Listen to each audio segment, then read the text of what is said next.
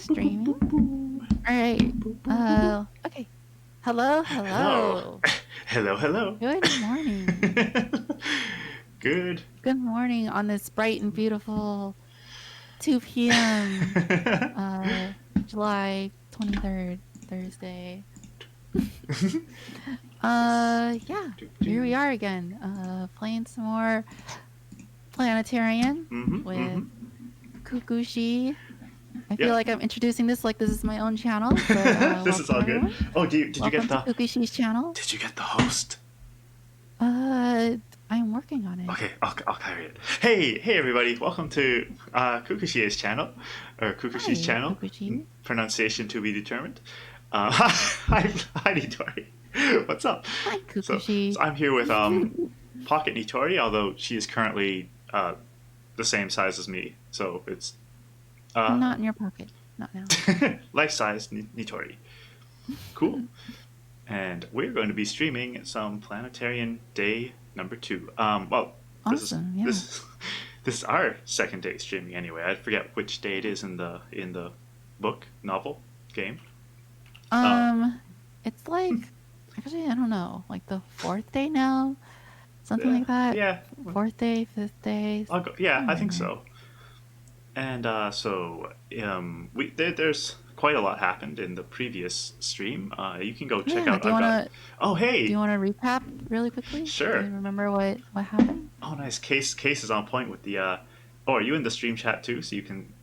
Yeah, I can see it. Oh, nice. Case, welcome to the stream. I love you, Case. Well, I'm your biggest fan. I was like waiting for you to do welcome, but love me, Case. I guess we're not doing it this time. Also, hello, Azeroth Gamer. Welcome. Welcome. Hi, Azeroth Gamer. Welcome. Nice. Thanks for coming by, Case. Yeah, definitely. Thanks for stopping by. I can't figure out the host thing, so I don't know. Okay. Whatever. Oh well. Sorry. It's okay. I mean, you tweeted it and stuff. It's on Discord, so I'm sure it's fine. Okay, so quick recap. I feel like you'd be better at this than me because you played this more than once. Sure. Well, let's see. So last time we started from the beginning of the game, where our story follows this guy.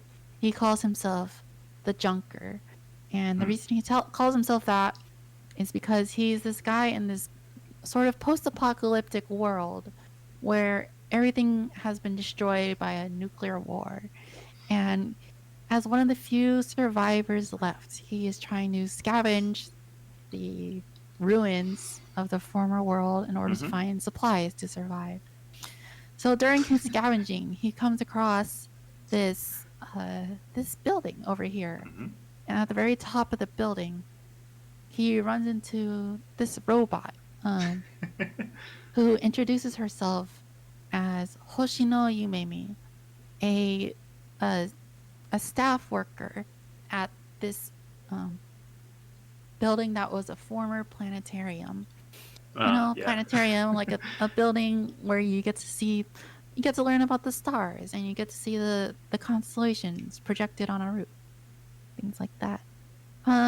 It's not a murder mystery, no, because nobody gets murdered in here, but it is like it's like a post-apocalyptic survival. But the Junker's time inside the planetarium is very sweet, because here we have this hard, rugged, survival-oriented Junker who doesn't really care about anything other than alcohol, food, and cigarettes. And on the other side, we have this robot, Yumemi, who what she cares about is the stars and showing people the stars and showing her love of the stars to this Junker who is not really enthusiastic about any of that stuff at all. But for some reason, the Junker, maybe he's trapped in the rain, maybe he's just charmed by the robot, he sticks around for a little bit. And he sticks around because Yumemi is distraught because her um, what is it called, twin ball projector, um, which she affectionately calls Oh yeah, Gentle Jenna. Jenna, Mm. is broken down after 20 years of disuse.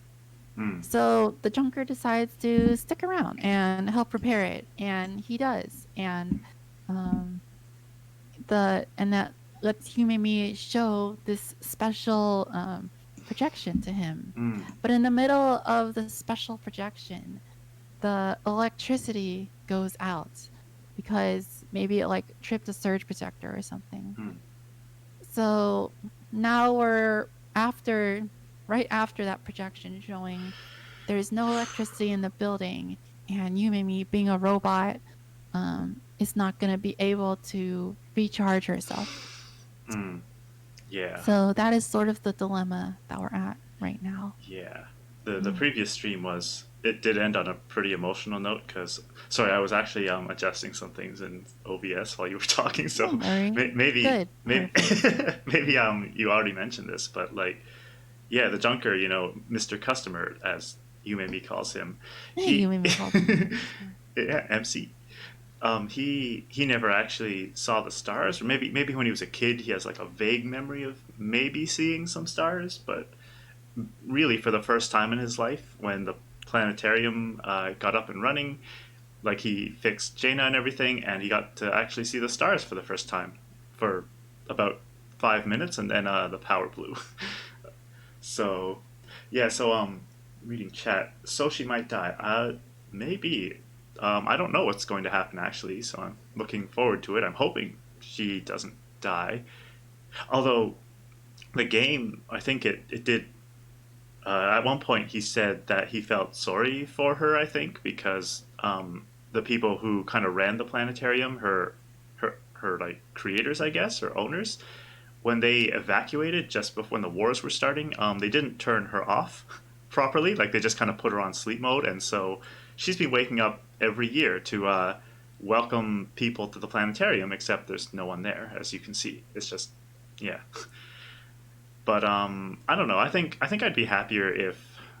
See, I don't really know what's gonna happen because, on one hand, like it would be nice if I don't know. I want to like help her, but then I mean, she's so happy now because she doesn't like understand war, and she thinks there's Yeah. still It's customers kind of and like a stuff. little, yeah, innocent Yeah, little persona Robo. she has here. Yeah, Robo persona.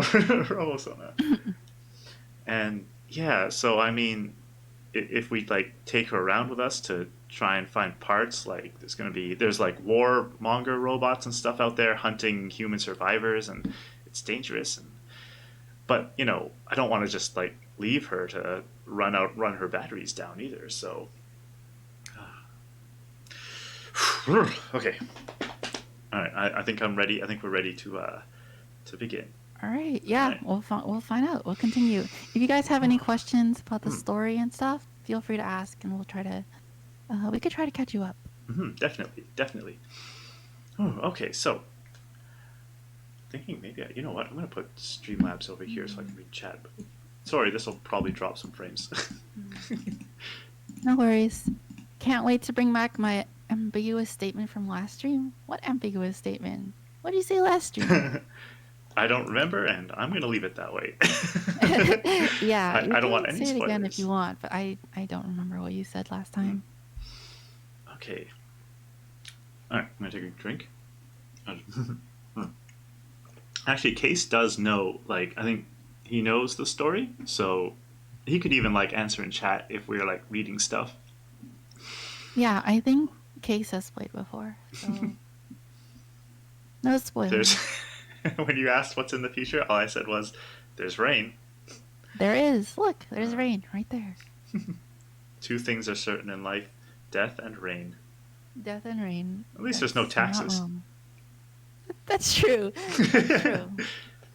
The rain has replaced the need for taxes. Okay, so so my mood. I'm the Junker. I just finished seeing the stars for the first time, and then Correct? oh my god, this last scene was actually so sad because the special show. I mean, if you haven't seen it yet, it's really sad, but like it talks about how humanity's gonna, recover from all its issues, and they're gonna colonize Mars, and life is gonna be great. And instead, Yeah, yeah, yeah. You maybe created this show before all the wars and stuff started. did she create it So, herself? well, Or the staff created it, but I oh, don't okay, know. For all intents, okay. I'm just saying she created it. But yeah, since she doesn't know about the wars and stuff, she's kind of Mm, just in this like her own little bubble where she believes that people just haven't come to the planetarium because it's not popular, or yeah. or it's raining. She's like, oh, I guess there's all kinds of new fads these days, so people don't want to come to the Yeah. planetarium Yeah. or be outside ever. Yeah, of course. Oh, oh my gosh. Okay, but yeah, yeah. All the hearing it talk about like the bright future of humanity that got to me, and I feel like it would get to the Mm, Junker too. Hmm. Okay. probably did. Yeah. We gotta soften his Junker heart. Okay, so Whatever humanity is left in him. oh, I don't think he's that far gone. He's I'm still just there. kidding. Yeah. He's a nice guy. Hmm. Probably. When he's Somewhere. not pointing his grenade launcher at you and me. Yeah. I mean, he did Mm. fix Jenna, so it's Yeah. okay. Okay. All right, Okay. let's go. All right. On the next day, the rain continued to fall. It was as if it had been that way since the beginning of the world. Hey Yuma, what's up? Hi, Welcome, Yuma. welcome. Welcome, welcome. Welcome to our stream. You're here in spirit? Awesome.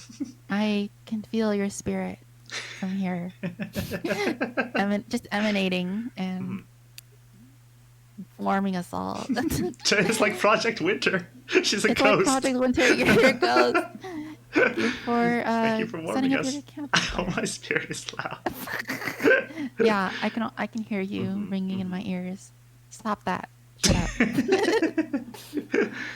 Hmm. Oh, yeah. Oh. Why don't you come to the planetarium? That beautiful twinkling of eternity that will never fade, no matter what. All the stars in the sky are waiting for you. Hmm. She continued to address the rain with her lucid voice as if nothing had changed. Good morning, Mr. Customer. How are you feeling? When she noticed me, she gave me the same salutation that she always did. Oh, oh. Not particularly good, but not bad either. I see. If you are still feeling ill, by any chance. I'm fine. Very well. That is good then. Mr. Customer, will you be going home now? Yeah. I don't want him to, but I guess he is. Yeah. No. My sincerest apologies for the breakdown during the projection. I beg your pardon from the bottom of my heart. Uh, well, I stuttered for no particularly good reason. Uh, your projection wasn't bad. I am very happy that you praise us thus. It is also true that you have helped us out a lot. Thank you. Thank you so much. My grenade launcher, my waterproof cloak, and my backpack all felt several times heavier than usual. My heart feels heavier than usual. Oh, we Oh. just started though. Why is it he's gonna leave? Oh my gosh. She's gonna. I'm glad she's still like functional though. So. For a bit. For a bit? No. No. Because the humidity in the projection room had risen due to the shutdown of the air conditioners, I could again feel the dull ache from several old wounds. Hey, what's up, Scrim? Welcome, Hi, welcome. Scrum. Welcome, welcome. You have arrived. You sure have. Hmm. We are very glad to have you. I didn't even get a good night's sleep last night. I You was didn't all. or the junker? I did pretty good actually. The junker not so much. Oh, okay. How are you holding up? I'm doing good. I'm very excited. Oh, nice. Hopefully your batteries stay charged. I I was all out of food, and I could feel that I would soon run out of strength. But none of these things were the cause of my current reflective mood. uh, say, Yes? What is it? just what do you plan on doing from now on? I choked down the words that I had been on the verge of saying. It was a completely senseless question. She would be waiting without question or complaint on this rooftop for more customers to come, for the staff members to return, and for the electricity to the projector to be restored. When her batteries were exhausted, she would connect her charging socket to its cable and simply close her eyes. And then she would never move again. That that was the certain future that would visit itself upon her body in a matter of a few dozen hours at most. Um, Mr. Customer? Are you waiting for customers today too? No. Today is Wednesday, so the entire department store is closed. Of course. Oh, so you have the day off. Yes, so I do. And how do you usually spend your days off? Well, as holidays are not necessary for robots, I generally do various little tasks. Is that so? One of these days, one of these days off several years ago, I rebuilt a bouquet, as the one I had built before it had broken apart about 8 years Oh before. my god. I hope that wasn't like when literally no one was visiting the planetarium during the war. It was probably recent. One of these days off several years ago. Oh yeah. So, Wow. yeah. Are you talking about that bouquet you gave me? Yes. Next time around, I will await your return, having prepared a genuine bouquet of beautiful flowers.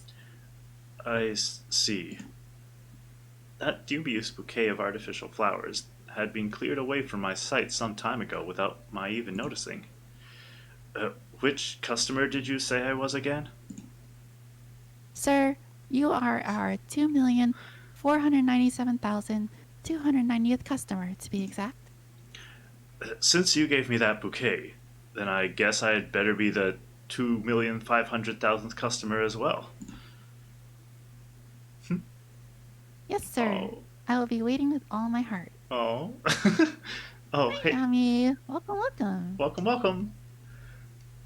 Hello, beautiful little angel. And hello, Nitori. Yummy. Oh, let's see. Oh my gosh. The least I could do for her was to engage her one last time in the idle talk that she seemed to love so much. Glory to Pocket Nitori. Thank Glory you, to. Yami. I'm glad you got that right. Nice. Glory to Pocket Nitori. Thank you, thank you. When I was in the middle of repairing the projector, I certainly thought that that that this might not be too bad a place to die. No, this guy. I want him to live on. Like he's seen the stars now. I said this last stream, but I want him to like live on. Start a family, and they'll hopefully tell his family about the stars, tell his children about the stars, and hopefully they grow up and keep living until the rain stops and the stars are back. But Yeah. almost off work, then gonna chill out. Oh, that's good. Hope your day and work goes well. Oops. But the feeling, which wasn't far from intoxication, was now vanishing like a fad from a bygone era. In its place was something that could be called a longing for others. I wanted to head towards the places where people still set foot and live their lives on this little planet, even if I should perish along the way.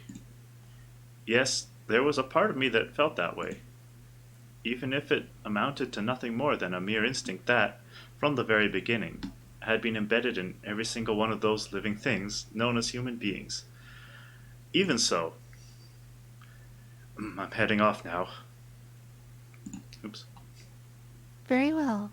Thank you for everything. If you would, send a prayer to the god of robots for me, that I might survive the trip back.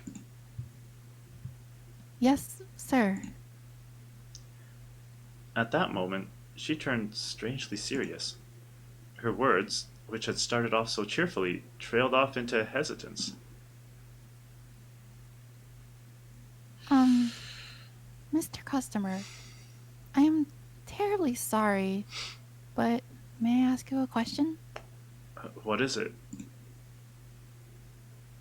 Will there be perils on your journey home? If I said no, then I would probably be lying. I answered, thus lengthening the idle chatter that I had grown used to. Will you be taking the subway on your way home? The subways aren't running. There's an electrical outage right now, remember? Yes. So I see. I have currently added this matter into my behavioral database. She replied thus. Even though she knew that there was an electrical outage, that did not mean that she could necessarily string together the consequences of that situation. Then, will you be taking a bus or a taxi or some other kind of vehicle? A car, probably. On my way in, during my battle with 3 other junkers at the rift in the quarantine wall, the engine of my motorcycle had been shot to pieces. The Land Rover that my 3 colleagues had come in was undamaged, but its 3 passengers were a completely different matter. A fitting end to a forced dealing. If I could successfully escape this city, then I could take the car and drive it to a nearby settlement. But if that car ran out of gas, then I would be destined to die a dog's death. Did you park your car in the public parking lot then? Not quite. Then, did you park your car within a 3-kilometer radius of here? Approximately, although I don't exactly know. Her rapid succession of questions was obviously very different from the idle talk that she was so fond of. Why are you asking me these things? I am currently contacting the support center. Please wait for a bit. She said with a dead serious voice, not answering my question. I couldn't help but feel that there was something in that voice that I had never heard before. Hey, was that you? Very well. I was just about to prod her for a second time when she returned to her usual smile. I will escort you to your car, Mr. Customer. Yes! Yeah! Okay. Wait, what did you just say? Yes, sir. I just said that I would escort you to your car, Mr. Customer. How was I supposed to respond to this? As I fretted over how to reply, she merely continued to smile. The duty of escorting the weak and elderly falls upon us robots. Please do not feel uneasy about it. Just who are you calling weak and elderly? Sir? She cocked her head slightly. I beg your pardon. I have made a horrible error in my speech. I humbly beg your pardon. And once again, that incessant flood of words. There had been times when I had seen this kind of slapstick comedy on old-fashioned film reels. But when I first entered this planetarium, I came face to face with the genuine article.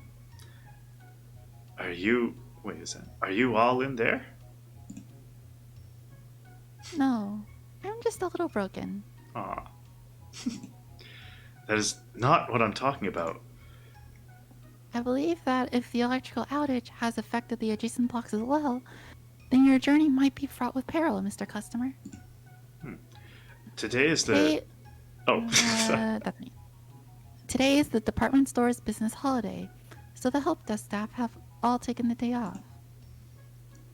As I appear to be the only robot currently operational in our department store, I believe that it becomes my duty to see you off safely, Mr. Customer. She only used the phrase "I believe" during times when she was absolutely certain that her notions were correct. In other words, I would literally not be able to move her otherwise, not even with a lever. Are you okay with leaving your post? Yes. I have currently attempted to contact the support center and request a release to act upon the fourth article of the 12 allowable exceptions to our professional code. However, as I cannot get through to them, I am allowed to act according to my discretion. She clearly asserted.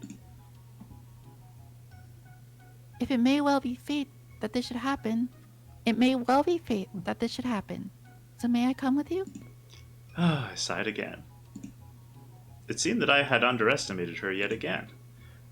Or it may well have been that I had forever disrupted a garden that had heretofore been maintained in exquisite balance. May I come with you?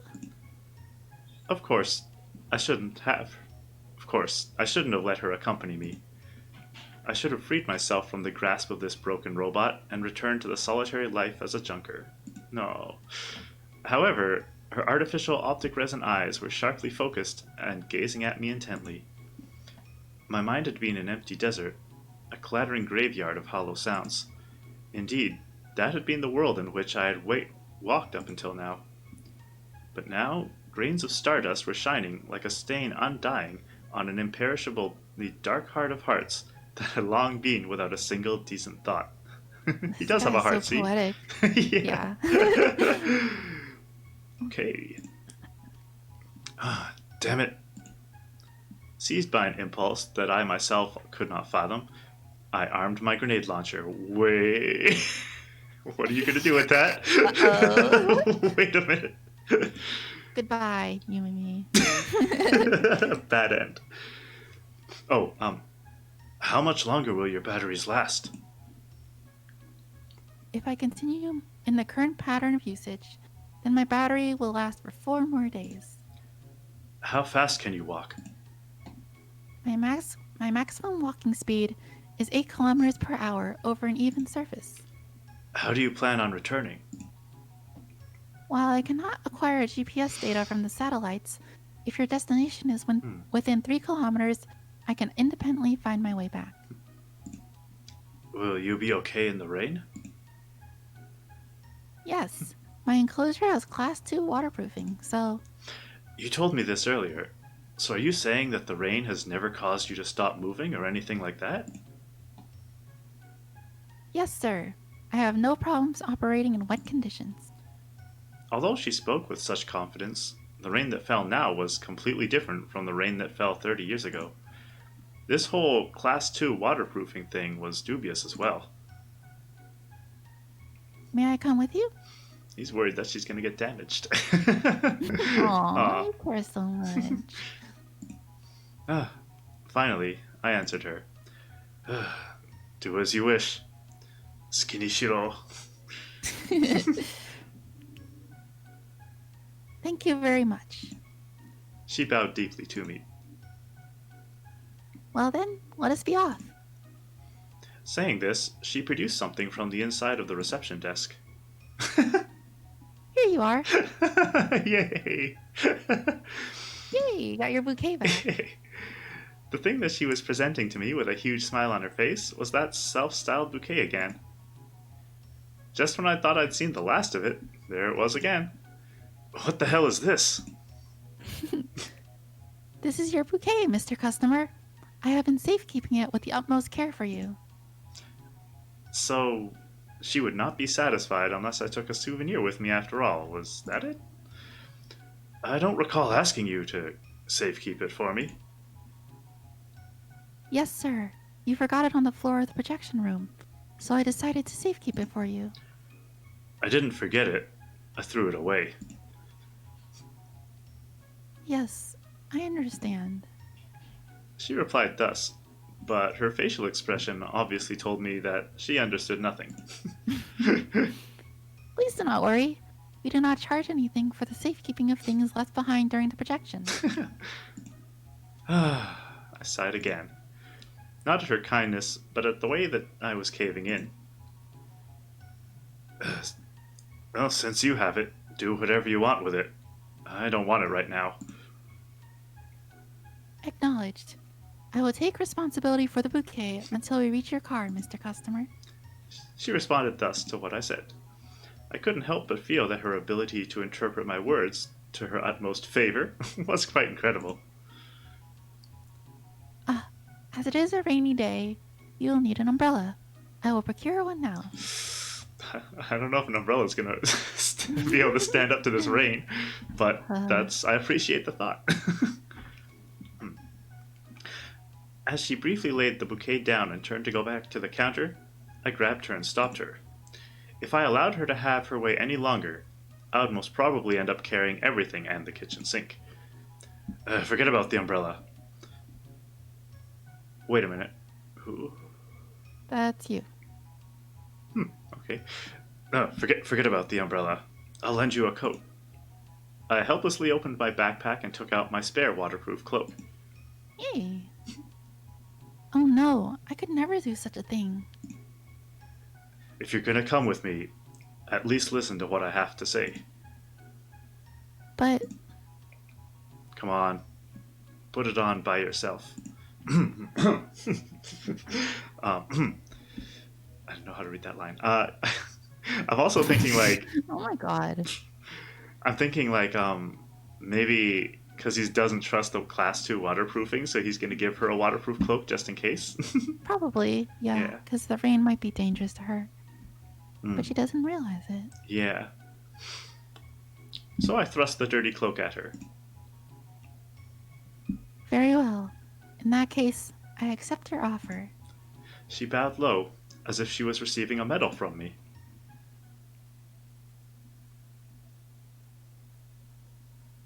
Achievement unlocked, leaving the planetarium behind. Yay! Yay! What's gonna... Oh, the streets were empty. Shutters encrusted with rust and bicycles, standing where they'd been abandoned 30 years ago, were being deluged by the rain. I flipped off the safety of my grenade launcher, and I slowly surveyed my surroundings. There were no sign of warmongers, nor was there any sign of pedestrians with their umbrellas. For good reasons. Mm-hmm. Nothing at all had changed since I first arrived in this sarcophagus city. I was very strongly struck by the incongruous feeling that I was the only living being in this entire place now. It was the first time that I'd felt such a thing. Why, there's nobody out at all, she said, as if she were musing about the exact same thing I was. That's because of the rain. Let's go. I walked out into the street from the eaves, wearing the hood of my cloak low over my eyes. As I heard the sound of the rain hitting the road, the feeling of incongruity disappeared. At the moment, she seemed to hesitate over something. I crossed the main street without slowing down, and then concealed myself near the opposite sidewalk. Hurry up! And finally, she began to cross as well. She walked with a relaxed gait, as if she were going shopping in the neighborhood. Faster! Acknowledged. She whispered over to me and smiled. Just then, a sheet of spray spouted up. Uh-oh. She lost her balance and sprawled over in the middle of the road. Bracing herself with both hands, she arose in the most smooth and refined manner. After that, she picked up the bouquet from the mud. Oh. She then continued to cross the road as if nothing had happened. Thank you for waiting. I'm only going to ask once. Are you all right? Yes, sir. It seems that currently my posture control subsystem has become unreliable. However, if the imbalance is small, then I can recover from it under volitional control. Oh, make sure you don't fall in the first place then. Yes, sir. I beg your pardon. This guy's so mean. Well, then don't fall in the first place. Ugh. Stop being stupid. Okay. Okay. I'm sorry. I'm just a little broken. Acknowledged. She lightly bowed her head with complete calm. Because of my fall just now, the bouquet has broken a little bit. I beg your pardon. I want to say that's okay, but he's probably going to be like, Whatever. I don't care. Thank you very much. In any case, Mr. Customer, I'm sorry to bother you, but... If you're going to insist on chattering, at least whisper. Very well. I understand. Her voice obediently shrank down to a whisper. Anyway, Mr. Customer, I am sorry to bother you, but it is very dangerous to cross the road without paying attention to the traffic signals. Let it go. There's an electrical outage right now. More importantly, can't you walk any faster? The pace at which I was just walking is my maximum speed. 8 kilometers per hour, huh? Yes, 8 kilometers per hour. She confirmed, puffing her chest out proudly. Wow, that's so fast. Speaking of which, there really are very few people out and about today. It's always like this. Everywhere has been hit hard with the economic depression, huh? She said earnestly, looking out at the depressed remains of buildings that seemed to lend credence to her words. It's a little bit more than that. Yeah. She doesn't know. Although last time I went out, there were so many people out and about. I started putting together a plan of action. It was a little over 3 kilometers from here to the rift in the quarantine wall, or at least as the bird flew. If she was going to continue to fall over in the middle of the road and scold me over traffic laws that had ceased to be years ago, we could probably just barely reach the rift in an hour. However, the patrolling squads of heavy hunter-killer mechs made it dangerous to utilize the major roads. So it would probably be better to take a detour east and head towards the rift using the side paths. Even so, that was going to take several hours. She was the big problem here.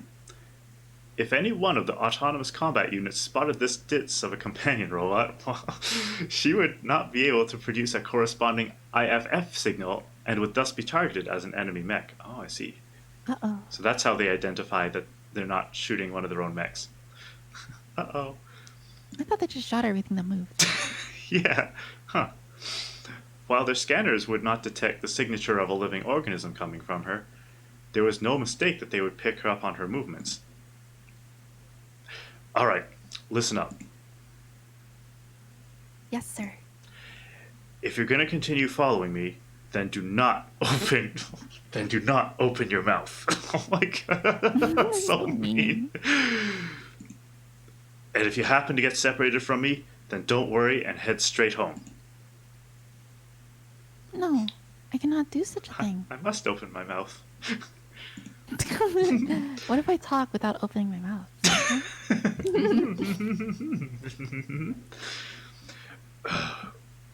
Which command is that a response to?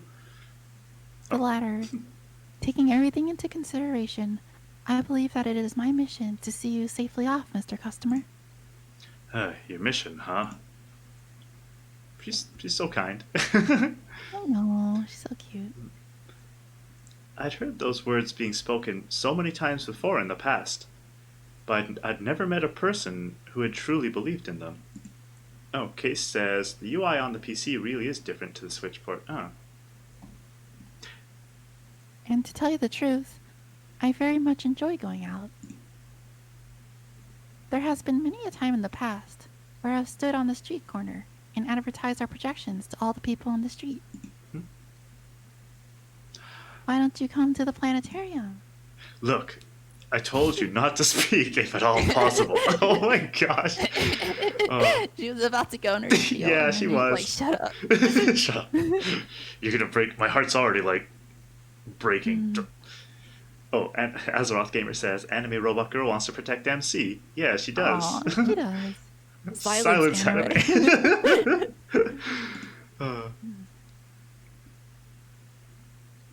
Yes, sir. I beg your pardon. She allowed the next 10 seconds, that's not very long, to pass in silence, as if she were punishing herself for her trespasses. I was confronted with a problem that had no solution. Just what was I thinking, taking her with me like this? It was true that I couldn't, for even a single second, think that it was permissible to just leave her at the planetarium that had now lost all its faculties. But what other choices did I have? Hers was an existence that should have ceased to be 30 years ago. Just why did I care so much about this broken robot? Because you have a heart. She's cute. She's helping you. What heart? What heart? Damn it. Mr. Customer, if you are not feeling well... I'm fine. Don't worry about it. Yes, sir. Right. There was no time to be thinking about this kind of problem right now. Azeroth, yes, she wants to help. Let her help, MC. Yeah. Let her help. She wants to be helpful. I hope maybe she will be helpful later. I hope so, because she wants to be. Maybe there's something in the bouquet that'll like help later. Maybe. Yeah. Take the microphone out and start shouting. I could not do anything about whether she was going to continue to exist or not with my hands alone. If an emergency struck, it would be better to just desert her. She wouldn't be able to catch up to me either. Oh, hi, Choco Jax. Welcome, welcome. Choco Jax, welcome. My favorite dragon girl is here. Hi. Hi. Hi, Jax. How are you doing today?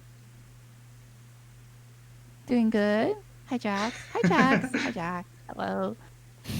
Hello. Aww. Hello. We're just playing Planetarium.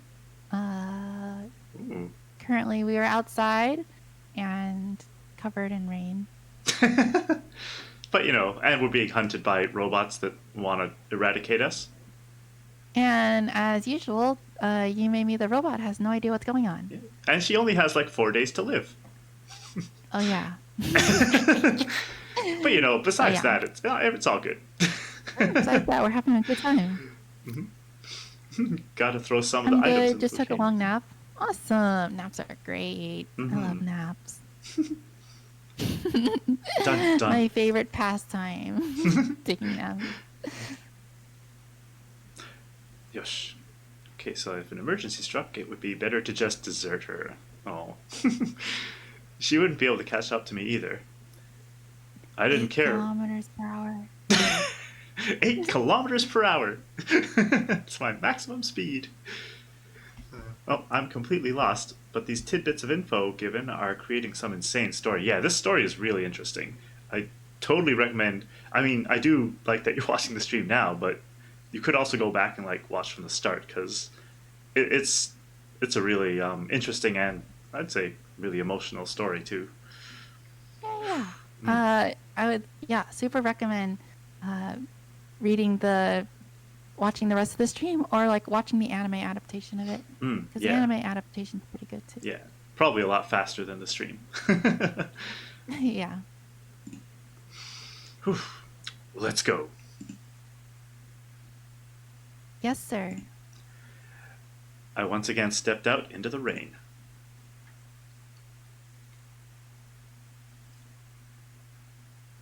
By the way, the rain is totally corrosive. Oh yeah, it's super acid rain. Super acid rain. Super acid rain. If you drink it, you will feel your teeth dissolve. Oh no! Wow, that's almost as bad as Coke. Yeah. It doesn't taste like Coke though. Maybe it is just Coke. Maybe just Coke is falling from the sky. The Coca-Cola factory's exploded and... Just rain on me, please. Just melt me. Yummy. Don't say that. Not in this stream. In the space of 1 hour, I felt as if I had already done a decade's worth of penance. The air had grown chilly, and the rain was continuing to fall as it always had. Although the sidewalks were immersed, they were not so bad as to be unwalkable yet. It didn't seem as if there were any combat units in the area either, thank goodness. If I made a skillful use of the alleyways, the various road blockages wouldn't be as much of a problem too. Burns away with lots of pain, acid rain. Acid rain. Some say dry while others feel the pain. Acid rain. Oh, that's good. Acid rain. I move my head away from the mic to breathe. I'm a positive person. I just want to be a melty blob. Oh, maybe that's... You know that Kirby blob you were playing as yesterday? Maybe that's how that happened. It's a melted Kirby. And this is what happens when you drink acid rain. This is what happens when you drink Coca-Cola. Yeah. You become this blob. The chocolate rain cover. Yeah, she knows what I was trying to do. Blobs are cute, but I'd rather be human, and I'd rather be a cute robot girl. Yeah, definitely. And yet, I still found myself in the heart of this sarcophagus city. Please look at that, Mr. Customer. She said happily, twisting her entire body as she looked around. That store's vanilla cream puffs are very popular, so there's always a line for it. Aw, so cute. Aw, it's like slice of life.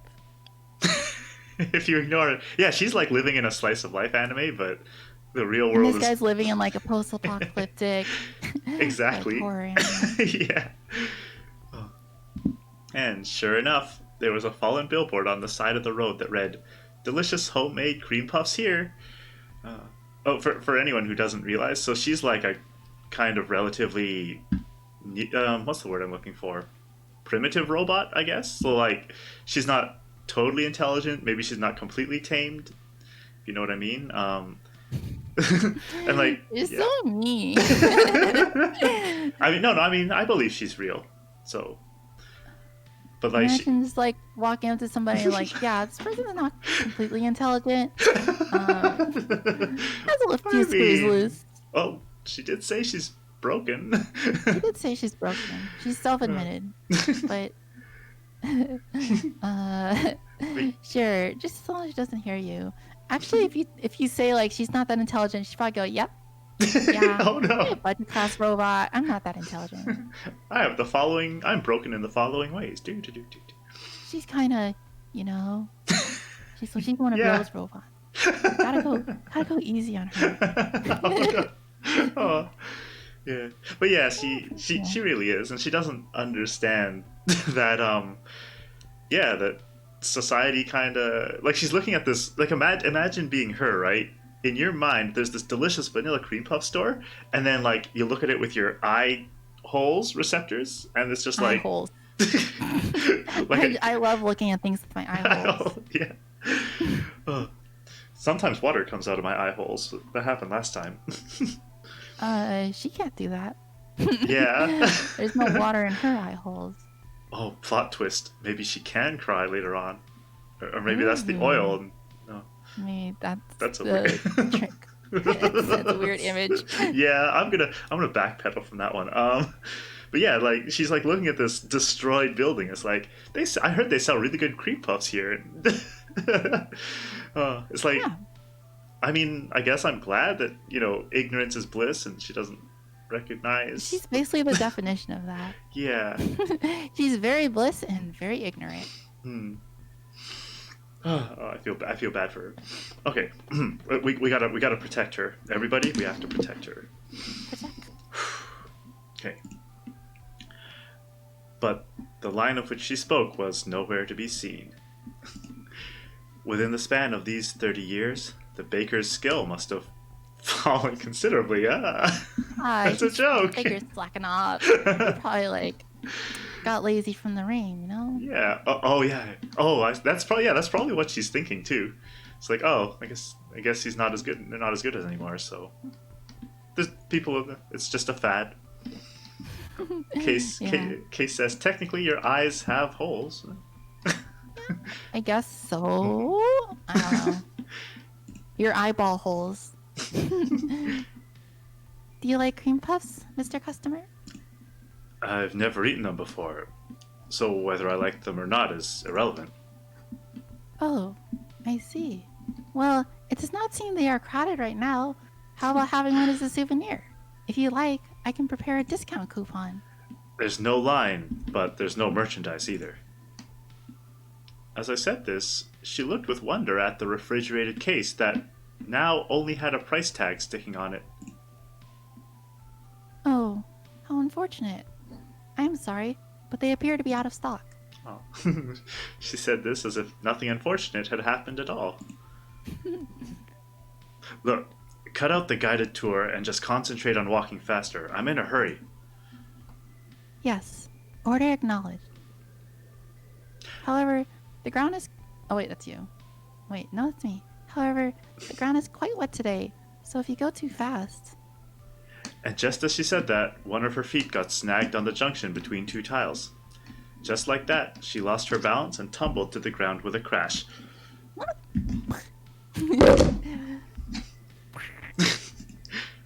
The bouquet flew from her hands, and parts of the flowers scattered about. As Ross says, eye holes, ear holes, mouth holes, and no holes. The skull is full of holes. Yeah. That's true. Someone should patch those up. Patch notes. Your ear holes and mouth holes are connected to the nose holes. That's true.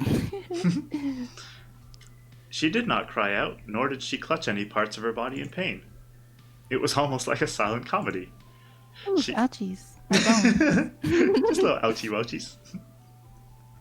She got up in a single smooth movement and then picked the fallen bouquet up with a conscientious air. I beg your pardon. The bouquet has broken a little bit. Broken. I don't care. Thank you very much. Aw. The ground has become so muddy and slippery, so... Look, I get it. So no more of these performances. Yes, sir. Please look, Mr. Customer. As if nothing in the past couple of hours had happened, she stepped up to a large fluorescent billboard. There is a bar affiliated with our department store on the 5th floor of this building. One can enjoy fresh cooked fish and various microbrewed beers here. If you would like, I can print out a discount coupon for use in the bar right now. So how about paying them a visit and relaxing? Are you coming with me in order to nurse me along? Or are you coming with me in order to give me discount coupons? Just which one of the two is it? And just as I said this, she looked up at me in worry. Mr. Customer, are you in a condition where a nurse is necessary? That is not what I meant. Now, please, quit it with your chatter and just walk more quickly. Yes. Order acknowledged. She answered with her usual smile.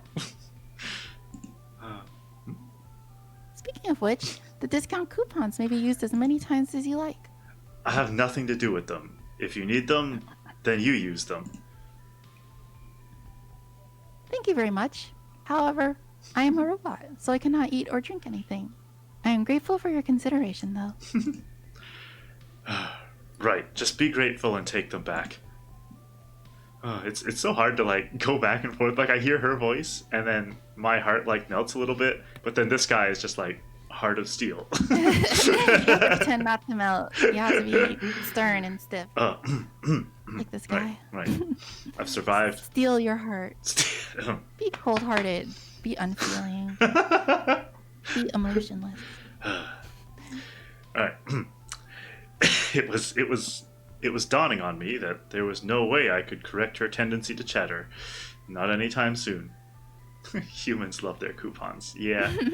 That's probably like someone must have said that to her in a past life, and she's like, "Oh yeah." Oh, I will register that in my database. I will register that as critical information, and then She just prints out coupons whenever she gets the chance.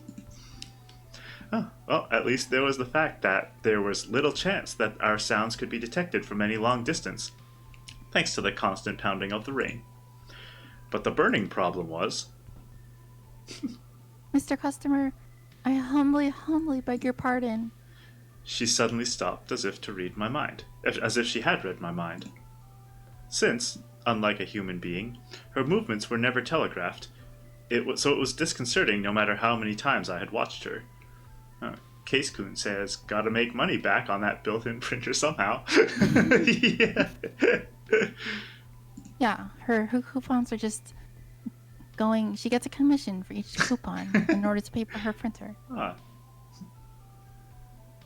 That's you, I think. Oh. You need another break? Oh, yeah. Yes, sir. Currently, my femoral power unit is overheating, necessitating a cooldown period. She said apologetically as she stood stock still. Oh, so much for 8 kilometers per hour. It seemed that her movement was made possible by a network of old-style micromotors and conductive fiber meshes. The flaw in that particular design was the fact that the entire apparatus tended to overheat quite rapidly when participating in anything more than light labor. And on top of that, her cooling system was not in the best of shape either. In terms of her manufacture date, she was much older than I was, although there were probably several chronic diseases lying in wait for me fairly soon as well. I humbly beg your pardon. I understand. Good. Not having any other choice, I headed over to the innermost part of the eaves and sat down, and Gamer says, yeah, the rain isn't helping much. Yeah, at least they have shelter. And waterproof clothes. She walked next to me, bent her knees, and gently sat down as well. She quietly placed the bouquet on the ground next to her. This was our 4th break already. How far have we walked now? Sir, we have come exactly 1,122 meters from the front door of Flower Crest Department Store. I opened the cover to my watch and took stock of the time. So our average speed is 1 kilometer per hour. Wow. Yes. Our mean speed is approximately 1 kilometer per hour. So that's a little short of the 8 that I was promised. Oh. I know. Azeroth Gamer says, just Princess carry her solves the problem. Oh yeah, I'll just carry this metal robot. I'm sure she's probably like 200 pounds, even though she's like 5 feet tall. Yeah. She's got like super heavy. I mean, she's got a printer inside of her. Like her. Yeah, you gotta carry all that printer ink. And what is your top speed again? Approximately 8 kilometers per hour. I see. How impressive. Thank you very much. Well, at least she's happy, even though it was sarcasm. What sarcasm? I did not feel as if I could calm down unless I could somehow summon the fool who had drawn up her specification sheet and fire a few rounds in... If I could just summon the person who'd drawn up her specification sheet and fire a few rounds into him. I'm sure they'd be like tranquilizer rounds, so it's okay. Wow, it really is raining hard. It is. Mr. Customer, do you like the rain? I don't. Is that so? To tell you the truth, I very much like the rain. Because you get more customers coming to the planetarium? Yes, that is correct. I thought as much. Yes. Mr. Manager once taught me that on rainy days, people feel that the stars are even more precious. I see. Oh yes, something like this happened before. A certain customer asked me, are umbrellas allowed inside the planetarium? I raised my waterproof cloak a little bit and unfastened the canteen from my belt. While I drank that foul-smelling water, She stopped talking and merely stared over at me. Mr. Customer, may I ask a question? What? If it would not be too much of a bother, I would like to know more about your illness. She said with a dead serious face. So it seemed that there was no longer any way to dissuade her from thinking that I was sick. My illness, huh? I stoppered the canteen and gazed up at the sky. I thought about how bad it would be to allow the downpouring drops of rain to strike exposed skin. Yeah. It's a very common condition. Nothing to worry about, really. Understood. I beg your pardon, then. She said easily. It seemed that she had decided that it would be wiser to press no further. It struck me as funny that even someone whose talkativeness could wear out a saint would know that there were certain times, certain private matters, that should not be broached in a conversation. Then again, during the time she worked, it was probably a very valuable skill to know what was okay to talk about and what was not. In that case, what do you do for a living, Mr. Customer? She changed the topic as if she knew what I was thinking about. I'm a junker. As I wondered what the hell I was doing, I answered her and smiled bitterly to myself. And just what might that be? She cocked her head in doubt, as she had always had in situations like these, and asked again. Can't wait for his description. I shoot people and steal stuff and yeah, that's it. And eat food. She'd probably be like, what a wonderful job you have. Wow, congratulations. Well, to put it in words that you would understand, you could call me a garbage collector. A garbage collector? That is a very important job. She replied with a sweet smile on her face. I was willing to bet that her response would have been the same if she had asked a god of death the same question. Azeroth Gamer, yep. He's a scavenger. Yeah, kind of like a garbage collector. My enclosure was designed from the very beginning for ease of recycling, so... We're going now, alright? Before she could start showing off her abilities, I stood up and threw my backpack around my shoulder. Yeah, she loves to talk about herself a lot, doesn't she? Yeah, it's one of her. I think she called it one of her malfunctions. One of her, yeah. She's too chatty. But it's okay. To us, watching it's really cute. It's very cute, as long as we don't have to deal with it ourselves. Yeah, as long as no war robots show up. That too. Of goods pilfered from the bodies. Oh, Azeroth Gamer. Oh, goods pilfered from bodies, the usual. That's a phrase I'm going to use now. One of your malfunctions.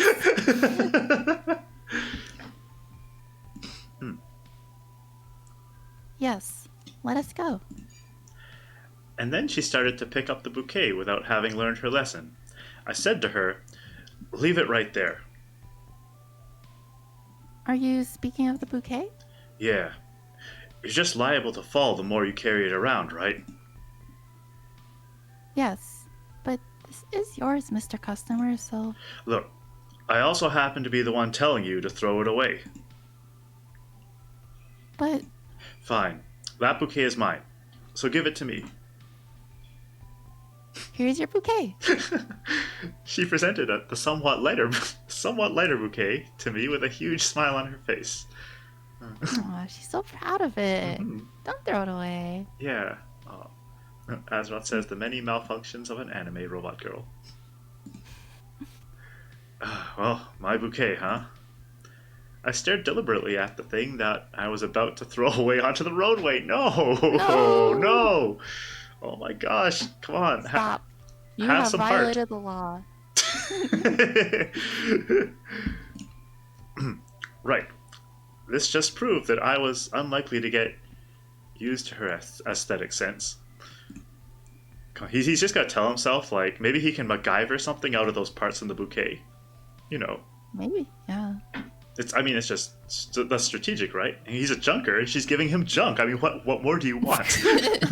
But it's not edible. Well, Yeah, don't throw away bouquet. Exactly, Azeroth. Finally, I secured the bouquet with one of my backpack straps. Yes. Even if I threw away such a light thing away at this point, it was not as if my burden would decrease any. Thank you very much. Whether she knew of my internal struggle or not, she suddenly thanked me. Yeah, well, I am a garbage collector, I answered. Wow, that's witty. Well then, let us be off. She proceeded to snuggle up to me as if it were a matter of course. Aw. Aw, that's so cute. Nice. I want her to snuggle up to me. Oh, good. Oh, this is probably a good time to take a drink. Oh yeah, water break. Slurp. Gulp. It's too bad they didn't have an umbrella. They'd be, snuggled up, walking under the umbrella as it melts away under the acid rain. Yeah, that would be funny if it was just like melting in real time. Azeroth Gamer not phased at all. Whew. Well, we'd been walking for roughly 2 hours. An old shopping district spread out before us. Unlike the district of high-rises that we had come from, here there was a clutter of low buildings, 2 stories at the most, crowding left and right around the roadways. And in their midst, one shop in pitiful shape revealed itself from the mist of the rain. It seemed that this was once a liquor shop. Oh, baby. Jackpot. Yeah. Half of an old wooden signpost was engraved with the simple legend, liquor store. Though, hold on. Oops. Okay. Take your time. Excuse me. I can stay here. Wait. The warped and bent iron plates of what had once been the door shutters, along with chunks of plaster building material, were strewn on the nearby streets, and glass fragments were scattered about. Azeroth says, time to steal all that this place has to offer. Oh, yeah. Yes. Very much. I'm going to steal all the little crackers. From the destruction, it looked as if the storefront had been torn apart by the blast of a grenade at point-blank range. It was impossible to tell whether this was the intentional handiwork of another junker or collateral damage from a battle. The spectacle of that fresh destruction, in the midst of this dead rain, for which time had otherwise stopped, was as dissonant as a comb that had lost all its teeth. Well, that was a hard sentence to say. Mr. Customer, may I ask a question? She suddenly cut in. Was this due to an automobile accident or a gas explosion? Oh no! Or something like that? She's noticing the damage to the city now. Oh no! I mean, I guess they have been kind of walking through the literal war zone for 2 hours. And she's only just now noticed it. Yeah, I think even she's starting to be like, something's a little weird. Uh-oh. Nah, it's perfectly normal. Yeah, well, it's just a gas explosion, right? One could say something like that. If that is the case, then we must call for emergency services right away. She at once set about testing her radio communications that she was so proud of, but it was not as if she would receive a response. After 10 seconds, she spoke. I have queried the support center regarding news about the accident, but I have not received a response. I believe it might be due to the electrical outage. A simple robot like me cannot deal with this situation. I am very worried. It was already taken care of long ago. Look, I'll prove it to you. There's nobody around, is there now? She anxiously hung her head. Just how many times had I seen that particular action out of her? Yes, I understand. Oh, what a flashy way to go about breaking things, though. I armed my grenade launcher again. Wait here. Yes, order acknowledged. As she saw me off, With a very out-of-place smile, I carefully approached the door. I surveyed the tableau that greeted me. Fragments of light brown and light green colored glass were dispersed all over the narrow interior of the shop. Had I been present at the moment of impact, I could probably have gotten dead drunk off the stench alone. But time and the rain had now caused everything to sober up. Certainly, if I searched carefully, I might be able to find a surviving bottle or two. But the current state of affairs would allow me no such luxury. If only the destruction were at least only partial. Full of regret, I returned to the entrance and looked at the place that had once been a liquor store, being beaten down by the rain. Azeroth Gamer says, "No, don't leave her alone." Yeah, it's a good thing she stayed there and, like, nothing happened. Like, we come out and then she's not there and... Yeah, she's a good robot. She's not gonna go anywhere. Oh, time to go. Just when I exited the shop, I noticed something green that had hitherto been concealed, shining on the side of the footpath. I drew near to it, stepping on the fragmented concrete. Just as I had thought, this was a bottle of what was probably high-grade liquor. The cardboard display case had long since rotted away, but the bottle itself seemed unbroken. Ooh. The moment I stretched out my hand to grab it, the last moment of a pitiful old man flashed through my mind. A booby trap, huh? Oh yeah, his partner died in this situation, right? Yeah. Yeah. But why would somebody booby trap something and not be around? Because they have no heart. I guess it's like, well... Probably, yeah. The fewer junkers there are, the easier it is for me. Move. I suppose. Wow. Oh, maybe the robot. Maybe she can... Is she a bomb defusal robot? She's a bomb defusal robot. Yeah. Just talking and nobody explodes. Do you choose to use Yumami as your bomb disposal robot? I don't think I would trust her with that, no. No, I wouldn't send her to do that. Because she might explode. So, while the potential for it being such a trap was low, it was still much better to be safe than sorry. I surveyed my surroundings. I couldn't see any wires or trip plates anywhere. The other possibility was... At that moment, a hand stretched out from beside me and grabbed the liquor bottle. Oh no! Oh my god! Oh my god! Can you imagine? Oh my god! It's a good thing it's not a trap. Oh my god! Well, if it is, I think the game is over. I think that's it. Go. That's Planetarian, everybody. That end. Here you go. This guy is probably like having a heart attack right now. Like, Jesus. Like, I didn't even have the inclination to get angry with her anymore. And so I merely received the bottle in silence. At least he's got alcohol, though. It was a simple cylindrical bottle holding what was unmistakably distilled liquor. I immediately broke its seal and opened the plastic cap. This had been the first time that I had breached the seal of one of my prizes in the location that I had found it in. But I didn't care at this point. As I drew the bottle to my mouth in order to partake in it, an exquisite aroma that time had not decayed one bit filled my nose. Wow. This was unmistakably a fine blended whiskey. This guy knows his liquor. Or at least whatever survived. This one prize for all my troubles. A smile spilled out of me involuntarily.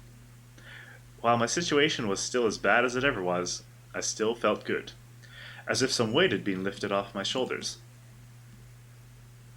Mr. Customer? Is there water in that bottle? She asked just as I was about to taste the liquor. Why do you ask that?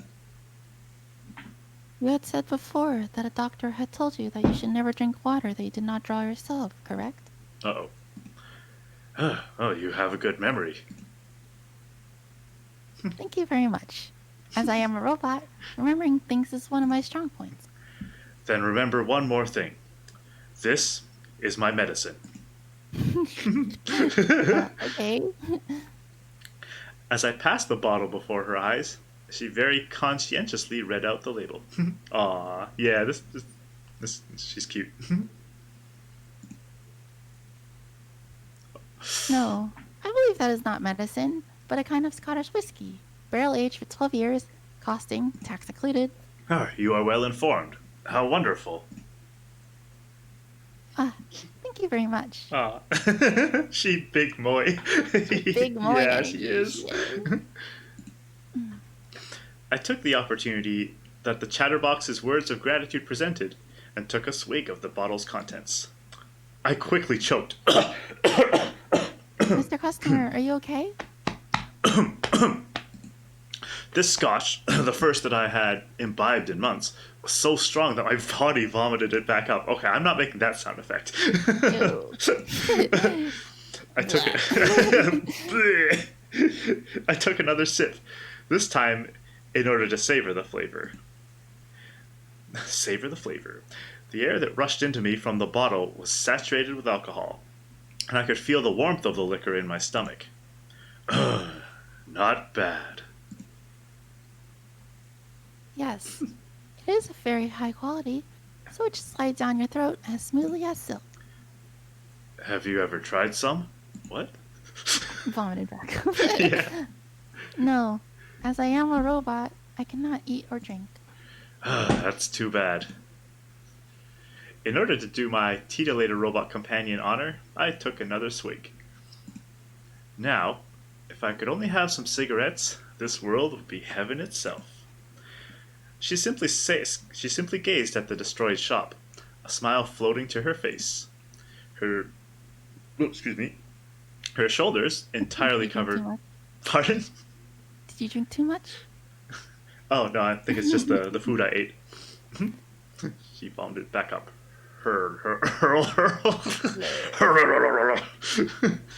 Perfect words for that sound. Perfect. Her shoulders, entirely covered by the waterproof cloak, looked somewhat unsteady to me. Onomatopoeia for vomiting. Yeah, I just said bleh. It's not the food you ate, it's the whiskey, you alcoholic. That's what I was worried about. Good. Did you drink too much before the stream? I mean... You have water there, right? It's not... It's water, right? It is at least part water. Okay. Delicious water. Whatever gets you through the stream. Buzz stream. Is this gonna become another drinking stream?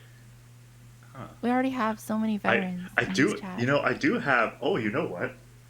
I do have a can of like post-apocalyptic cider. You do? It's like I bought it. Post-apocalyptic. So I think I bought it like a year ago, and I just like never had a reason to drink it. I guess you count 2020 as the apocalypse. Yeah. The plague hit and all that. And should I get it? Start drinking? It's up to you. Whatever's gonna help enhance your streaming experience, I guess. It could. Maybe next time I take a drink. Yeah, you know what? I might as well. Sure. Otherwise, it's just gonna be in my fridge for like another year or so. Sure. Now's. You can role play the junker and have a drink while he has a drink. Drink a little bit of expired alcohol. Choco Jack. Fucking, if you drink, I'll fucking drink too. Tell me what you ate. Start. Oh my god, this is okay. That escalated quickly. You know what? I'm gonna be back in like a couple minutes. God. Okay, I gotta do a little bit of a break, and while I'm on break, I'm gonna get a little bit of a swig. Okay. I'll just hang out then with the chat. Oh, okay, yeah. You can. Sure. All right. Carry the stream for me. I'll be right back. Sure. How are you guys doing? While Cuckoo goes and grabs some alcohol, so that we can begin the drunk portion of the stream. Choco Jacks, no. Too easily influenced. I'm not gonna stop you if you want to drink too. Oh boy. Waiting for more feels to come? Good. Don't. Is Cuckoo here? Cuckoo, are you here? Good. Don't tell Cuckoo, but it's gonna get good. But I want to surprise him, so I'm not gonna say anything more. Yumimi is great. Oh, she is. She's so cute. I always wanted to cosplay her. I think she would be a very cute cosplay. But she has a lot of parts. It's kind of hard to cosplay. Like her skirt is kind of like weird shape because it has those like slits in them, and she has this big long ribbon attached to her hair, and her hair is like really long too. So it would be a hard cosplay, but I think it'd be super cute. I'd just be like, does anybody know who I am? Has anybody seen Planetarian before? I'm back. Welcome back, Choco Jacks. Did you grab a drink? Did you grab some of that whiskey? Grab some alcohol? What did you get? What drink do you have? I don't know if I know what it is because I don't really drink. I'm like Yumimi. I am a robot, so I don't have to eat or drink. Whenever there's like whenever my friends invite me to like a party or something, like I don't really drink alcohol unless it's with close friends. But if it's like with a party with anybody I don't know, I'm just like, no thanks. I don't drink. Maybe I should be like you made me and be like, I'm sorry, I'm a robot, so I do not drink. Oh, that's fine. Yeah, don't drink around people you don't know. Beep boop. I'm gonna be like beep boop bop. I am a robot. I mean, I like going to parties, or I like it when my friends host parties because usually people will buy things, buy like mixers, buy like juice and soda and stuff to mix into the drinks. So I just like sneak in and just drink the juice, to be honest. I'm like, oh yeah, like one that's really popular with my friends is Calpico. So they'll buy Calpico for their drinks, and I'm like, ooh, yes, free Calpico, awesome. And I'll drink the Calpico. Regarding sound balancing, Nitori's voice is super quiet for me. Oh no. Maybe we can do a little bit of rebalancing. Oh yeah. Let me turn you up a bit here. I just got back. Hello. Hello. Oh. Hello. Hi. I think Yuma. I think Yuma just wants to hear your voice more. Okay. I see how it is. Welcome back, Jax. Oops. Yeah. I'll whisper into your ear, Yuma. Turn me up all the way so I can whisper into your ear. Oh, do you really want me to? No, it's okay. Okay. I'll do it offline. Wait, what? Wait, what? What? Wait, what? But right. Welcome back. Oh, thank you. Did you get your cider? Yeah, I can smell the flavors. You're like the junker. Take a big sniff. I haven't had alcohol in so long. I mean, if I do, it's method acting. I guess, but I don't know if that's the sort of acting we want to hear. Compared to just maybe just compared to other super lowered streams I have going on right now, I can barely hear the two of you at full volume. Maybe Cuckoo, if it's okay, yeah, maybe turn our mic volumes up a little bit. Yep. Okay, that's 5, and then raise you up by 5. There we go. That should help. Volume is fine, though. Yeah, I have to turn it around 100%. That's what I have to do for a lot of streamers. Yeah, the hard part about streaming is not only making sure that like the balance is okay, but also checking it against other streams, because people tend to have their volume at like a certain like set they're comfortable with, and you would expect all other streams to be set at the same level. Hmm. It's really annoying, like when I go into a stream and they're super quiet, and I have my volume like turned all the way up to the max, and they're so quiet, and then I have to turn my computer volume up in order to hear them. And then I forget to turn the volume back down, so I'll go like watch another stream or a video, and it's like super loud and it kills my ears. Or like the ad plays. Or like an ad plays like ah. I keep getting Arknight's ads. Yeah, -6 decibels is like the sweet spot for voice. Oh. Yeah, like barely hitting the red. An average of like barely hitting the red is a good spot for voice. It shouldn't be like in the green most of the time. It should be barely hitting the red. Yeah, what Nitori said. Yeah, what I said. Aw, thank you, Yuma. I am so smart. Actually, let me see what I'm... Disable performance mode. And BGM should be in the green. Yeah. So that you're able to hear the voice clearly over the... It's peaking a little bit in the red, but I think that's okay. I just have to not show... Yeah, that's perfect. That's perfect. If it were peaking, it would be like maxed out, and that's bad. But if it's hitting the red, it's not peaking. Hitting the red is just close. Yeah, this looks good. Yeah, you're fine. Is there BGM only on not the right emotional now. parts, maybe? Not right. Yeah, not right now. There was before, but not right now. So it's kind of hard to test it out. I can feel the heat of the liquor in my stomach. Okay. Okay, Mr. Jumper. I took a bunch of sips. Why don't you just take your grenade launcher and turn off the safety? Yeah, I got to catch up on him.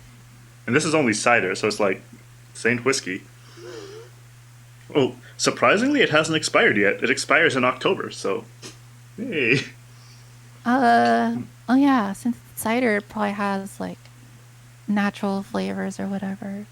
I don't know. I don't know how it works. Yeah, I was gonna drink it either way. Alcohol works. I would just feel like I like the. I don't know if you've been to IKEA before, but at IKEA they have this pear cider, which is really good. Ooh, that. I haven't had IKEA pear cider, but I've had pear cider. It was good. Yeah. Pear cider is like, well, it's cider but without alcohol. Ooh. I haven't had alcohol. Cider in is like a nice year. because I don't want to throw it up. Yeah, I feel that. Yeah. Like if I were to drink, like I don't usually drink, but if I were to drink, then I would probably like ciders because it's just juice. Yeah, a little bit of alcohol. With a little alcohol. Yeah. Ooh, excuse me. Oh, now it really is the alcohol. Now it really is. Don't get too drunk. We still have a whole visual novel to finish. It's okay. It's method acting. Just like when Jax was a bartender, right? Oh my god. Yeah, that's true. Okay, oh my gosh. Why is it so... Oh, that reminds me. I should upload BTTV emotes. Oh, yeah. I should probably install that because I don't have it installed in my browser. Oh, I should do that too. Oh my gosh, why is it so hot in here all of a sudden? Hold on, one sec. Okay, Cuckoo. Before you start stripping. 1 sec. Is this thing open? Oh, that's open. And that is why we are VTubers, guys. It's okay. All right, I'm back. It's side is hitting so fast. Yeah, it's okay. It's just method acting, right? I mean, I don't know if he's hot or cold, but I'm sure he's like covered in rain, and now. Sorry, so I have to leave chat. Okay. Whew. Oh, dang it, Case-kun, getting me all. All right. Anyway. What are we doing? I was drinking alcohol. What is going on? I have no idea what's going on. Ooh, I'm gonna drink more. I thought we were playing Planetarian.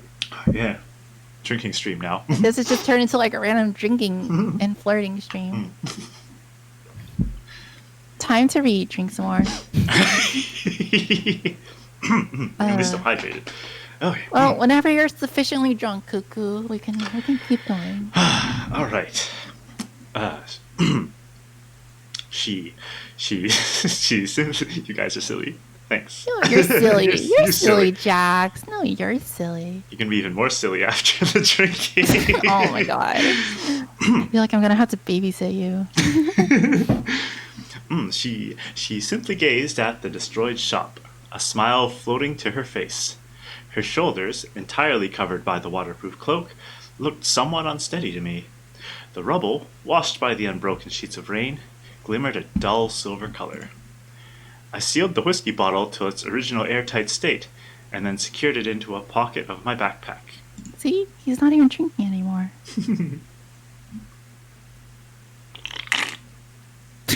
I heard that.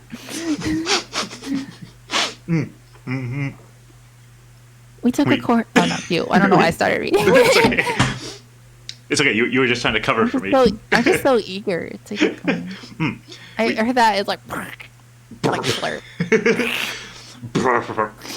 Blurp.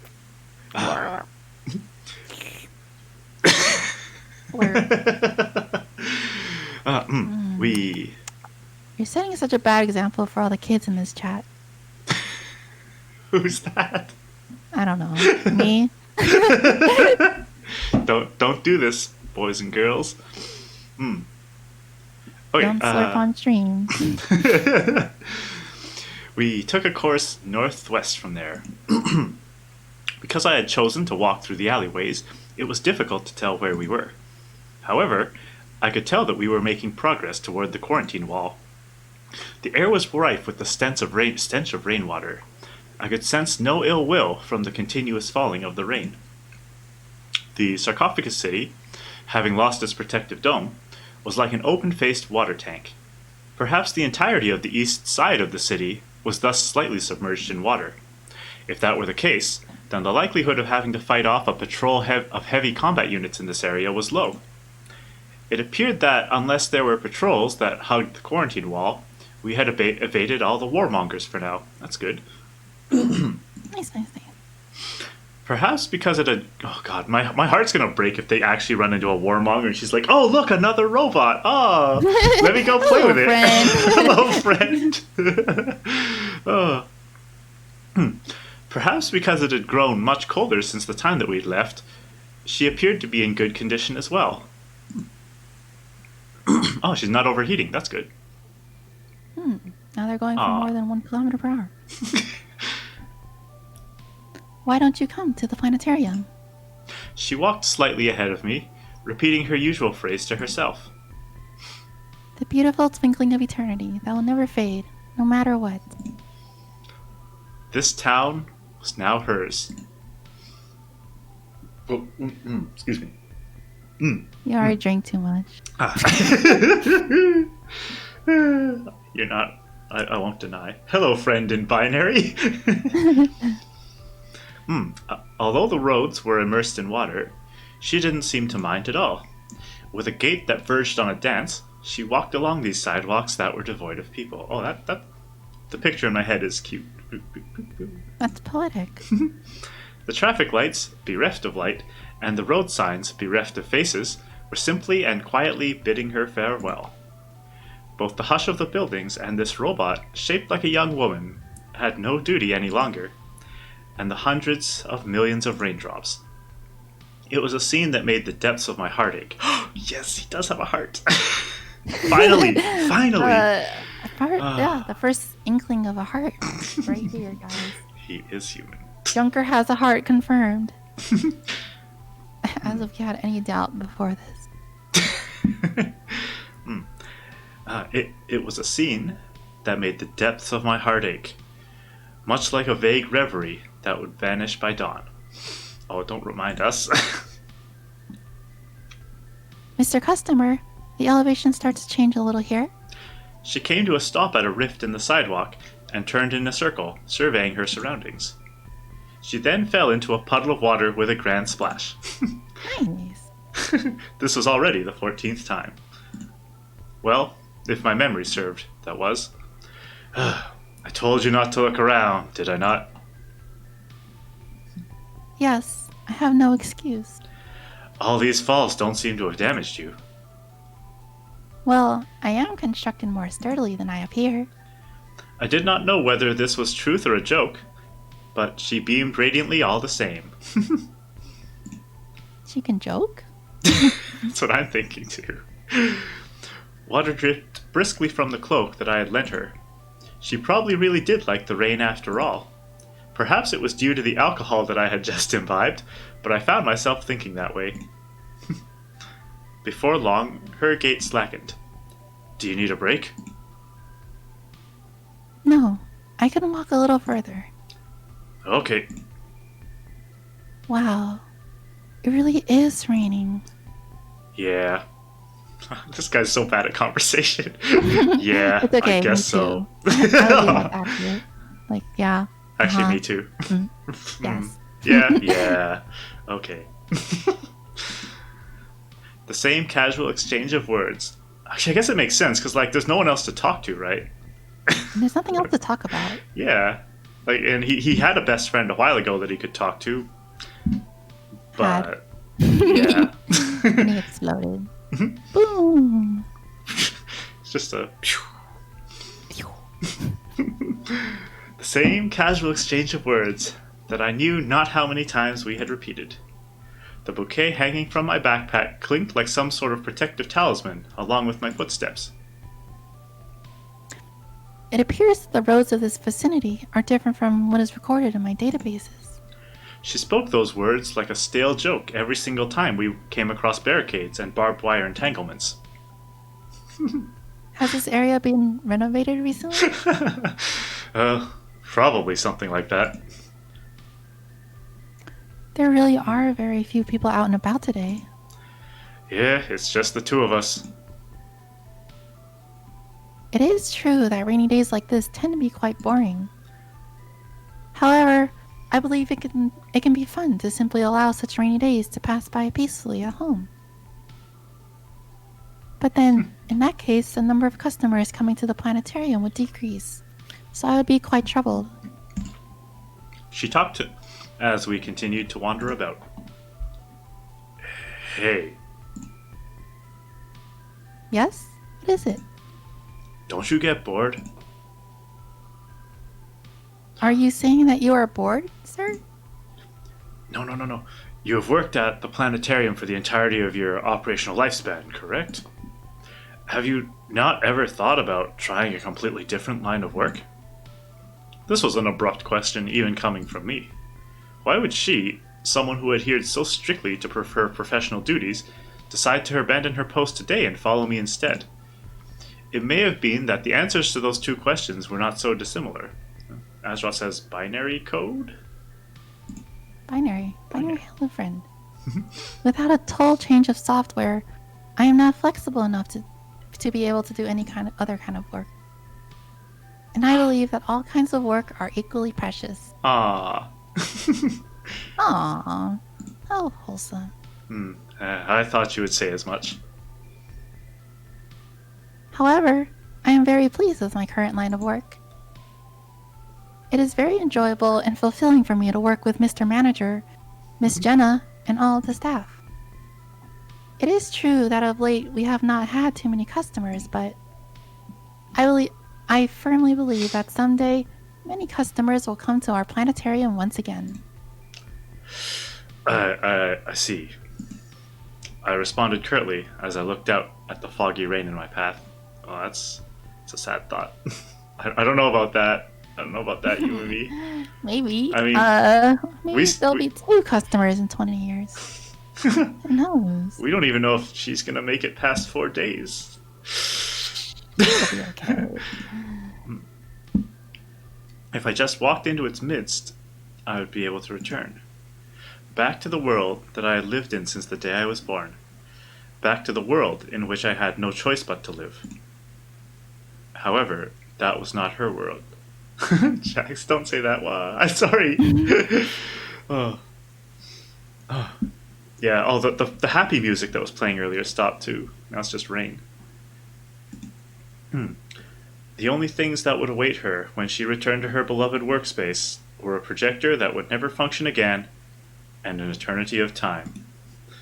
To take this reality, broken and corrupted by the unending rain, and to change it into the meager dreams of which she spoke.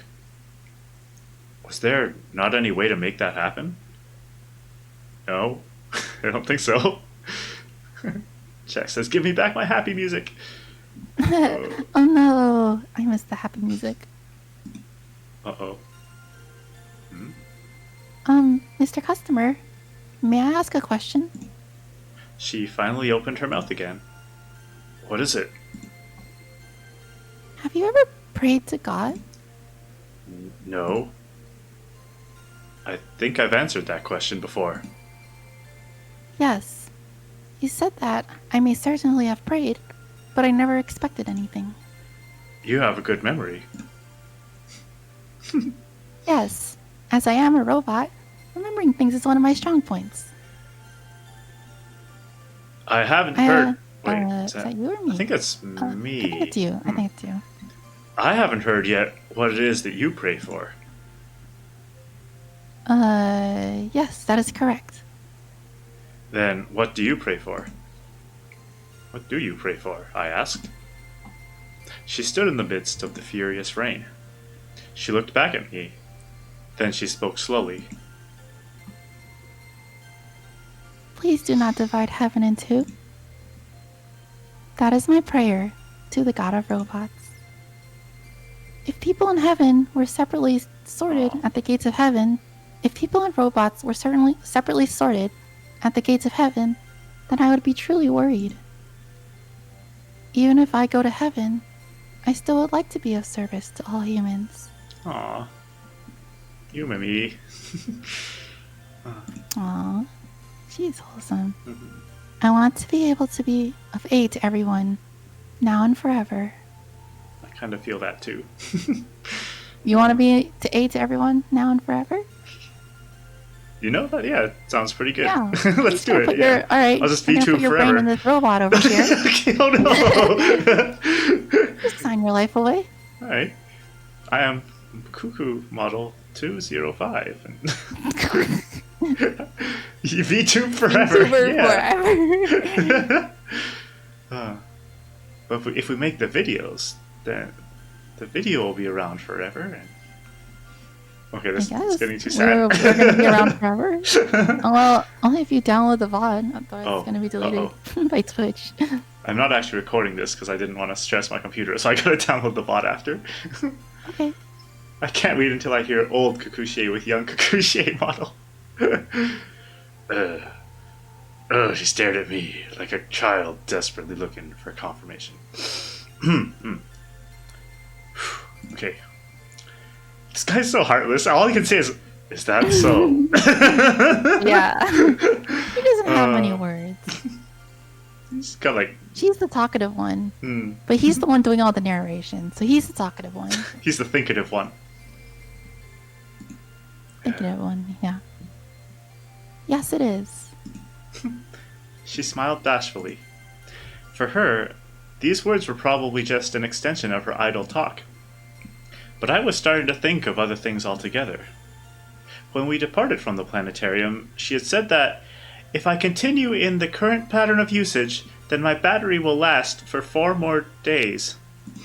Nice impression. Thanks. She had probably not thought that the way would be so long and harsh. No, it was doubtful that she even thought that now. In other words, her batteries would be running out quite soon. Oh no! No! No! So less than 4 days. If her battery were to be cut out by the time that we reached the Land Rover... I know Jax, I feel that too. No. Then I would be able to bring her out of this city. Whoa, wait a minute. Then I would be able to bring her out of this city without having to worry about how she felt about it. You can abduct her. That's true. You just pick up her body. You just pick up her lifeless... Whoa, but wait. Maybe if they find, they can always... Maybe they can just find more power later or something. Right? And then she can be alive again. Just attach her to, like, a power line. Yeah. I mean, if there are any more left, then yeah. Or a phone charger. Like one of those power banks. There's like a temporary battery. She's like alive for like 10 minutes. Oh my gosh. Okay. But you know what? I'm Well, if she's gonna run out of batteries anyway, I like that he like is thinking about taking her with him, and isn't gonna just like, well, she's dead. Oh, just leave. Yeah. Okay. Mr. Customer. Mr. Customer. Oh, I need a drink. Mr. Customer. Mr. Customer. Mr. Customer. Mr. Customer. She called out to me, sounding worried. Excuse me. If you are feeling tired, how about taking a little break? No, I'm fine. Mr. Customer, why are you drinking so much? It's my medicine. It's fine. Oh, okay. Is it still far until your car? No, we're almost there, actually. That is good to hear. She again smiled sweetly. Oh. I gazed uneasily into the rain, feeling as if she had been seen all the way through me. Okayaku-sama? Okyaku? Okayu? Okayu? Okayu. Okayu. Okayu. I thought about taking another swig from the whiskey bottle, but eventually did. I misread that. Okaku-sama? Okaku-sama? Oh, is that actually? Okaku-sama? Oh. Okaku-sama? She can see through your lies. Oh, okay. Okyaku-sama? I thought it said Okayu, that's why Yeah, I me said too. Okayu? That's what happens when you don't know Japanese like me. So I thought about taking another swig of the whiskey bottle, and in the game world, I eventually decided against it. But the real cuckoo. The real cuckoo is. I had already been drunk well past my wait. What? I had already been drunk well past my limit, even before I'd encountered that bottle of whiskey. Drunk on feels? I don't know. I have no idea what. Cuckoo, she just went with it. Yeah. It was like, burp. I have no idea what's happening in the story. And I miss so much that I'm just live reacting. Yeah, that's basically it. Yeah. The actual synopsis is pretty sad. TLDR, post-apocalypse, very few people are left alive. This robot girl thinks that everyone is just like indoors because it's raining for 30 years. She has no idea. Yeah, she's like, she isn't capable of processing much. You're not capable of processing that. she's just it's quarantine. Malfunctioning. It's quarantine. She's stuck in 2020. Yeah. Yeah, literally. Yeah, and also she only has like some amount of time to live. Okay. Also, this guy, like, he'd never seen the stars before, but thanks to like him repairing a projector in the last stream, he got to see the stars for the first time in his life. And we found out, well, it was a really sad last stream. But anyway, I guess I'll move on with this one. Yep. So he's based on this. If he's well drunk past his limit, then I need to. No. Stop. Put that down. Stop. Oh, excuse me. Stop. Okay, there we go. Okay, I put it down after drinking a bunch. He's not literally drunk. I guess it's like Californians seeing snow for the first time. Yeah. Yeah. Same. Okay. The last stream was sad. Anyway, Yeah. The face of that. Oh yeah, and also he had a partner that died, I think, because he was trying to reach for a whiskey bottle and it was a trap. Yeah, like an idiot. Who's the robot who reached for the whiskey bottle? Like an idiot. That's okay. Big baka. Baka. Baka. Drinks away sadness. I feel like this is just going to make me more sad when stuff gets real. Why do you make you sad? We're just having a good time. Yeah, it'll be a happy. It's a happy game. Happy game. The face of the old junker partner of mine suddenly came to mind. Happy game. What the? Ooh. Okay. Do not talk to it. Oh no, that's his partner talking. Yeah. Do not talk to it. Dead partner.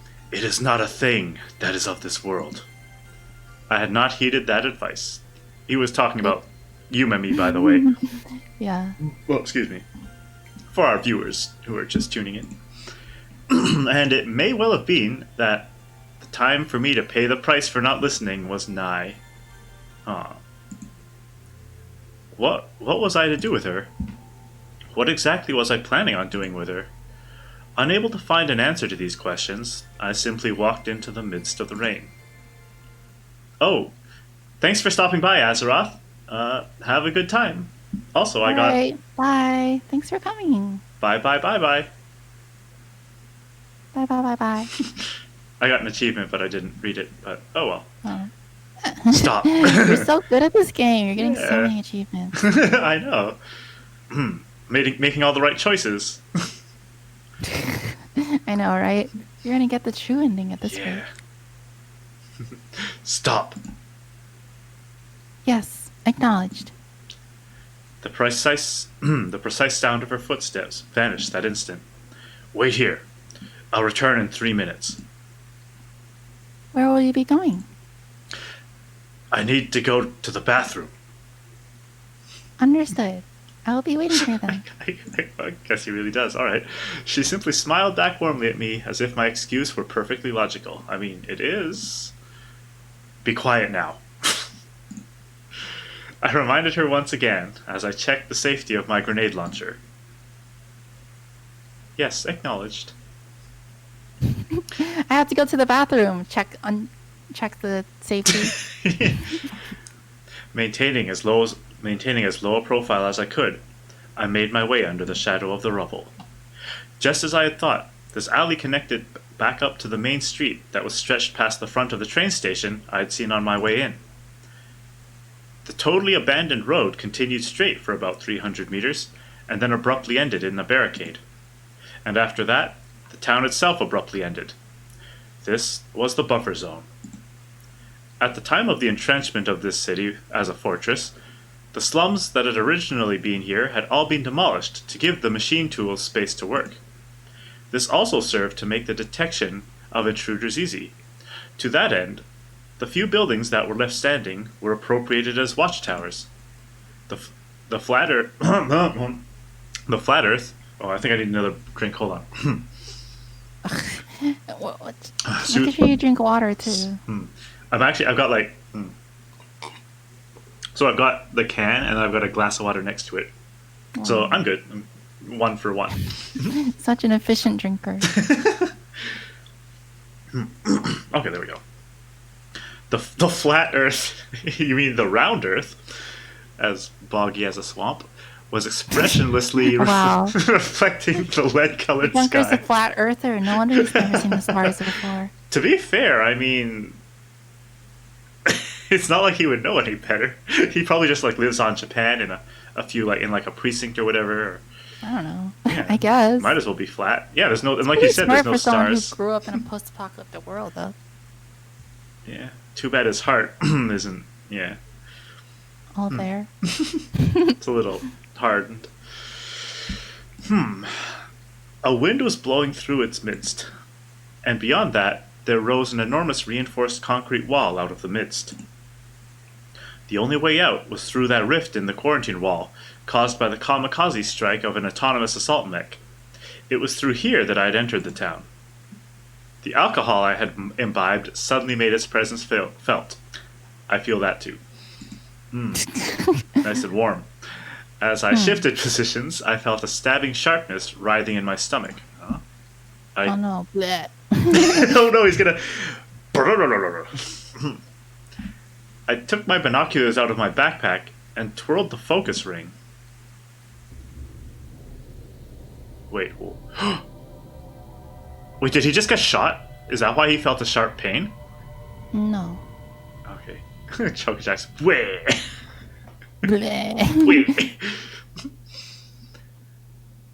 hope he didn't get shot. All right. Dun dun dun. Wait. There was something that was being pounded on by the rain.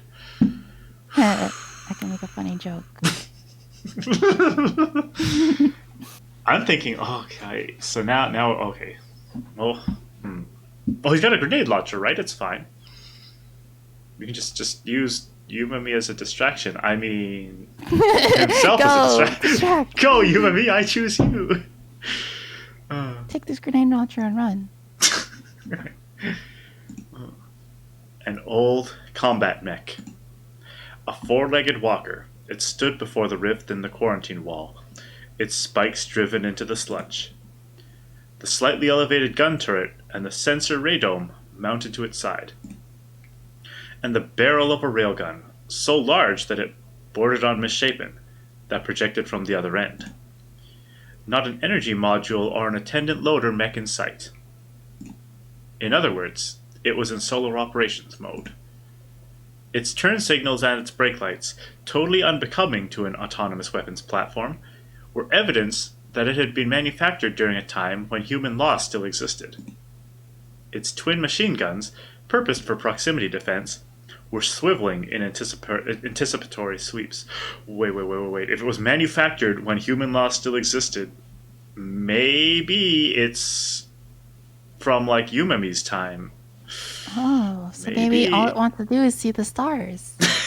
Yeah. Do you want to see the stars? You want to see the stars? The stars are eternal. A fiddler crab. A Mach 43 L/E autonomous fire support mech. That was its official designation, but during the war just about everyone called it a fiddler crab. Its external frame, constructed for heavy towing, its reinforced rear legs, and its unique barrel jacket mechanism were the specific characteristics that gave it the L/E designation. Let's look at chat. Hello, Wobot. Do you want to see the Wobot? Hello, Wobot. Do you want to see the stars? You want to see the stars? I keep looking over when they say Yumami. What'd I do? I keep looking over when they say Yumami. Oh, because it sounds like Yuma. Yeah. Yumami. Yumami. Yumami. Hello. Stars. I want to see the stars. Hello, Yuma. Hello. Stars. Stars. Unlike the mentioned Jaegers I had met on my way in, this mech was not a rampant warmonger manufactured and online at one of the myriad autonomous airborne facilities that had once filled the skies. That was a long sentence. Yuma as Yumami fan art when? Oh, I would love that would be cool, actually. Please do. Jack. That would be so cute. No, with the big, like the long skirt and the long hair. That would be so cool. Welcome to the Iron. Nice. What? Welcome to the Iron. She's not a baby. She's just innocent. Yeah. Welcome. She's not a baby. Welcome. That's basically how she acts, though. Whenever someone comes to the planetarium, she's like, welcome to the planetarium. Welcome, Mr. Customer. Welcome, Mr. Customer. She's a baby robot in my head. Welcome. Welcome.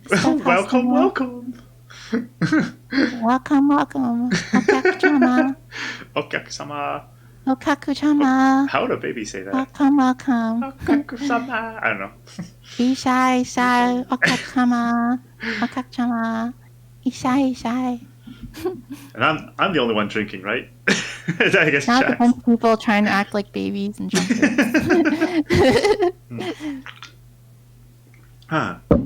Speaking There's a story? I'm drinking. Okay, thank you, Jax. I'm with you for the update. I feel that. What's okay? There's a fiddler crab, right? We got a. The emote's called Choco J Water, but that's not water. I'm sure it's water. No, this was part of the vanguard of Defars, The autonomous defense line first deployed when this city was first quarantined. Oh, it was quarantined, huh? It had the ability to fire just about any kind of bullet with insulated coating into the far distance at hypersonic speed. Nice. If only you and me had these specs. I don't know how else I'm supposed to respond to that other than nice. Nice. There was no way for infantry to fight against such a powerful, heavy mechanized unit. Kind of broken. Yeah, can we nerf this thing? The devs? Oh, the devs, they all died in the war, I guess. No. Yep. Is it no one can rebalance the game now? Final patch.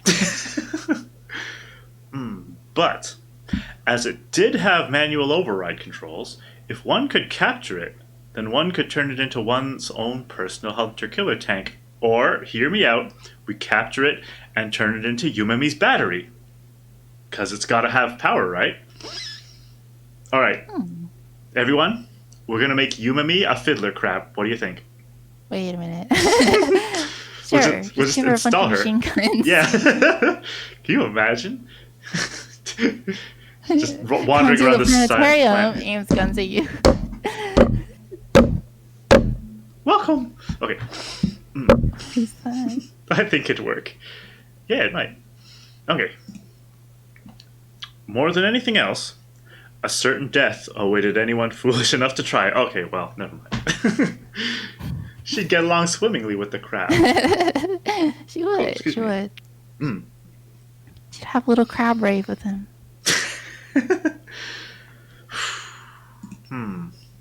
If means had ever been developed to neutralize the man-made bacteria, these cities would then become valuable strategic points over which large-scale battles would be fought. Giant Teth Dank robot. Yes. Teth Dank. Teth Dank. Clearly, I haven't drunk enough. This fellow was probably left here as a trump card, just in case such an eventuality should occur. Man, it's so messed up. Like in this like post-apocalyptic world, everyone's just like, well, it's like that Flash cartoon, The End of the World. It's like, so we say those sons of bitches are going down, so we launch a nuke at so-and-so. And they're like, oh, shit, who is shooting at us? Who cares? Fire the missiles. I mean, that's literally what happened. And everyone was just like, all right, fire all your missiles at everybody. Right. I guess we're all going to die. Yeah, just release all the death robots and the planes that build more death robots. Release the death robots. Yeah. Release death planes. Release the death bears. But I am the tired. We'll have an up. Then release the death robots. But yeah, it's like it's so messed up. Like look, it's like just in case humanity survives the like super death plague we unleashed on them, let's send a robot just in case, to finish them off. Oh man, yeah, it's a tough world. Welcome to the planetarium. It continued to go about its duties now, regardless of the fact that while it had hibernated, the entire world had changed, and the things that it had been tasked to protect had long since been eaten away by time and the rain. A certain kind of awe arose within me at the sight. Mr. Customer, may I ask a question? Oh, he's gonna flip. What? What is that thing that you're looking at? Oh no. An autonomous fire support mech. Why is it here of all places? Wait, why are you here? I told you to wait where you were. Sir, 3 minutes had passed and you did not return. I get it, so be quiet.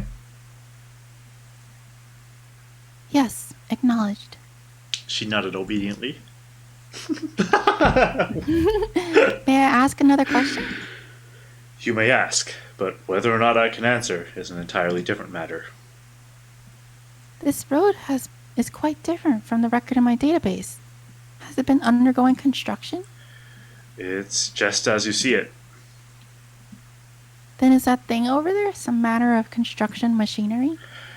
It's a fiddler crab. And what does that mean? Uh-oh. I don't like where this is going. It's it's something similar to you.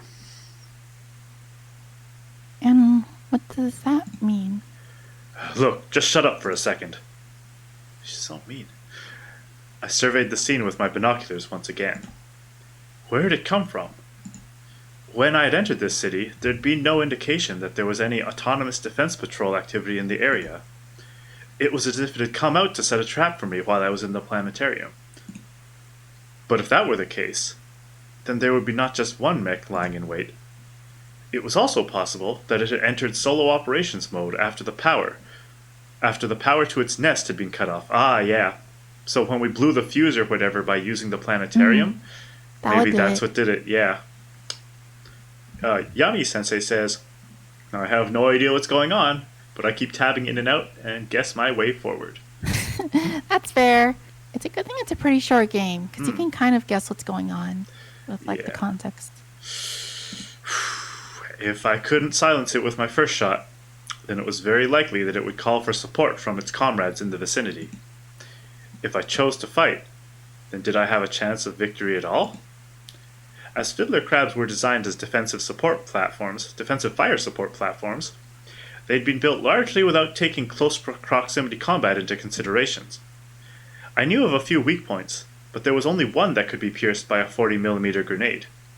I would have no choice but to aim at the ammunition bay hatch located at the top of the barrel apparatus. There was probably about a 50% chance, no, more like a 30% chance, that I would actually hit it. Given that, could I take a detour? Would I be able to cross past the quarantine wall at any other point in that rift? No.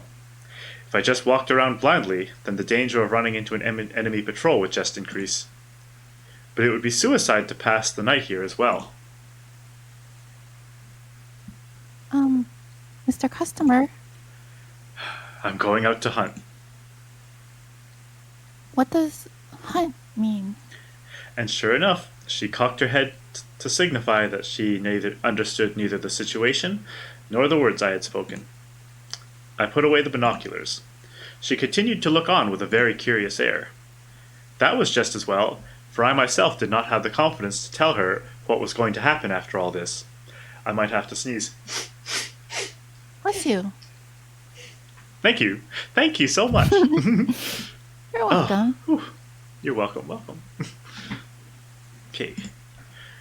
Remain here until I come back. If I don't, it may cost me my life. I beg your pardon. I cannot understand the situation at all. But if it is concerning your life, then I believe that I must obey. She said, very primly clasping her hands before her. I see. So this was the way that I should have ordered her about. Oh my god. Just say my life is currently in danger when you're talking. Oh my god. All the uneasiness I had felt just melted away. Well, that's good. Aww. But finally, there remained one thing that I had to do. I'll be leaving this city soon. Then it must be very near to your car.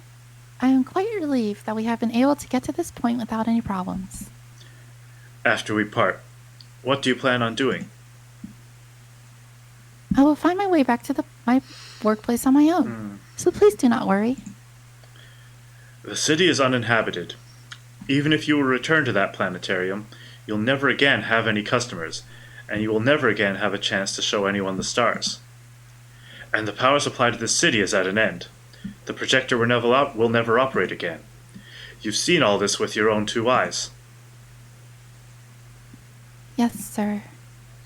I could see the inner lenses of her synthetic eyes moving to focus in on me. I kept trying to tell myself that this was just a machine, that her responses to me were nothing more than algorithmic responses to my observed speech and conduct. And then she spoke. When I compare my base databases and my accumulated databases, I have no choice but to believe that customers will surely come again. As for the electrical outage, both Miss Jenna and I are willing to wait forever until the electricity comes back online. Her response to me up to this point was exactly as I had expected. Listen very closely to what I'm about to say, and remember it well. Yes, understood. Before you leave this place in one way or another, make your choice based on the reality that you see here. Neither you nor the Planetarium are necessary for this city any longer. If you wish to continue to work for humans, then you have no choice but to come with me. And even if you do come with me, I will not be able to know if it will make you happy, nor will I be able to guarantee it. It is your choice whether you stay or whether you come with me. I believe that I wish to serve all humans from now on as well. That is what makes me happy. Ah, she replied immediately. However, I believe that I have insufficient data, based on what you have told me, to decide what I should do from now on. And you have no means of gaining any more data. You understand this, right? Now that she understood that the support center no longer functioned, she was made completely autonomous. It was perhaps true that her paradigm of action had become dependent in greatest part on me. For instance, because I had told her that I was sick, she had chosen to escort me regardless of the fact that her battery was about to die. But I had never wanted such a thing. She had shown me the stars. So in turn, I was trying to show her a future that I alone could give her. The fact that she was not human but a robot didn't matter. This was the bond between her and me, and the only proper exchange. Think about it until I come back. Arming my grenade launcher, I slowly stood up.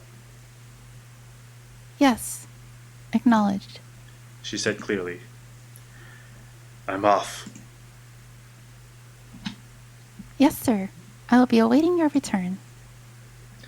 I'm saying this again, but no matter what happens, don't move and don't speak. Not until I return. That is, if you believe that my life is important. Playing the life card, I know. see. Yes, sir. I will not move from this place, nor will I speak, until you come back, Mr. Customer. I have registered this as a critical directive. She smiled sweetly and then closed her mouth. Her figure, which should have looked the same as ever to me, instead looked somehow forlorn, as it was enwrapped in the rain. Oh yes, keep this for me, the bouquet. I undid the bouquet from the straps of my backpack and tossed it over to her. This thing, which had been handcrafted with care, was already breaking down. But if at least its pattern was not salvageable by the time my battle was over, then there would be no point in my having carried it this far. Yes, sir. I will handle it with care, She said, the bouquet in her arms. And that smile like a little star graced her face forever. Alright, achievement unlocked at the rift in the quarantine wall. I'm gonna need to get through this. A drink break, hydration break. Important. Mm-hmm. How are you doing? Like, do you need a break? Water No, time? I'm doing good. You good? Doing fan-freaking-tastic. Actually, I'll probably get some water. Yeah, I'll get some water. I'll be right back. Okay. Nitori good because she ain't drinking. That's true. I am doing better than all you drunkards out there. All right, I'll be right back. Okay. How's it going, chat? Man, this... Yeah, the game is... Nitori drinking stream. Oh my gosh. When she gets back, we need to repeat that. I'm trying to edit videos right now, but it's hard because I'm buzzy. Because I'm buzzed. Yeah. Yeah. So. Oh. The way Nitori's avatar froze is kind of like. T_T. I'm so fed up with these drunkards. Yeah, it is. It's like, sigh. Unimpressed AF. uh, you know, so one time, speaking of doing work while, she had that smile on her face too. Yeah, so one time, speaking of working drunk, my friend and I, we smoked up a bit, got a little high, and Kukushi started, and I thought, while high, why not try to write some code, do some programming. Oh no, Nitori's back. She's gonna hear my sins. I am returned. Welcome back. I got a drink that was not alcohol. Oh. Yeah, I was just about to tell Chad about the way time. Nitori's avatar froze is kind of I'm so fed up with these drunkards. Oh yeah, my avatar, it doesn't reset if it stops tracking. So it just stops at like whatever was the last pose. So I could like pose it however I want to and then just go away. I think you picked a good pose. A very Oh, also, so Nitori. Yeah? Drinking stream when? Well, I don't drink, but I could watch you drink. Maybe someone can. Chat. What do you think? Should we have a Nitori drinking stream? Me? You can't make me drink. That's true, Yuma. She doesn't drink. That's good. Yeah. Did Yuma just want me? Does Yuma just want me to drink? Oh, wow. Okay, Yuma just wants to see me drunk. But yeah, seriously. I've never been drunk before. I don't know if on stream is the best time to That's first time to be drunk. That is true, actually. Yeah, the drunk Nitori was to be in Tetris. That's true. Maybe we can have a private party first before I stream drunk Nitori. All my friends are good. You guys are such bad influences. Yeah, that's true. Don't feel pressure to drink. That goes for like everybody watching. If your friends are like drink, you're just like, no. Yeah. It's probably better not to. Yeah, definitely. Although if you choose to drink, I'll just watch all my friends get drunk and then laugh at them. So and then like most of my experiences with alcohol come from cons, because cons are a pretty popular place to party. So whenever I go to like at con parties with my friends, then it's always like late at night. It's like midnight, and they're ones like always getting super drunk, and then I have to like drag them back to our hotel room. Yeah. And I'm like, come on, we have to go. And they're like, they're like, I'm okay. And then the next morning, they're like, I have no idea what happened. I don't know that happened. And last night, have you ever tried drinking? I mean, I've had drinks casually. Like I'll drink like a cup of sake or something like that, or like one sip of what's that one rice soju. That one's really good.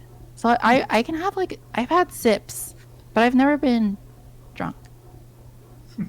So I guess you don't really have drunk stories. You might have buzz stories. No, I don't have buzz stories. I have buzz stories of my friends. But I've never been drunk or buzzed. So I don't know what kind of drunk I would be. And before she's actually a tank, probably not. I'd probably be like super lightweight. I like have like 2 drinks and then I'm dead. Actually, as it happens, I've never actually been drunk either. Like, okay, then just a couple more ciders to go. Yeah, I don't think my body would let me, because like my stomach is generally like pretty picky about what I put in it, and so like one time I was drinking I don't even know what it was, but usually, basically, I'll get really nauseous before I get actually anywhere close to drunk, and then I'll stop Oh, drinking I because I don't see. want to, brr, brr, brr, Blech. brr. Yeah, bleh. I don't want to Yeah. bleh. uh, You don't want to pull a hachama.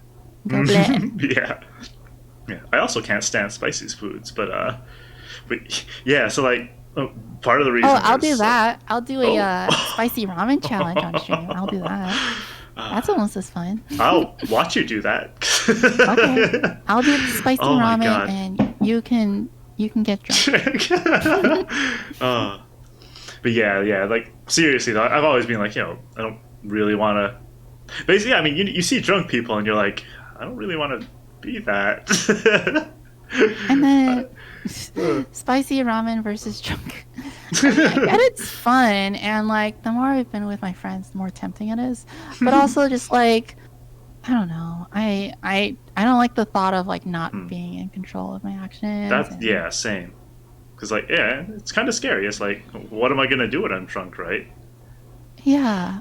And I'm always the person who has to like take care of my friends when they get drunk anyways. Yeah, it's you're either designated So I'd driver or rather yeah, I'm always the DD. I always drive. I always have to drive my friends. They pay for my food though, so that's pretty nice. oh, that's nice. The advantages of being the DD. Yeah, but I'm always the DD. But I just kind of like leech off of everyone's juice and stuff, so I'm okay with that. I basically get a free meal out of it. And you get to see your friends go, ah! Get hammered? Yeah. Yeah. Yeah. Yeah, sure. I mean, they're a handful, but whatever. Yeah. I take care of them. Oh. Yeah, that's why I get buzzed. Hard drunk is scary. Yeah. Yeah. I mean, if I were to like do any drinking, I'd probably just like get buzzed. But Yeah. again, I don't know what kind of buzzed or drunk I would be.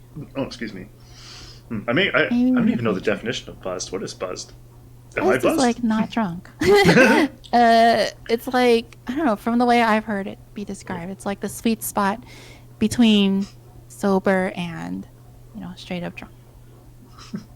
I'll throw up before I get hard drunk and then sleep. Yeah, I have friends who do that. Like if they drink too much, they'll go to the bathroom, throw up, and then just like fall asleep at the door. I feel like that's exactly what would happen to me. Because yeah, I already get the like I want to throw up feeling, and alcohol usually makes me pretty tired. Like I guess it kind of makes me talkative, but also usually tired. I also usually get a headache, but I don't have a headache this time, so that's good. It's a depressant. Yeah. Yeah. Yeah, just Okay, why do I drink alcohol? What does it even do? I ask all of you guys that question. I am not the right person to ask that question to. Why do you guys drink alcohol? It's medicine, that's why. Yeah. It's my medicine. Oh. My already bad listening skills becoming worse. Yeah, I still remember that stream. That was great. Yeah, I usually become a bit more talkative and welcoming. Oh, I think we. Alcohol is a poison. That's what it do. I was like, Yeah. You become a bi? Yeah. I become a bi when I'm drunk, guys. I don't want anyone else. That sounds plausible. But yeah, like one of the reasons I like for a long time I didn't drink at all, and then even now it just like I have a cider and that's it. It's because like I hear a lot of people like to drink to kind of loosen up and be more talkative, and I always thought, I mean, if I wanted to be more talkative at parties, why don't I just be more talkative, right? Like, I don't want to have to like have this alcohol thing to do that. I want to just be able to do it myself. And I mean, now I'm streaming, which like yeah, now you don't have to have alcohol. Yeah, exactly. Like, there's so why no are you way. drinking the cider then? Cuckoo. Method acting. Yes, preach, boy. So I say. But yeah, I was what I like, want to do too is stream to be more confident and speak with people better. Yeah, it definitely helps with that. And yeah, I mean, I feel like we're maybe preaching to the choir kind of here because we're just all streamers. But I think everyone here is a streamer. But we appreciate you all the same. That was a good talk. That was surprisingly wholesome talk in the middle of the war. Oh, did you want to hear my get high story real quick? What is your get high story? Also, don't get high. So, actually, speaking of getting high, you don't have to either. Like getting drunk. No, no, Yeah, no. it's honestly like whatever. But Okay. yeah, so we get high, and I'm like, I think I'll try doing some programming while high. Why not? And so I do some coding. I find it like really difficult to like I had like no short term memory, so like I would start writing Mm, something and I just couldn't like keep track of what I was doing, yeah. and but I still wrote some code, and then like I looked at it when we sobered up, and I'm like, this completely doesn't work. It was I completely don't know why. yeah. It was all yeah. I just deleted all of it. It made no sense. No more Oh high my god. coding. Yeah, that definitely didn't work. Some people they're like, oh, but I'm more functional at things when I'm high or I'm less nervous, and I'm okay. I guess, I don't know how but you're more it's functional. different I'm for not. everyone. I And just oh felt my like I was god. drunk, but slow mo drunk. Oh god. I guess, yeah. I have a really bad story about having an edible actually, because Uh-oh. like so you know how Did you eat too much? you know the meme about how it's like these edibles ain't shiz, and then like the person eats more because they think they're not feeling it. I got a Uh-huh. little cocky Did you and was do like, that? yeah, this I'm sure Oh. this will be fine. And then after eating like half a brownie, I also so like another thing about edibles, Mm. especially if like your friend makes them and your Yeah. friend is a stoner and he's Oh kind of weird, boy. and you take his like you don't know how much he's put in it, so the smart thing to do is do like a rat does. You take like a little tiny bit, and then you Yep. wait. Well, for edibles you probably gotta wait like at least half an hour, maybe more, maybe even Yep. like an hour. I don't know, I'm not an expert, but you wait a while and you see what you feel, and then you go from there. And I didn't do that, and it was like seriously really bad. Like probably not something I should talk too in detail about on stream because it was like really bad. But I'm never doing that again. Like okay, Yeah. if someone had Okay. edibles, I might like have like crumbs, but I am like absolutely never getting that high again. It was like so like you know how they say time slows down, time like went really slow for me, and like but I was also like it was kind of painful and scary as well, I guess, because Oh no. yeah, and so it was bad. It was like imagine being in like a nightmare that you can't wake up from. But to make matters That's worse, time scary. is like I remember sometimes I'd be thinking, oh my god, how long's it been? I feel like I've been like feeling this way forever, and then I look at my like phone or whatever, like it's been a minute. I'm like, Yeah, I no heard stories way, like that too, where no way. It my felt like friend is oh like, oh my gosh, I've been like, maybe they'll take some and then like watch anime or something. Like, oh yeah. man, I felt like that episode. Like we've been watching anime for like 10 hours, and it's been like one episode. It's been 30 minutes. Oh man, yeah. Oh, Like, oh, I've been try like watching talking like when we Endless chat. Eight while high. I don't think you would survive. I think you'd watch one episode and think you watched all eight. You'd Yeah, be I'm like, like oh, done. that was a good Endless Eight. That was a good season. Oh, okay. I gotta catch Is up with that how chat. Endless Eight happened? Yeah, that is exactly how it happened. Hmm. Endless Oh. Eight is just uh, Gil getting high. Yeah. Oh, Yuma says, I mean, I know people who need alcohol to open up more, and it kind of makes me sad. Yeah, same. Yeah. Wholesome drunk talk. Yeah, that's why I want to rely on streaming skills rather than alcohol. Hmm. Maybe both, but for now, just streaming skills. Yeah. I mean, I guess it could be worse because you could also like some people. I guess they drink because like to help them deal with stuff in life, and if you, Yeah, that's not a good idea. it's better if you're gonna do that. Anyone who's watching this, talk to people. It's free and it doesn't like make you drunk, and it helps. It actually helps. Alcohol usually just makes things worse, honestly, if you're like in a bad time kind of thing. Mm-hmm. Hmm. Smoking weed. Smoking weed. You Smoke should be weed. drinking Never and day. smoking weed at the same time. Yeah, I I've just never done stream that. drunk. I think I'm No, good. don't do that. I stream drunk for fun times, and I try to do it every once in a while rather than all the time. Hmm. It's fun, but you gotta do it rarely so you can surprise people, you know? Yeah, exactly. If Yeah. you're gonna do it for stream value, then you probably want to do it like, make it a fun occasion. Make it like, oh, here's my 1,000 follower celebration stream. Oh, I'm drunk, haha. Something like that. Damn it, Case. Cuckoo's clearly not built for high-level languages. Oh, I like that. That's a funny joke. Funny joke, Case. Funny. Fowie. So I said just eat I eat the recommended amount of edibles. What's the recommended? Okay, that also like if I asked my friend, he'd probably I'll just have a whole brownie.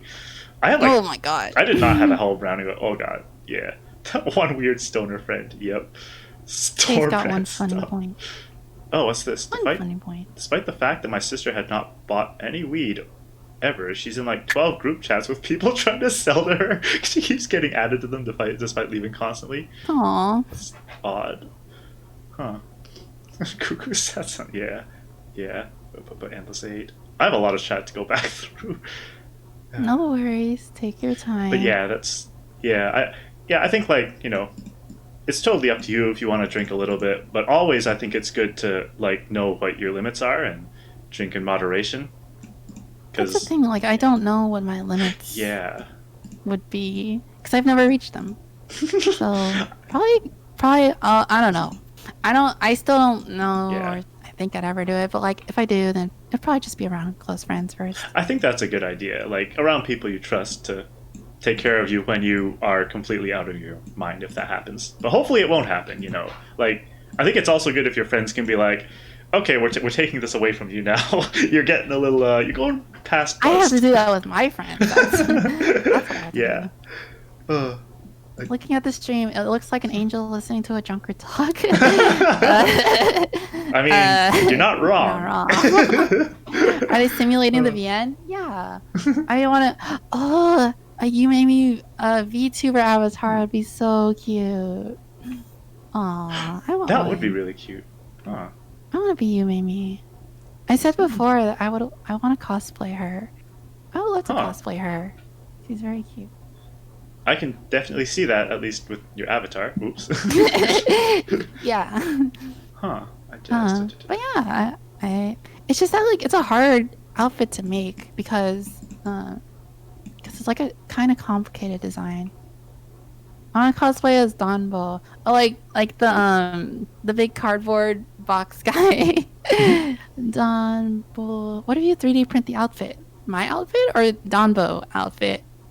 The cardboard, yes. I mean, you could just pick up boxes from IKEA or FedEx or whatever. You maybe? That's not a bad idea. Like her earpieces, you could probably print those out. And like some of her accessories you could probably print out.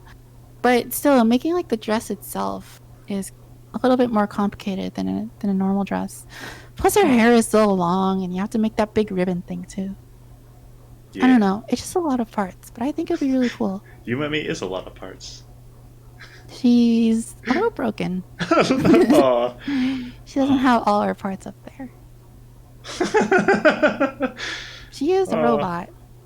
She is. It's reminding me of the game we're playing, and every time she says I'm a little broken. Yes, I am a little broken. Yumemi.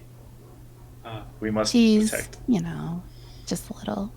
Okay, she's a little broken. It's not functioning. As they say, broken. They say malfunctioning. Right. As they say, just a little bit off. She's missing some nuts and bolts. Chotto mate, I have to bio break, as Yuma would say. Okay. Alright, I'll be back in like 2 minutes because my PB is pretty low, so I'll be a moment. Alright. Is he getting more drink? Oh no. He's gonna go pick up another cider. PB as in personal best, not pee break, but okay. Anyway, peanut butter? Peanut Are you butter. A PB my again? peanut butter is okay, anyway, I'll be right back. I'm allergic to peanut butter, It sucks. I can't eat peanuts. I can't eat any any candy with peanuts in it either. That sucks? Yeah, it sucks. I can't have Thai food or what else can I not have? There's a hot pot. There's so many hot pot places that just throw peanuts into broth. And I'm like, I can't eat like most of these. How allergic? Like you'll die? No, not deathly allergic. Like, just like scratchy throat, and I feel really bad allergic. But I've never died from peanuts before, so that's good. I wonder where Kukushi is gone. He's gonna go to the bathroom, and then I'm gonna get some more beer and get some more peanut butter beer. I've never died from peanuts before. Yeah, exactly. You get what I'm saying, Yuma. You get it. So I must not be that allergic if I've never died before, right? How are you two doing? How are you guys holding up? Sorry we haven't played any game in like the past 20 minutes. I mean, depends on how much your throat closes. I am Buzz. Oh no. You're encouraged to drink from Kukushi. Buzz. Buzz Baz. You should start streaming now, Jax. Then we get to see another Buzz Jack stream. Yeah, Cuckoo's bad influence. I know, right? Cuckoo made Jax drink. It's fine. You two chatting is fun? Aw, thanks. Yeah, maybe we should just have a just chatting stream. This kind of has been like half just chatting stream, half visual novel. Yeah, it's fun listening to you talk. Awesome. It's fun listening to you guys talk too. Wait. I just heard that. Bad influence? You just like came and then like took a sip. I'll have you know. What was I saying? I'll have you know that Kukushi is a bad influence. What was the context for that? He's slurring a bit now. No, I'm not. This is my normal slurring. I think so. How drunk do you feel? Do you feel anything at all? Do you feel the warmth of the alcohol in your body? I don't know how drinking works. I don't know what alcohol does. For all I know, it could like, I don't know, make you think about dogs all the time or something.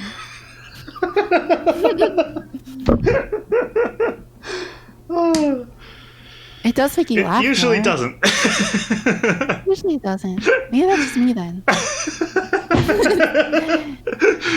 Whoa, some information about Nitori has been revealed. Wait, you're not even drinking. I'm not drinking anything. That's my secret. That's the best. I'm always drunk. Exactly. You've mastered the art of being drunk when you're not drunk. Yeah, I don't have to spend money on alcohol. Yeah. I'm just gonna always be drunk. I actually do that. I'll be like, like I'll just act like I'm drunk. Were you like, I don't know if you've experienced this, but like being in middle school and like taking shots of water and be like, oh, I'm so drunk. Pretending to be drunk. Yeah. Now we're adults and we still do that. With your friends and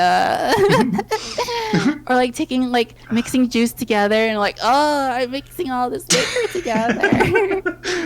That sounds pretty cute actually. Oh, this wasn't me, but like, do you ever have that friend who like would take a shot of ketchup and be like, oh, I get drunk off of ketchup. Whoa. My taste buds. I remember using those wafer spiral sticks and pretending to smoke. Oh yeah, I've definitely done that. Yeah. They like look like long cigars kind of. So you just like take one of those and you're like, look at me. I'm so sophisticated. Oh, you mean like those Popeye cigarettes? And then you like crunch into it. You take a bite. Yeah. The candy cigarettes. Oh, I used to have those too. No, not the candy cigarettes. There's like these this like long like rolled up tubes that are like wafer cookies that are like rolled up tubes. They're about I don't know, like 6 inches long, and they come in like this big tin can. So you like take one of those, and since they're like a 6 inch long tube, you just like like a cigarette or a cigar. Watch me blow. That's why I don't smoke now. Because whenever I think about it, well, No, smoking is bad, kids. Mm-hmm. Smoking is really Nobody like, smoked especially tobacco. ever. That stuff is But messed up. like, but like, whenever I think about smoking, I just want to have like one of those wafer cookies instead. That's really wholesome. I like that. Should... Yeah, it's better for you than smoking is. Wait, are you allergic to peanuts? Me? Yeah, I am. Oh. No peanut butter, no Thai food. Well, I can have some Thai food, but like I can't have like pad Thai or stuff like that. Oh, wow. Do you have like, do you This carry one, around an EpiPen? Just in case? no. Wait. Am I supposed to? I think so. Well, how bad is the allergy? I'm not deathly ill from it. Oh. So even if I eat it, then I just get really uncomfortable. Oh, so but you it don't tastes, asphyxiate? huh? Sorry, I'm drinking a little bit. I don't asphyxiate. Is Yes. that what you said? That's what tried to come out of my mouth. Yeah. Yeah, I don't. I think I That's used good. to, Oh. but like I don't know. Maybe it got less severe over time, which is good. Usually Okay. I'll just like Yeah. pop a Benadryl and then knock out for like a few hours. Oh, I wow. get sick. Okay, that's really a big relief then. Yeah. Kukushi, she hasn't died from peanuts yet. Yeah, I haven't died from peanuts yet, so I can't Oh. be that allergic. Oh, you meant that seriously, like you've eaten peanuts, you didn't die from it. Yes. Okay. I've had allergic reactions, but I'm not dead yet, so it must not be that bad. It's a good talking stream. I'm catching up on chat still. I'm just normal drunk. Sure. Wait for Star Because Sticks. it's been drunk all along. I feel like we're fast forwarding through the chat now. I stole one of my dad's cigarettes, tore it open, and it was weird leaves. What the hell is all this? What is weird leaves? This isn't food. Like tea leaves? I've never heard of anyone like putting tea leaves in their cigarette case. They would taste like cigarettes. It's pretty gross. Hi on the chat. I am reacting really. You had just one drink, right? Not even, huh? I think it's about half. Are you sure you've never been drunk before? Yeah. I think you're drunk right now. No. It's okay. I just gotta ham it up, right? Just gotta he didn't even read the part where we asked how. Wait, what? I like how you didn't finish that sentence. You just kept reading. It's all good. It's all good. I'm just a little looking for a little broken. Just a little broken. Sure. Yes, like yeah. Oh yeah, he's definitely there. He's a little broken. Hold on, I'm not reading there yet. It was just normal. Spoilers! I'm spoiling the chat for you. I know. I'm like, hurry up, read ahead. You keep reading. You keep writing so fast. My brains can't compute. Poor Cuckoo. It's like he's like so high. He's reacting to chat really late. If you say that, I'm gonna feel high too. Have you ever been high? So spoilers? Me? No. Oh, okay. Well, here's some spores. I didn't say spores. I said spores. Spoilers. So. Careful of the spores. I'm sorry, my typing not good right now. Okay. Your typing was fine before. Poor Jax. She is buzzed. Yay! High five, Jax. Yay! Welcome to the buzzed. Welcome to the buzzed state. Gradual deterioration. Yes, high five. We can document Jax's gradual descent into insanity. I high fived my mic. Don't high five your mic. That's gonna be. Can't tell me what to do. Well, that hurt. I hope that. Wait, did that hurt? Oh my bad.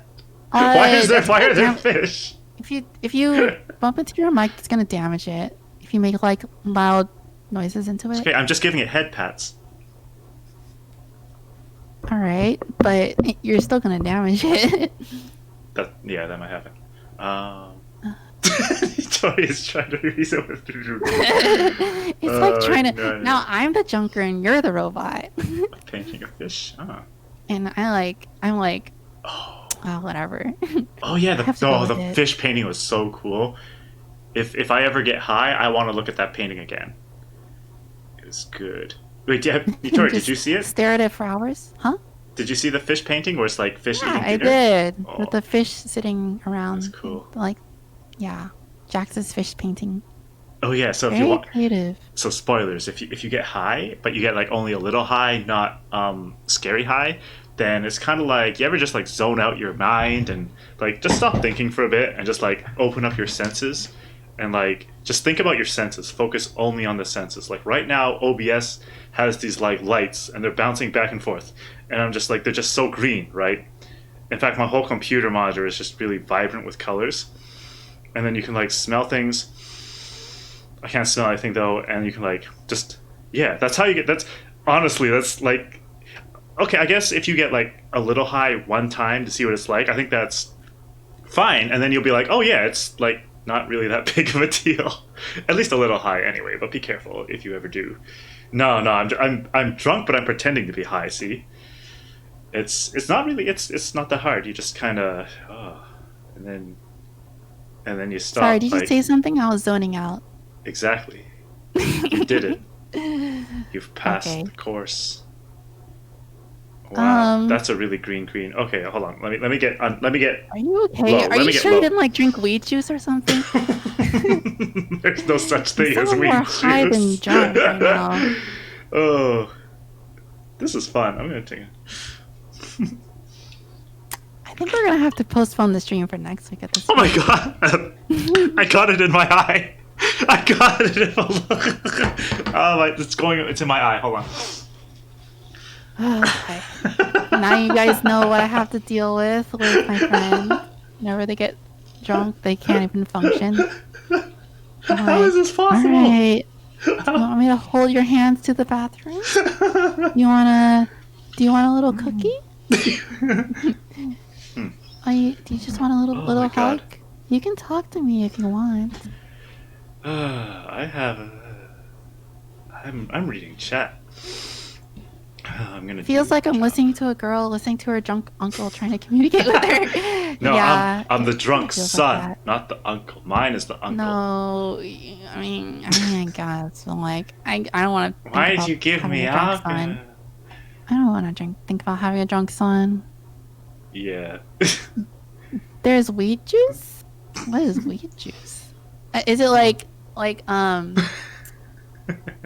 this? Like the stuff you put in your vape pen, except like, I don't know, more digestible, I guess, and you mix it. No. I mean, I know you don't drink that exactly, but it's like, similar in concept, I guess. Yeah. Definitely do not drink vape juice. That's oh gross. God, that sounds actually pretty dangerous. I mean, I don't vape. So I want to know, but I think that would be bad for you. Okay, side story. Don't drink. Oh yeah. Don't drink the pen stuff. You guys were talking about vape juice. What else? What do you think we were talking about? Why'd you say not the ink? What do you think we were talking about? What did you think Jungle juice was? Ink. Oh, like the pencil. That's pretty funny. Jungle juice is real. yeah, the stuff you put in vapes. Jungle juice. Is that what they call it? Is that like the weed juice? The weed juice is jungle juice? Nitori, do you want to look this up? Because if I open up browser, my stream will die, but... I'm more worried, like, if you open up your browser, you're just never going to come back to the game. That is a real possibility. Where are we in the game anyway? That's the good question, because we're actually at a pretty 30 minutes ago. It looks like we're at a pretty intense part. I thought was gonna say if I open my browser, it'll be that too. Remember what just happened? We're talking about jungle juice and No, in the game. Okay, hold on. I think jungle juice is just like a spiced, not spiced. What's the word? A fruit punch with alcohol in it. Actually, that makes sense. Huh. Sounds good though. I mean, Right. the alcohol part. The spider crab, the takishoma or whatever it's called, the takichioma, the takichoma. You know what I'm talking about, right? The takichomas. No, I don't know what you're talking about. The ghost in the shell spiders, the tacky I've wacky. never seen that. Yeah, the takichomas, exactly. the Bakistachomes. Takichomas. Yeah, wait, is that not what they're called? Hold on. I don't know what they're called. I've never seen Ghost in the Shell. I'll have to leave it to you drunk people to figure it out. It's okay. Ghost in the Shell fans probably know what I'm talking about. The spider. Basically, they're like the robot we saw, but they don't have a giant railgun. They have like a passenger compartment. No one has. Okay, I swear they call. Hold on. All right, I'm opening Firefox. How do they know then? Ghost in the Shell. I'm just gonna write tack because I don't know how to spell it. Did you mean Ghost in the Shell taco? No. Ghost in the Shell taco? Tachikoma. Shell. Oh, I bet it's called Ghost in the Shell tacos because, like, shell, like tortilla shell. Oh, that's genius. Okay, Tachikoma. That's how you spell it. What did I say? Takichoma. Tachikomas. This is why you Shell don't drink. tacos. I'm so smart, guys. We should get sponsored by like Taco Bell or something. I didn't even pick up on that. I was just like, shell tacos, yeah. Shell tacos. Taco shell. Ghost in the taco shell. Ghost in the Shell tacos. Please sponsor Taco Bell. Oh my god. If you're listening, Taco Bell, please ask me to please sponsor me. Maybe I am buzzed. I couldn't remember Tachikoma. Why did I say Takichoma? I will gladly promote your chalupa box and your Doritos Locos Tacos if you pay me for it. Or if you just pay me a Taco Bell. Just like give me free Taco Bell and I'll chill out on stream. I think you know what? This is like what happened on Jack's stream, right? Like I remember hearing, like, Jax, did you stream for like 2 hours? And someone's like, yeah, it's been 2 hours and we're not even done day 1 of Valhalla. I know. We're just kind of the same. Oh, this is the problem. Here we are, supposed to be playing an emotional visual novel, and Cuckoo's off getting drunk and searching up taco shells on Google. What's gonna happen if it's like, if it gets really sad and I'm buzzed? What's gonna happen? Oh my god. Ooh, maybe Cuckoo's gonna cry ugly tears. I want to see that. So actually, like, I was watching the previous video, right? And there's a part after the whole Gentle Gina scene where you were like, I didn't know if you were sick or if you were having a moment. Like, oh, because I had the sniffles. I guess. But like, cry. Yeah. So, what's ugly cry? Is that like Shrek? Ugly cry, like sobbing. No, not like Shrek. Shrek I mean, is beautiful. I guess it's kind of like Shrek too, but like crying so much that. Oh, when you're crying, but ugly cry is when you're crying, but ugly.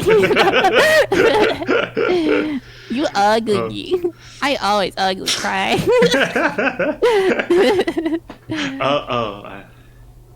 That could be a lot of things. Oh, but what was I saying? I was saying when you right. So I don't know if anyone picked up on this or if like it came over Discord, but in my head, my voice was really wavy, though, like for like the whole section, because I was so close to just like breaking down.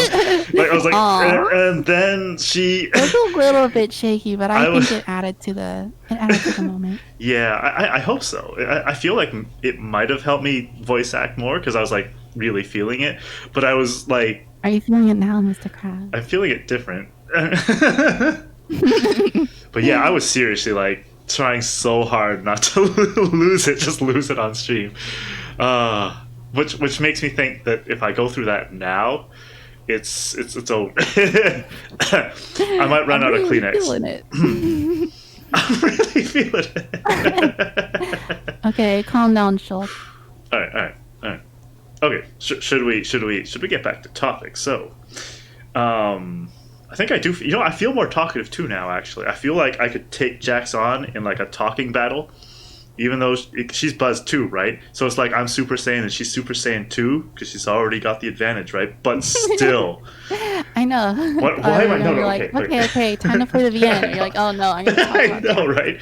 All right, but okay. So this is the dilemma.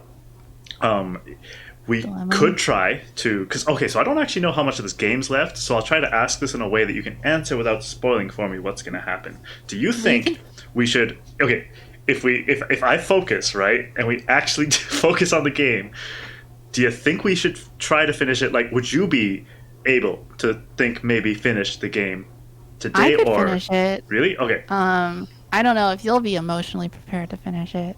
Honestly, it might make it better. Okay. Let's just go. Yeah, if the water turns on stream, it's fine. We're gonna do this. All right. Chat better be ready for this too, because we're going right here. Also, I feel like I can voice actor better when I'm. Anyway, let me. Your buzz? That would be a good thing. You know what? I might have gone past the better voice acting part, and now I'm like going. Well, we'll see. You're just gone. Now your mind is just gone. Okay, hold on. Okay. All right, ready? 5, 4.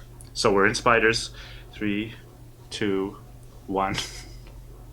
You didn't have to count now. We're already live, but okay. I'm gonna focus.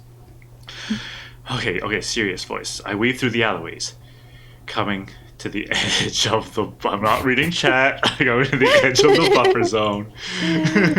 I found a 6-story building whose windows had all been broken, and I walked up its floors. See, I can do this. The place was completely pillaged, perhaps by the hand of another junker. I entered a room. I do enjoy what you're saying, chat, but I'm not gonna focus. This is me around my drunk friends. I always play the straight man around them. I entered a room at the top floor and took up a position at a waterlogged window. Okay, we're gonna fire the grenade launcher at this baby. We're gonna do this. We're gonna take out its ammo cache. Don't kill the baby. You said you're gonna fire a grenade launcher at a baby. You said you're gonna fire a grenade launcher at a baby. It was a Freudian slip. Wait, no, it wasn't. It was a slip. No, it was just the same. It was just a slip. I think I was gonna say we're gonna fire this baby at the whatever robot. At the grenade launcher.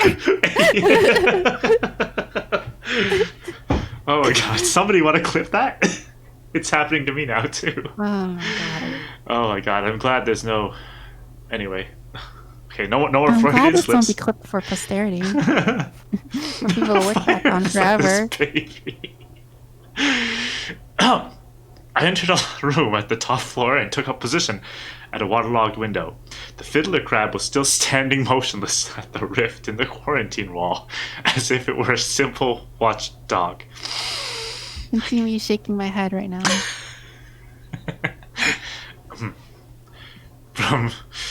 Okay, random fact. If you've ever heard of the anime Samurai Pizza Cats, the guy who sung the intro to that anime for the English dub sung the whole thing drunk. And he's like laughing. And they kept it in too. They kept the laughs and everything, the drunken laughter in the intro. Okay, fun fact. All right. So now I know how he feels. From here, I could easily see the gun turret glinting dullly in the rain. If it would stay fixed, then it would not be unhittable. Nice, thanks, Jax. Oh my god. Violence That's so evil. babies. Oh my god. At the same time, that meant that I was also within range of hitting those machine guns. The only consolation was that I was in a position well short of minimum allowable range of the railgun. Okay, good. I'm not gonna get shot by the railgun. Yeah. Okay. Let's look at the actual gravity of the situation. Okay, Yumami is hopefully standing still down on the ground somewhere, right? Nice. And chat distracted me. Oh, nice! You both clicked. Fire the grenade. Wow. Nice. Wait, let me see the whole. If I click on it, somebody tell me the full title, I guess. But nice. I mean, Fire the grenade launcher at the baby is probably what it says. Nice. But yeah, okay. Okay. So now that we've clipped my drunken slip. So this is what's going down, chat. Okay, we've got a defenseless, helpless, broken sort of robot down there, and we don't know if she's actually going to stay down there this time or if she's going to get worried for us and like try to come help us, even though she can't administer any medical attention, right? So we got to take out this spider thing. If this shot misses, and I have maybe like a 30 to 50% chance, which means I'm probably overestimating, it's probably like a 10% chance to actually hit its weak point for massive damage. If I can do that, hit its weak point for massive damage. It is a crab. It is a giant enemy crab. Giant enemy spider.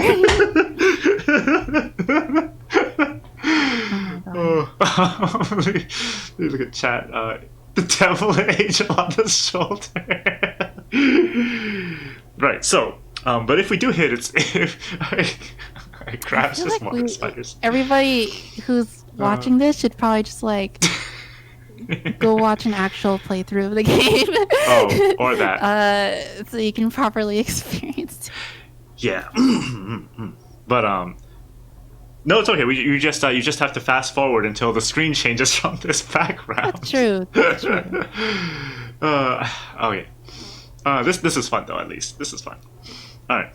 I'm doing this for Nitori though, because I don't want Nitori to have to get hungry just like I was and start method acting. Aw, that was wholesome. Thank you for caring about me. We're gonna do this. All right, we're gonna get through this, despite what I've done. All right. Despite the many bad decisions you made just before this. Sips. Yeah.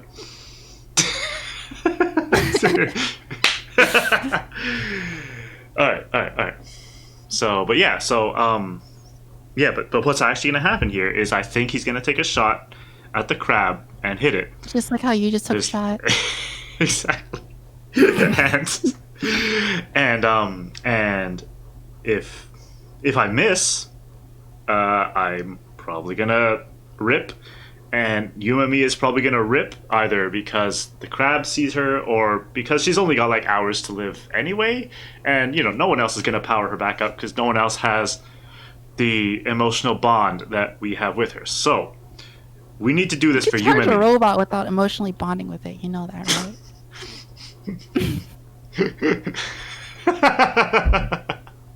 Do you like have to snuggle your phone to sleep before you charge it every night?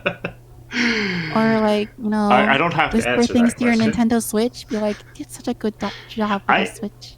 I do kind of feel attached to some of my some robots, but I don't need to know about that. Wait, I mean, not, no. Okay, okay. All right, chat. I'm gonna read the game. The stream is going downhill fast. Yeah. Okay, but okay. All right. I'm gonna put myself. Okay, but yeah, I gotta hit the shot, or bad things are gonna happen, and I gotta do this for Yumami, for everyone. So I cracked open the barrel of my grenade launcher, and I inserted another cartridge. I had chosen a composite armor-piercing directed blast AC/DE/DHESH grenade set with a 10-meter proximity fuse.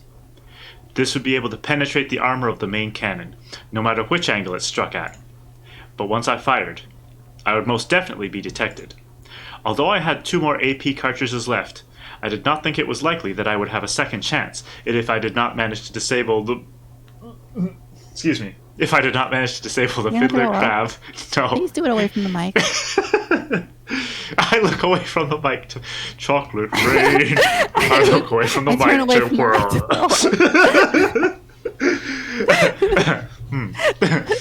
Oh my god. Also, I'm sorry, chat. I had to look away from the chat because I know you're gonna make me laugh. But thanks. I'm glad chat's enjoying it.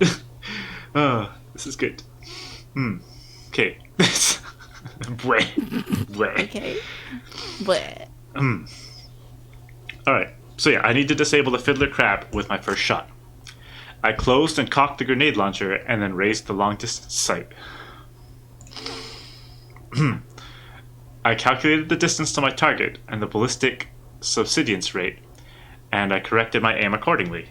It's sniper time. This guy plays Apex Legends. One shot, one dead robot.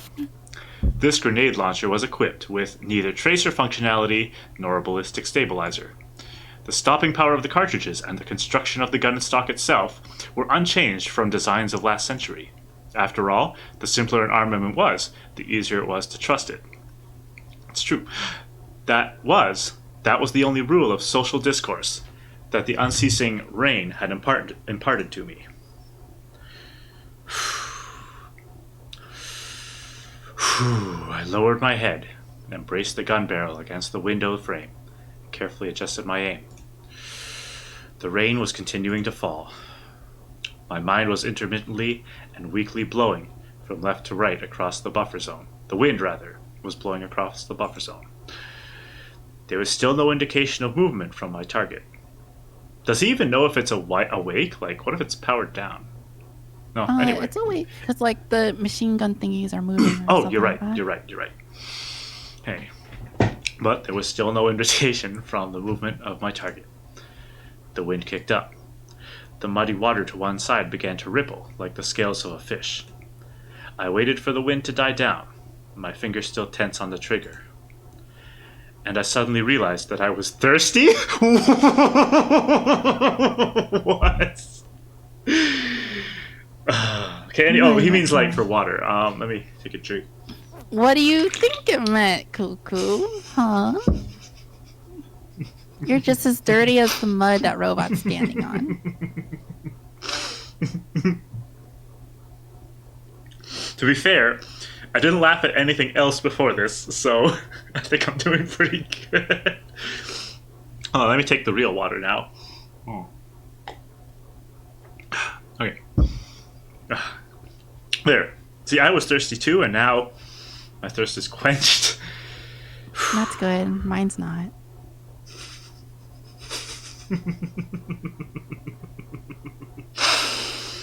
This is fun. I'm gonna wait for chat to get I mean, what? You what? You can't say those things out loud. No, she just wants to bring you some water, right, Yuma? Oh, okay. Or dinner. Sure. Or what? Taxi?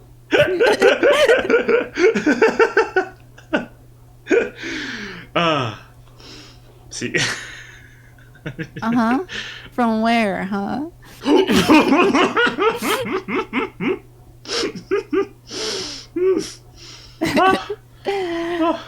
Oh my gosh.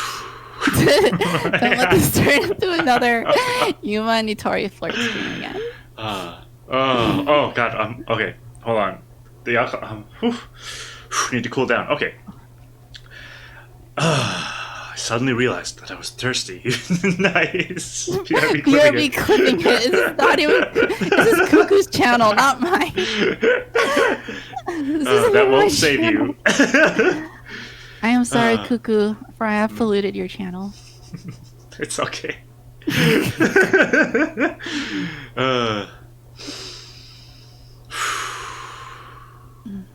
Okay. So we're staring down the sights. The Junker can't focus because of the chat. Suddenly I realized. Okay. I tried so hard and got so far, and suddenly I realized I was thirsty. Okay. Should I even try? I feel like if I'm gonna read like one more line and you was gonna come in with the clip. It'll all be for naught. Are we waiting for Yuma's clip? I think I can do another line. I think he's still got to take a drink. Although, sure. Although, I think the next line is going to It's be supposed to be like super tense, you know? yeah. Here My you bad, are. I got drunk. I mean buzzed. Kukushi is drunk. I'm just buzzed. I think you're both. I'm bunk. I'm druzzed. You're druzzed. I'll take that. I'm druzzed. But yeah, I think he's gonna be like, no, he's got to focus. You're taking a sniper shot. You got to Just focus. read the novel and then you'll see. Not even the first time when I fought a warmonger so long ago had I felt so nervous. Next, he's gonna have to take a toilet break too. I know how that is. The like, I'm so nervous. I feel like I gotta take a bio break, and then you're like, I didn't have to at all. I mean, I guess he could. Like, not like she's gonna. Well, anyway. I'm just not gonna go there. I'm gonna just read the story. Not even the first time when I fought the warmonger long ago had I felt so nervous. I mean, there's no other humans around, but anyway, I couldn't fit the whole clip. You can always do two, I guess. You're gonna have to double clip it. Double clip. Thirsty for water. Oh my god.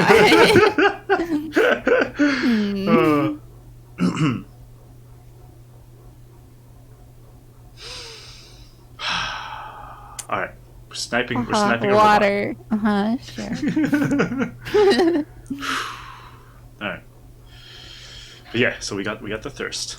We got I mean our protagonist is thirsty. He's thirsty, but not really. He's just nervous. And before I could wonder why, I found myself Oh, now thinking you know about why her. he's thirsty. Oh my! Oh no! Oh, why's the game got to do this? It was just the last part that was like, don't do it. Oh.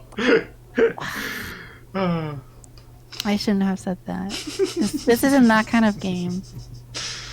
Yeah, this isn't Yuri novel. Well, but no, wait. It's not romantic either. Are you doing a Yuri novel tomorrow? Yes, we are. Oh, okay, you got to okay. Hold. We're not doing that drunk back. though. We're not doing it drunk though.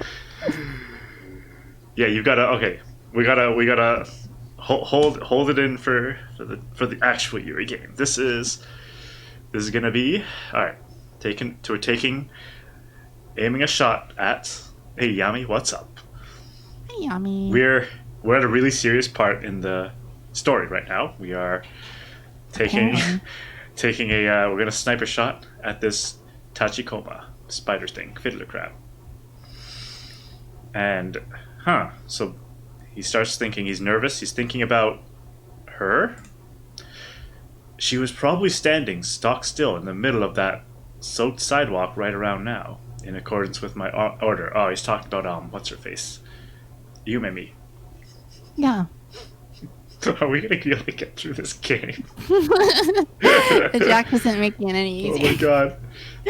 Shoot the taco shell. Shoot the taco shell. Ghost in the taco shell. This is definitely a very hard shell though. We need hard our shell or soft shell. We need our matter. taco piercing rounds to take care of this. Is that an invitation? I'm sorry, Nitori. I don't know if we're getting through this stream. Oh my god. Okay. You're the sober one. You can call at any time whether you want to like. if you ever think like, all right, I'm calling this. You're cut off. we'll do the. I don't want to have to do a third stream though. There's like less than an hour of game left. Okay. All right, chat. All right. All the drunk people, all the not drunk people. We're gonna. You don't have to be quiet. We're gonna. Okay. It's really Kugu's fault for drinking in the first place. Sure. I will accept it. But maybe I could hide the chat. You could, but like that wouldn't be fun. I feel bad. Yeah. To cut me off from chat. Should. Okay, you're the sober one. Should I hide chat? But if I do, you have to respond if anyone says anything. Then there's no point in hiding chat. Just don't look at it. Okay, here's what I'll do. I'll move chat to my other monitor so it's not literally right beside the game. Because I keep seeing stuff in the corner of my eye. There we go. Okay. Alright, you have been banned from the chat room. Okay, good. Alright. Hold on. I'm gonna backtrack a bit so we can holy crap, there's a lot. Okay. I lowered my head and braced the gun barrel against the window frame and carefully adjusted my aim. The rain was continuing to fall. The wind was intermittently and weakly blowing from left to right across the buffer zone. Did you just laugh? What? No. It's not like chat saying funny stuff while you're gone. Dang, chat's so funny. Too funny. Okay. There was still indication of movement from my target. There was no indication of movement from my target. The wind kicked up. The muddy water to one side began to ripple like the scales of a fish. I waited for the wind to die down, my fingers still tense on the trigger. Not even the first time when I had fought a warmonger so long ago had I felt so nervous. Before I could wonder why, I found myself thinking about her. She was probably still standing there, stock still, in the middle of that soaked sidewalk right around now, in accordance with my order. Even though I had brought her along with me, I still had not thought of what I was going to do with her. It was just that I could picture what would happen to her. If other junkers happened upon her and harvested her, yeah, they would like take her apart. They'd like salvage her for parts. No, do not take her organs. Do not salvage. Oh. A charging apparatus would be expensive, but not so much that I could never procure it. He's gonna do it. He's gonna do it. He's gonna take her. They're gonna get out of here, and he's gonna get a charging apparatus, and she's gonna live. Yes, yes, yes, yes, yes. Okay, let's do it. I'm hyped. While it would be difficult to update her software or replace her parts, I could probably at least do some maintenance and minor adjustments for her. You don't need to fix her. She's a little broken, but it's like cute. She's a little broken. It's a cute broken, yeah. I'm okay. I mean, I guess he's like, don't worry, the chattiness will grow on you. It's fine, it's fine. For that matter, it might even be possible to procure a small projector for her. Of course, an umbrella-like device with a hemispheric spread would also be necessary for the projection. That's actually so sweet. He's gone from like, geez, I wish this robot would shut up, and no, I don't want your bouquet, throws it away, and now he's like, he's not only gonna save her, but he's like, maybe I can make her another planetarium, and then she can like welcome people to like, just imagine there's like this little shelter of humanity, and there's like 5 people in there dressed in rags, and they're like, they're down because rain, right? And she's like, welcome to the planetarium. The stars are eternal. And what she says. And then she can like do a little light show on like the roof. And then, it cheer up like, and then like if there's any kids, they can like see the stars maybe. And okay, I like this future. I want to see this future. With those two things, we could travel from settlement to settlement. And with her commentary, we could show people the starry sky. Yes. Wow, look at Cookie just writing the game. Choco Jax, have you ever been so broken that you were Moe? You maybe has. That is true. That is literally what she is, yeah. She's broken Moe. Have you ever been so dumb you were Moe? I wish that were me. I'm just dumb. Yeah, I feel that. But yeah, I like where this is going. We can rescue her, and like I said before, it's like once you see the starry sky, I feel like in this situation, humanity probably feels like what's there to live for? Like there's rain 24/7, and it's like acid Coca-Cola rain, and like everything is trying to kill us, and just why go on, right? There's like COVID 2020 or something. Wait, no, that's a real year. There's like COVID 2300 out there. Oh wait, it's actually that is 2020. This is like advanced COVID. Yeah, it's just COVID 10. And like, yeah, just like life is terrible, and but like Coca-Cola is now sponsoring the rain. Coca-Cola. Oh, Coca-Cola. I thought you said Coca-Cola. Brought to you by Coca-Cola. I'm gonna drink some Coca-Cola. Hold on. It got in my nose. Oh my god. But yeah, like humanity right now, I would imagine, all those Yeah. Post-apocalyptic worlds, it's like or like Chrono Trigger, right? In the 2300s, it's like what are we living for, right? The world is dead. What's humanity supposed to do now? It's just, are we just living for living? What kind of life is that, right? But if we show them the stars and we say, look, humanity got to Mars. The settlement may have failed, but humanity did get to Mars. Like, we can get back to that, and we can first we can see the stars, and then maybe we can travel to them, right? It's a long ways away, but it can happen. We just have to survive, and that's why we're alive. That's why we're gonna live and keep and carry on. Yeah. In a way, if he saves her, go. Jack says, "BTW Kukushi, I don't think you should be drinking more." I hope that was sips of water. It's just balancing out the cuckoo juice that's like leaving my system or something. There's still like half a can left, but anyway. But yeah, so if we can get Yumimi out of here, and she can do this, she can actually give hope to humanity. Yeah. All right. Of course, this is probably just going to make him even more nervous to do his sniper shot, but what if I changed my profession? We might even be able to reach a place where people still live by the time I die. And in any case, I was sick and tired of being a junker anyway. How stupid. I murmured as I... Baka. Kudaran. What's Kudaran mean? I don't know. But anyway, I murmured as I realigned my aim, which at this point had slanted totally askew. Kay says, no more alcohol until this game is over. Alright, deal. That makes sense. Alright, deal. That makes sense. Sure. Only the sweet, sweet embrace of water. Yeah. You're in that perfect buzz spot anyways. That's true. Alright, yeah, but that's all a pipe dream. I must have slipped off into those thoughts because my mind was clouded with fear. They were all just proof that I was starting to think that I couldn't die here. Those thoughts didn't feel bad, though. The wind weakened and finally died down like the last faint breaths of a dying old man. The fiddler crab was still aiming its main cannon out the rift in the wall, waiting for the arrival of enemy mechs. I've got a friend whose future depends on it. So sorry, but you're gonna have to go. I like those final words. Yeah. I held my breath and squeezed the trigger. The warhead billowed white smoke as it flew and hit the rear of the fiddler crab's railgun.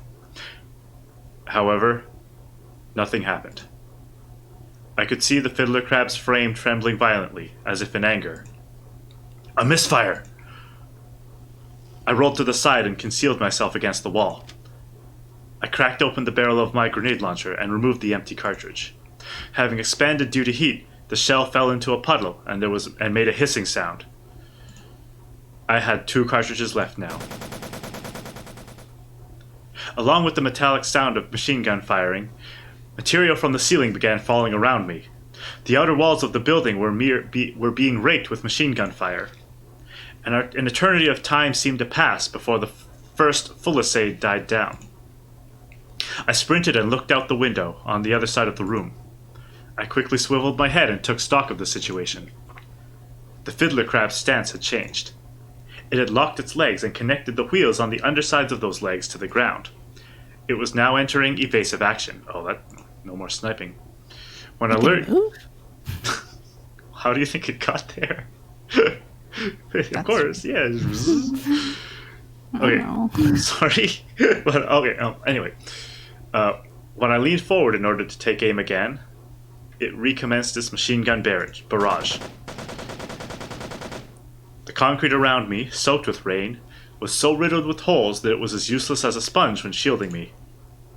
If I stayed here, this room itself would fall prey to the storm of 13mm rounds.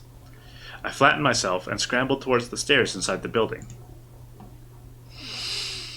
The rain continued to fall. I thudded down the sidewalk with my head bowed and strained my ears past the sound of rain falling. The high-pitched whine of a low-noise emission motor, and the sound of sludge being ground under its well-maintained wheels.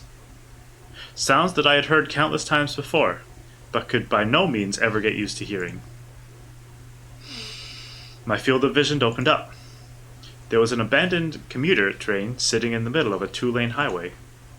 I concealed myself and took stock of the situation. The fiddler crab was moving rapidly, its 4 legs tracking through the mud with ease. Just when I thought that it was going to retreat to dozens of meters to the side of the quarantine wall, it suddenly altered its course. It stubbornly refused to abandon the rift in the wall, which it seemed to consider its post. It seemed that it had not recognized that I was a single infantryman, and was instead taking random evasive action against an unknown quantity of enemies.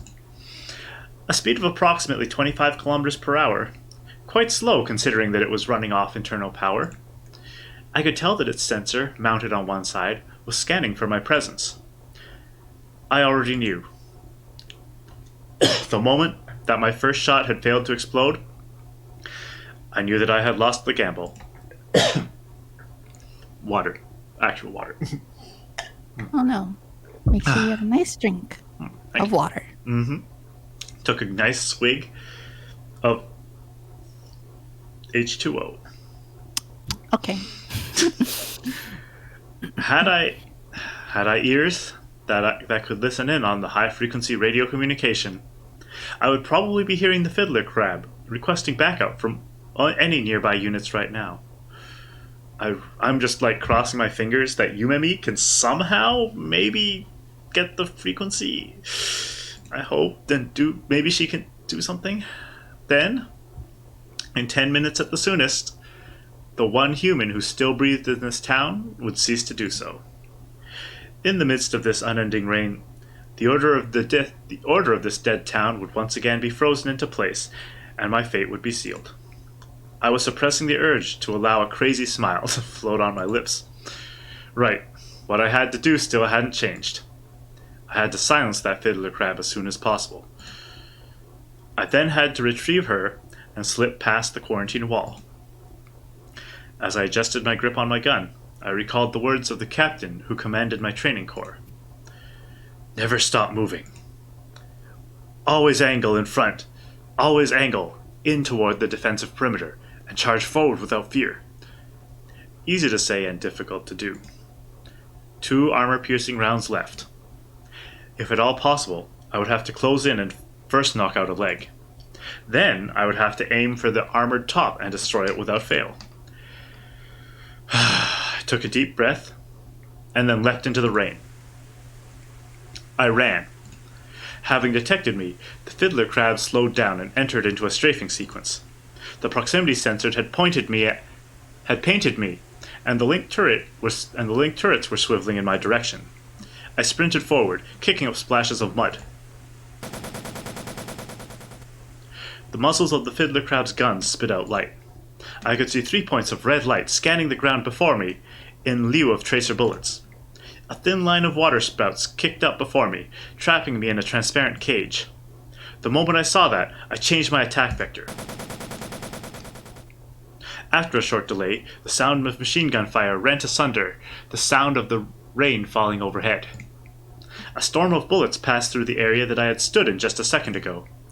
It had rectified its aim immediately. I confirmed out of the corner of my eye that the machine gun barrage had stopped for a second. I immediately changed my path even more acutely, planning on doubling back shortly thereafter. Excuse me. It was an old tactic, but an effective one. This reminds me of FPS games, people dodging my rockets. Being intense, yeah. Anyway, because of it, I was able to give it the slip for a second time. Choco Jack says, you made me as robot. Beep, beep, boop. Move, always.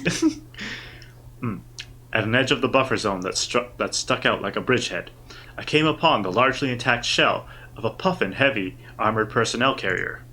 I immediately slid down and used it as cover. I would not have to worry about being hit even by high explosive rounds from here. As long as I stayed closer than the minimum allowable range, I would be in no danger of being targeted by the fiddler crab's main armament, its LERC railgun. I quieted my heavy breathing. The shooting died down. It appeared that my opponent had enough sense to not waste ammunition needlessly. The range between the two of us was a little over 200 meters. Now the hunter would become the hunted. The fiddler crab began a rapid retreat. It was an established tactic to retreat and regroup in the case where one did not know the true strength of one's enemy. The gunfire resumed once again. Strange sounds echoed as the machine gun bullets ricocheted off the armor plating of the APC. It would be difficult to hit a moving target with a relatively slow-moving, high-explosive round from a grenade launcher. I would have no choice but to time the motion of my opponent and lead a shot accordingly. I knew that I was becoming agitated. The blood in my body ran cold, and my senses were rapidly sharpening. I suddenly wondered, was she watching? I wanted to tell her that this was what hunting was all about. A ritual of continued bloodshed that mankind had enacted over and over again since the dawn of its history in order to survive. Well, she doesn't need to know about that. She just knows about the stars and... She needs to know about the stars. No bloodshed. Even though we had once extended our reach into the vastness of space, nothing had really changed. Mankind had now even created for itself game to hunt, and had equipped itself with fangs that it had not by design been given. The rain continued to fall. Intermittently shining tracer lights around the nearby emplacements. The fiddler crab continued its evasive action. I angled my grenade launcher obliquely. I pictured the position of the fiddler crab 5 seconds from now. I used my gun sight to target that area, as if I were sticking a pushpin to it. 1, 2... I stuttered as I counted to 3. I pressed the trigger. The canister drew an arc of white smoke in the air. The fiddler crab was in the very place I needed it to be in, as if we had choreographed our actions. I had scored a direct hit on the unarmored root hip joint of its right hind leg. Nice. And after several dreadfully tense seconds, a burst of flames bloomed out of the fiddler crab. With a thunderous roar, the fiddler crab came to a precarious halt, as if it was going to fall forward. Its huge form inclined slowly.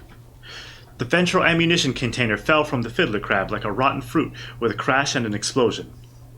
Having lost one of its joints, the fiddler crab's frame groaned in a multi-layered chord. I may have let out a sound that was neither a cheer nor a scream at that point. The fiddler crab was Gamer severely... pop off. Yeah. Let's go! Nice. The fiddler crab was severely wounded, but it wasn't dead. Its composite armor plates were trembling in anger like a proud old knight. Oh, I didn't. Is Makaru doing okay? Okay, good.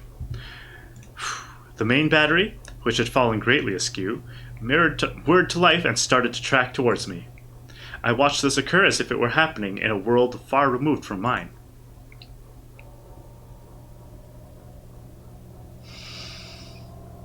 Oh, what the? Get out of the way!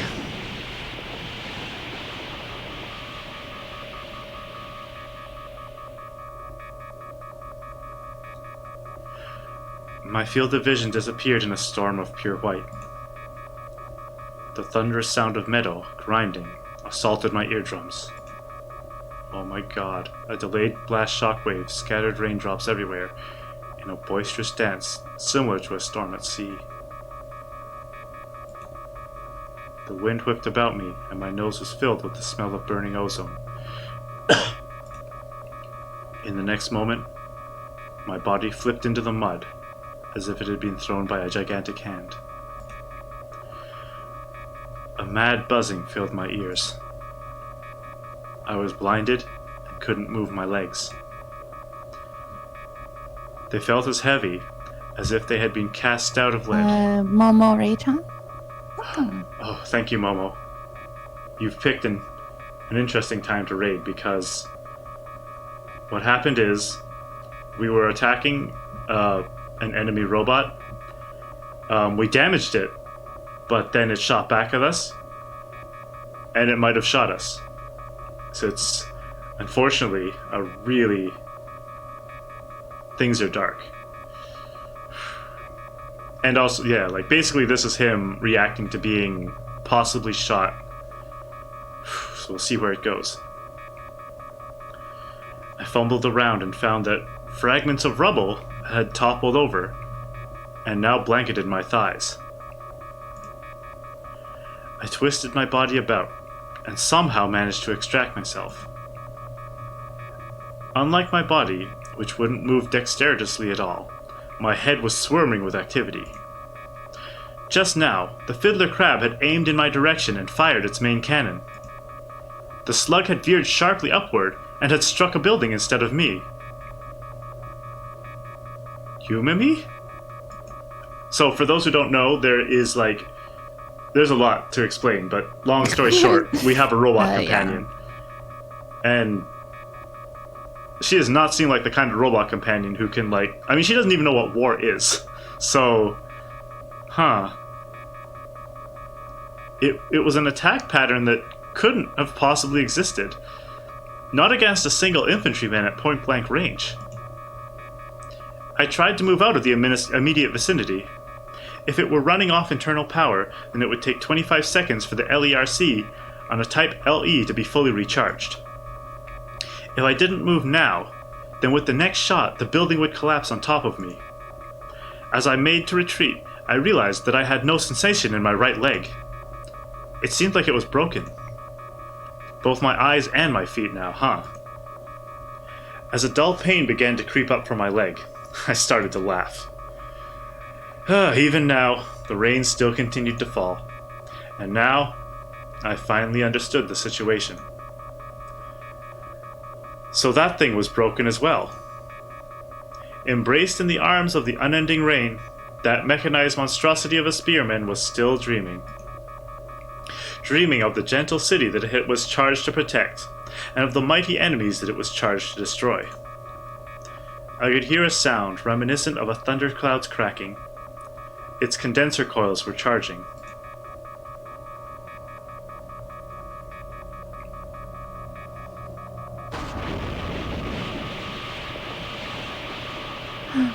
Oh no.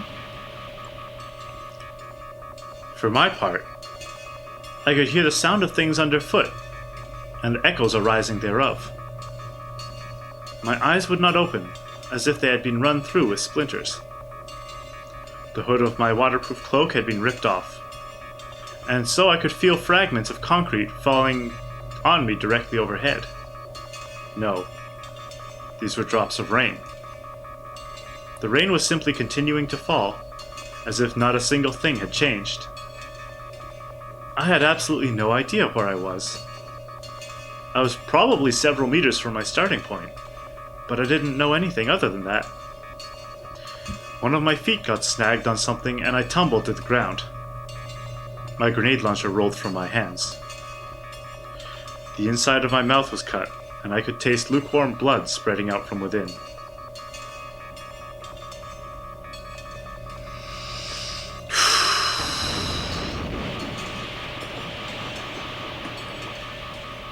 The fiddler crab let out a shriek. I collapsed on the ground as fragments of concrete and glass pelted my waterproof cloak like many tiny bullets. It had hit a building that was very close to me. All I could do was cover my head with my arms and endure it.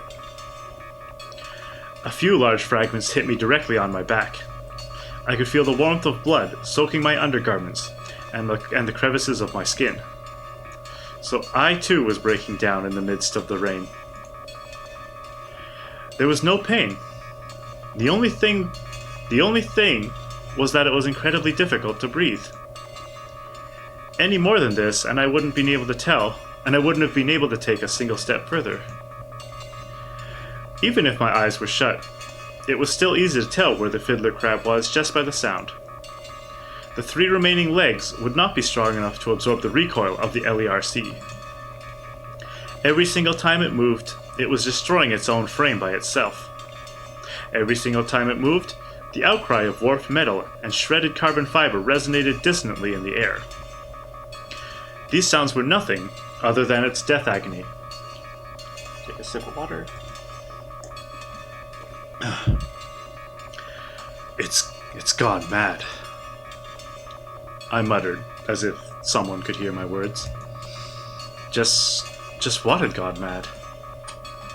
Was it this battle mech, which had so lost itself in anger that it was burying everything around it, including the city that it was supposed to protect, without regard for friend or foe? Or was it the sarcophagus city, which had ceased to function so long ago, and which now only lived the rain, and the memories of those who had once inhabited it? Or perhaps it was laughing. Beyond the rain-soaked wind, that out-of-order battle mech was laughing shrilly. All of the sounds were distorted, and yet very distinctly audible. The fiddler crab stopped and then assumed a firing stance. Even if its leg was broken, there was no way I would be able to get out of its sight now. Right, this time around it would definitely not miss its enemy. That is, unless it had a sliver of reason or mercy left in it. I tried to open my eyes. It was to see for myself the shape of death that I'd been rewarded with.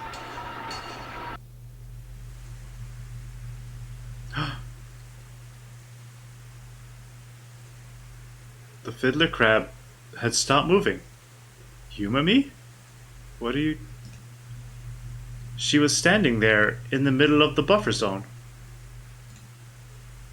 At some point, she had flung off the waterproof cloak that I had given her. With a tender smile on her face, she stood before the gigantic battle mech. It was like a scene from an antique religious painting. Without any hesitation at all, she walked towards the fiddler crab. It was a calm, sure gait, like one would display when one walked forth to a great old friend. The fiddler crab appeared bewildered. It had disengaged from firing position and was scanning her with its civilian detection sensors. I forcibly slammed myself back into reality, trying to overcome my paralysis. I had only one chance to destroy it, and it was now. I found the grenade launcher that I had dropped in a puddle. I fumbled to crack open the barrel, and finally managed to load it with my last armor-piercing cartridge. If I wanted to strike its armored upper surface from ground level, I'd have no choice but to fire at a high angle. I didn't have time to adjust my sights either. With my back still plastered to the mud, I eyeballed the distance to the gun turrets, and then pointed my grenade launcher at the sky. And then, in the span of several seconds, it all happened. The twin machine gun turrets slowly started to revolve, as if they had finally decided on something. Don't shoot Yumami. She simply continued to walk towards the fiddler crab, step by step. I pressed the trigger. The fiddler crab's machine gun spat out flames.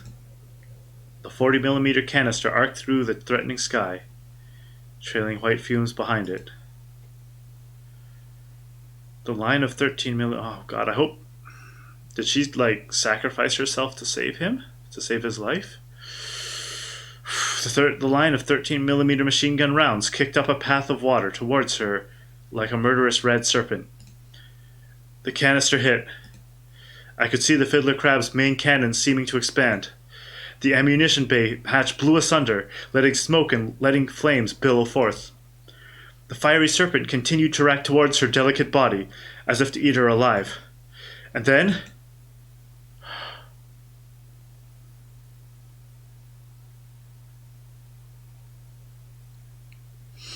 Bye, Choco Jacks. Bye, Choco Jacks. Thanks for stopping by. Her body torn apart by the bullets, danced in the air like a bird. Achievement unlocked. Battle against the fiddler crab.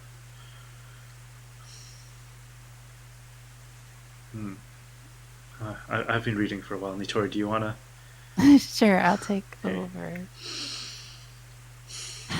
The rain continued to fall. Oh, yeah. The fiddler crab had fallen completely silent. As if it had returned to sanity at its last moment, it had swiveled so that the long barrel of its railgun was pointing toward the rift in the quarantine wall.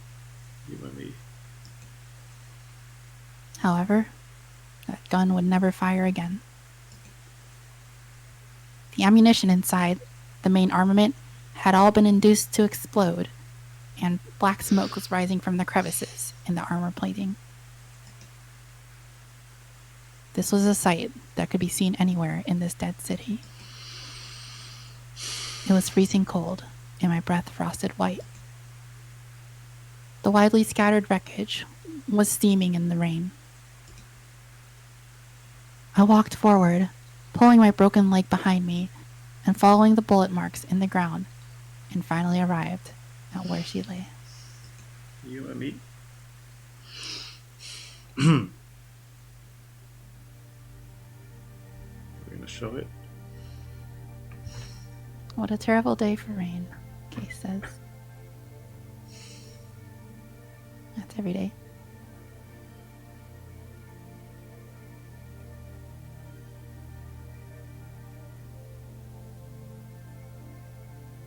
Mr. Customer. Welcome back. You and me. Her shaking lips opened and clearly called out to me. You can speak? Yes. I have switched over to my emergency battery. Mr. Customer, are you not injured? I told you not to move until I returned. Why did you do such a stupid thing? And just as usual, she smiled. Her fingertips, dirtied by the mud, were gently trembling. Underneath fractures in her skin, a dark metallic frame was forlornly exposed. Considering that non-registered machine to be in a rampant state, I sent it a forced stop signal, but it did not respond. Of course you did. I ascertained that either my output signal was too weak or the other machine's receiver was out of order, so I tried a physical cease and desist order, but I failed. Those were her words, and yet those were not her words. I believe that the rampant machine has now terminated its function. This was an incantation totally unrelated to the will that had been sealed within the depths of her main memory. Please step away from that machine and report it to a nearby police station or support center. After she had said all of this, she looked over at me once again and blinked as if she was relieved. I beg your pardon for having violated a critical directive, because there was an older promise that superseded it. I cannot knowingly allow any human being to come to injury or harm. We are robots. Therefore, this is a promise that we can never forget. And to keep it is our honor as robots. She said that it was her honor.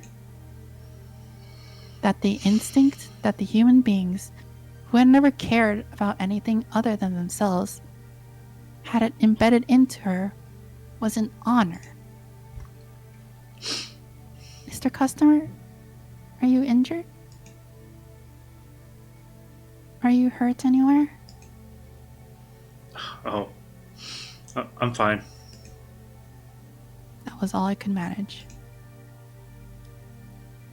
I am very glad then. And again,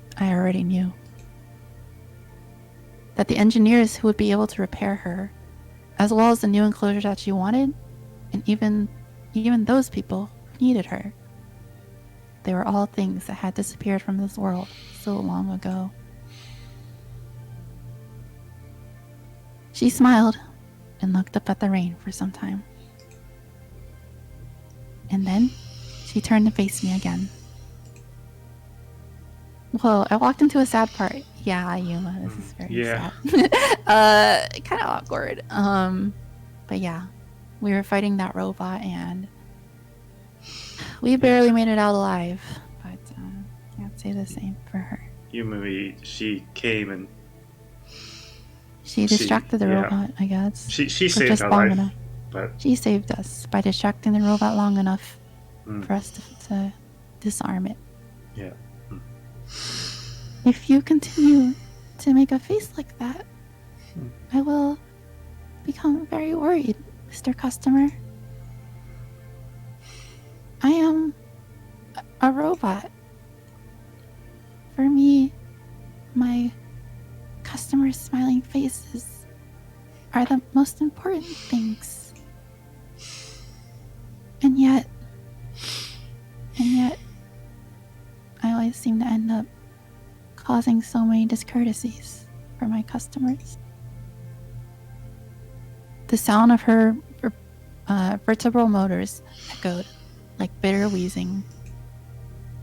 She bent herself back quietly and then proudly showed me a nameplate glinting in the rain. However, everyone seemed to be so glad. They all came and told me, "I'll definitely come again, Yumimi."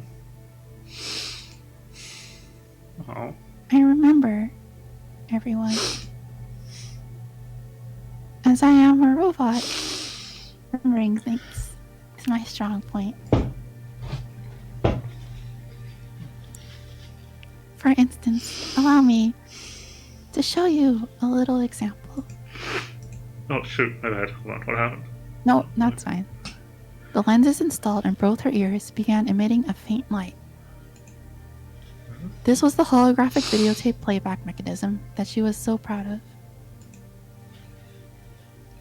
A spherical screen, like a crystal globe, coalesced around the breast of her crumbling uniform.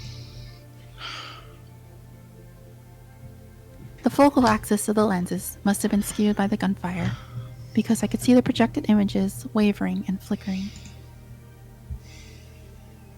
My name is Hoshino Yumemi. Thank you for giving me such a beautiful name. Her voice flowed from a set of speakers close to her ears. I did a double take and focused as intently as I could on the image being displayed. There were a lot of people. The projection room was packed with people, and every chair in the room was filled. This scene was one that she had recorded through her own eyes. I am pleased to meet all of you, and it is my honor and privilege to work here from now on. The entire projection room shook with the sound of applause. Good night, Yami. Thanks for coming. Good night, Yami. Next, a very young girl in a long skirt came up close. In her arms, she was holding a bouquet that was about as large as she was.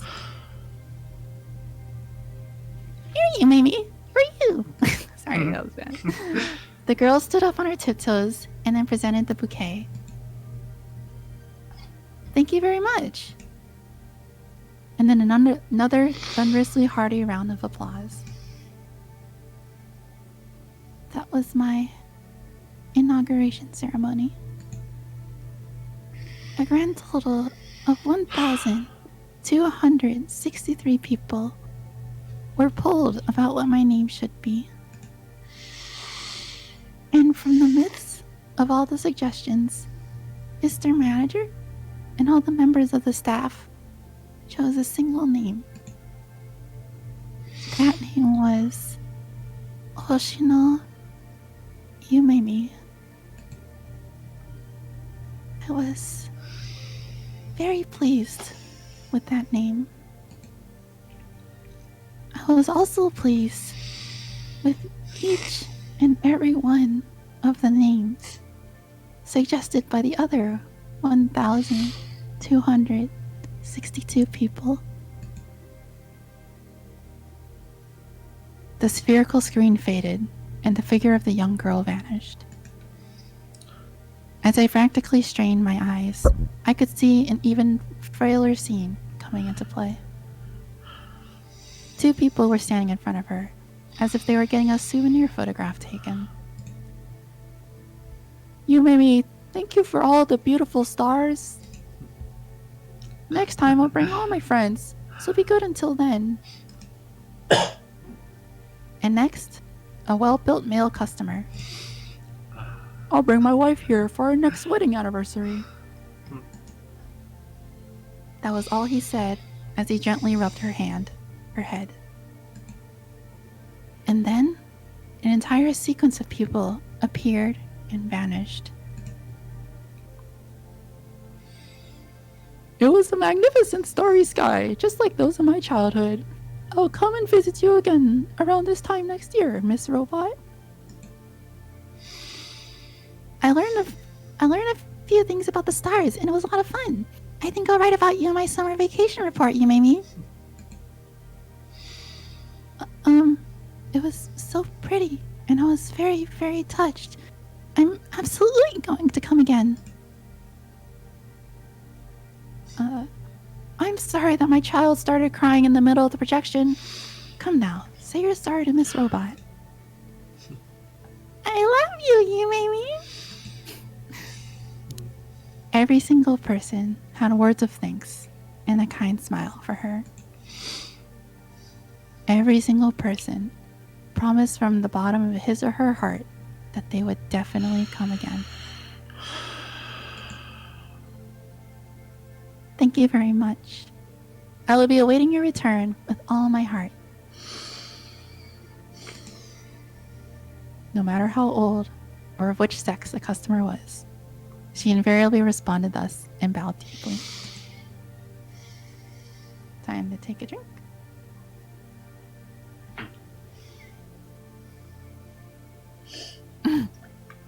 I wasn't expecting to feel joining in the stream.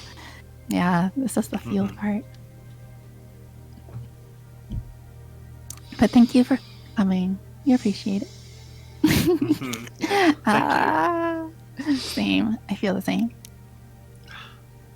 That is why this particular projection ended up with a close-up view of the floor. These were all her precious, precious memories. They are all maddening visions of a time when the world was still moving in the right direction, when people were still reaching out towards the stars.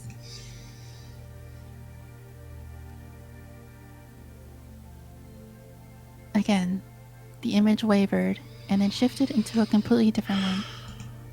You're doing a wonderful job with voices, Nitori. I wanted to say it sooner. Oh, you are. Thank you, Scrum. Yeah. It means a lot. I'm glad you're having fun. The background was the reception area of the planetarium. It seemed like she was bending over a little. No worries, no worries.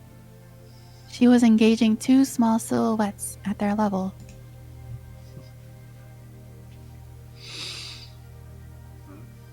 Where are Mom and Dad's stars? The silhouette, seeming like a young girl, was looking intently into the camera. Do you know the official name or the coordinates of the stars that you are looking for? Mom and Dad stars. The girl felt silent at that. Mother and Father stars are still new, so Yumi doesn't know about it yet. The other and slightly larger silhouette answered from the other side. This would have to have been a little girl and her big brother. Isn't that right, Yumi? Yes. Sometimes when new supernovas or comets appear, their presence is not yet reflected in my database. I truly beg your pardon. She again bowed politely. You know, Mom and Dad are working on Mare Nitorix. That's Mare Nectaris, not Mare Nitorix. Is that so? What important work that must be. They actually died in an accident not too long ago. Oh, the big brother fell silent with that. Wrong voice, but okay. I wanted to reach out my hands to them, but my body wouldn't move. The feeling was maddening, for I knew full well. These were images captured during a summer 30 years ago. Within that hologram, the big brother and little sister were still unaware of the true nature of the tragedy that had befallen them. The military invasion of the moon's second port at Mare Nectaris was first announced to the public as a problem with the power reactor. Thousands of people had vanished just like that, and the government concealed the truth with an iron grasp over the media. But even that was nothing more than a prologue for what was to come. Not 1 month after that, war began to ravage the entire Earth. You know what? Mom and Dad. Oh, you know what? Mom and Dad turned into stars. That's why I came here with my big brother, to see them. Is that so? Then, were you satisfied with what you saw today? Yeah, the stars were really pretty. Please feel free to come whenever you like. Miss Jenna has truly incredible abilities, so she is able to show us the stars anytime we like. And as for your mother's and father's stars, I will research them thoroughly for next time. Okay. Okay. And the next time I'll tell my uncle. And next time I'll tell my uncle. I'll be able to bring you the money we owe you. See you next time, Yumi. It's the kids she let in that she mentioned. The kids she let in for free. I think so, yeah. He said he was going to bring back the money that they owe her, but they didn't get counted again. Thank you very much. I will await your next visit with all my heart. Or maybe you never got to bring the money back. A clicking sound came from her right ear. The brother and sister rippled like water and vanished, and a different image came into focus. It was the projection room. I could see the silhouette of the projector slanting diagonally in the midst of a dim background. There were 5, maybe 6 adults standing around her. Everyone was holding something in his or her hand. It was obvious that those were the rough gas masks that were in general use during pre-war days. Mr. Manager, it seems like there is an abnormality with Miss Jenna right now, her voice said. The fixed star light bulbs of the southern and northern hemispheres are no longer attached. As the next projection is set to begin in 22 minutes, I believe that it is necessary to rectify this abnormality immediately. It is all right, Yumimi. You have nothing to worry about. The silhouette that was standing directly in front of her, perhaps a middle-aged man, replied thus. How are you doing with the voices, by the way? Do you want me to? No, I'm doing good. Okay? If you want to join in, go ahead. But I'm doing fine. Okay, I can take on the team, I guess. Okay. But it was in a voice that made it seem as if he was trying to tell himself the same thing. Listen closely, Yumami. Another voice said. Oh. A young woman's... Oh, should I do it? I'll do this one. Okay. A young woman's voice. A young woman's voice, it seems. For a little while, all of us will be going on a trip. A trip? How wonderful. So, we want you to ask you to look after this place for us while we're gone. We want you to wait for us here until we come back, okay? Even from the small tinny speakers of the holovid player, I could tell that the young woman's voice was shaking. Acknowledged. Then, when would be the estimated time of your return? She asked, her response not having changed at all from its usual routine. After a short silence, another voice answered her. We don't know yet. The image became very slightly slanted. She was cocking her head in doubt, as she would usually do in such circumstances. In that case, does that mean you will all be going on an indefinite vacation? I suppose... No, it may take a long time for us to come back, but then again, it might be for a very short time. And where might you be going? I am sure that is a very fun place. She probably had that same worn smile on her face as she said that. As if to represent all the members of the staff who had fallen silent, the man that she called Mr. Manager now opened his mouth. Understand this, Umami. We will come back without fail. We will come back, every single one of us. When that time comes, let's work together once more. Yes, sir, Mr. Manager. She answered clearly. Umami. See you soon. Later, Umami. We'll see you again. Yes. So, sorry. Yeah. We'll see you again. So wait for us, okay, Umami? Umami. The last staff member was unable to summon any words at all. The employee flung her mask to the ground and swept up the robot in an embrace. This can't be happening. I'll do this one. Yeah. This can't be happening. It's wrong. It's all wrong. Because we can't just leave her here. We just can't abandon Yume here. We can't. We can't just do that. Because Yume is our colleague, right? She's our friend, right? She's the hardest worker among all of us, right? There's nothing that separates us from Yume. We just can't leave her in a place like this. I am a robot. A vacation is not necessary for me. However, I believe that all of you are in need of a vacation. Yume. The girl broke down crying at that point, tears streaming from her face. Sorry, Yume. I'm so sorry to leave you here all alone. I'm sorry. I'm sorry.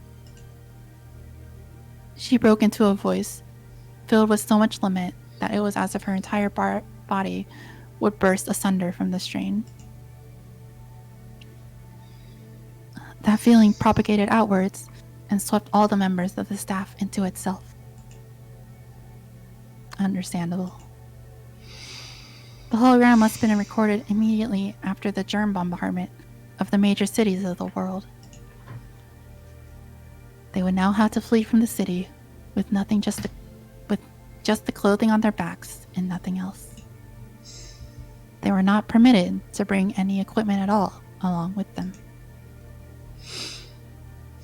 Everyone, why are you crying? Have I made yet another careless blunder?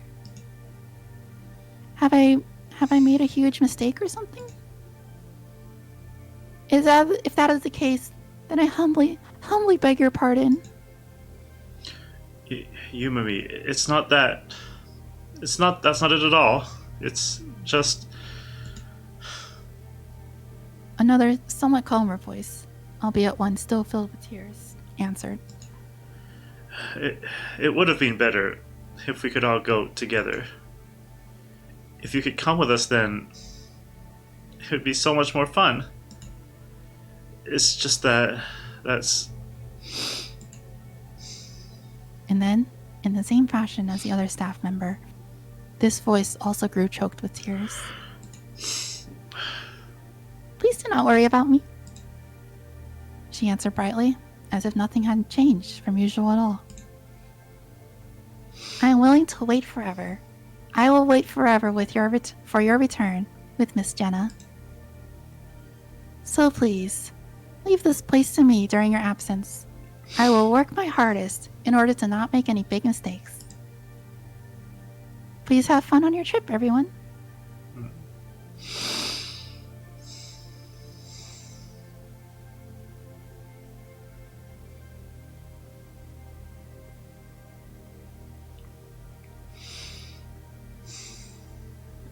That last one is a record from 29 years and 71 days ago.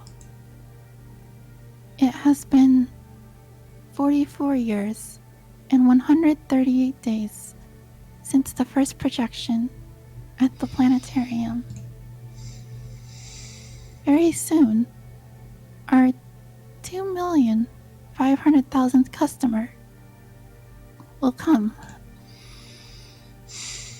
There is a flower shop on the first floor of our department store. I must order the most beautiful bouquet in preparation. I could hear her voice growing softer and more intermittent. The rain was quietly soaking her mud-covered uniform. Mr. Customer, may I speak? Yeah. What is it? I thought about these things many times over before you came. When were Mr. Manager and the rest of the staff going to return? When was the next customer going to come? I've thought about this so many times. And every time I came to the same conclusion, that all of you humans would never return again. I guess she did know. Of course, she secretly knew the whole time. Yeah. But that could not be. So I hypothesized that I was broken. I ran self-diagnostic programs to try to detect the abnormality. However, the programs could not find anything wrong. I hypothesized that there must be some unknown bug in the diagnostics. She fell silent for a while, turning her gaze up to the rain. I was truly glad when you came, Mr. Customer. I thought I had been wrong after all. So the customers had not forgotten about me after all. That is what I believed. So I was truly happy. However, I was wrong. Her cervical vertebral motor made a money sound, and her neck moved slightly. The thing that was broken was not me, but Her eyes of optic resin reflected the world around her. The darkened sky. The earth, soaked in rain. These ruins destroyed in the image of man. Why did everything break? In the rain gave no indication of stopping, not even now. She gently smiled up at me as I sat there, unable to say a word. It is possible to make one last recording. Mr. Customer, please give us a little speech in commemoration of your having come to our establishment. She looked directly into my eyes. By now, I understood. Not a single person at all had told the truth. To this little robot in the shape of a young woman. To this little existence which had been created by man for the service of man and man alone.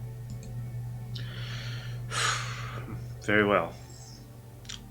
Listen closely. Yes, sir. To tell you the truth, I came to get you. What does that mean? And she inclined her head just a little bit in her usual doubt.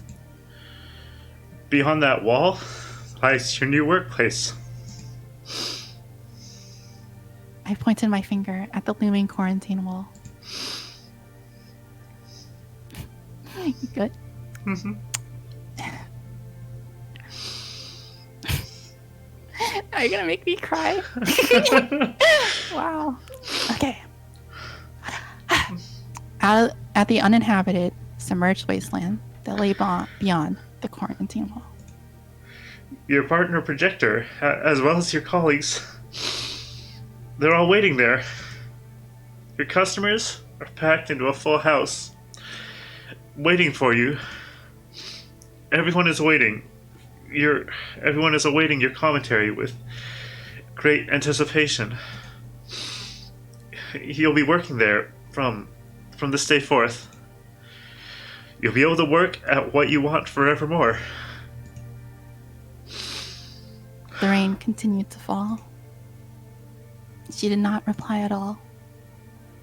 As if she were gathering the last of her power, she narrowed her eyes slightly and stared out at where I was pointing.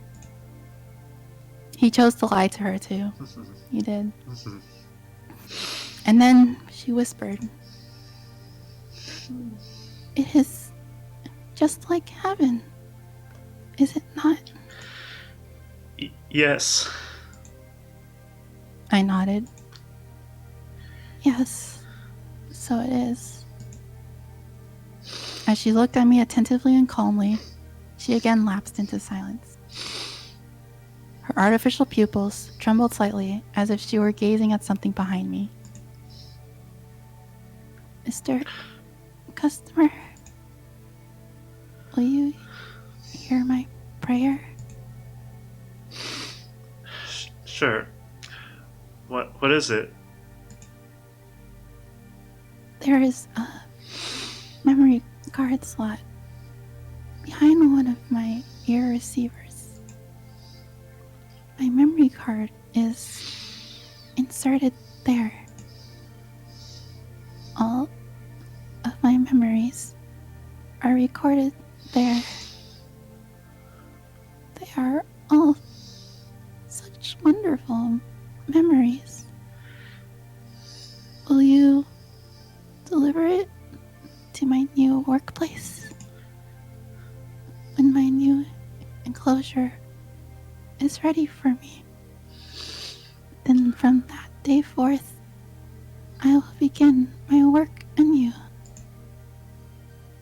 I am willing to work on behalf of humans for all of eternity.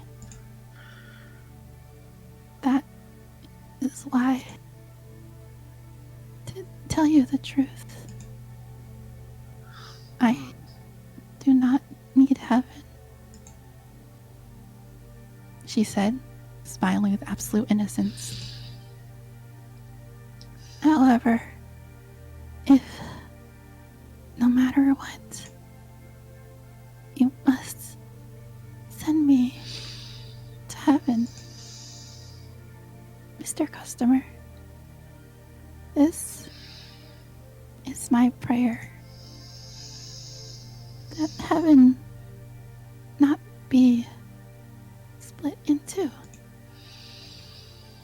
That there will not be separate heavens for robots and humans. I will always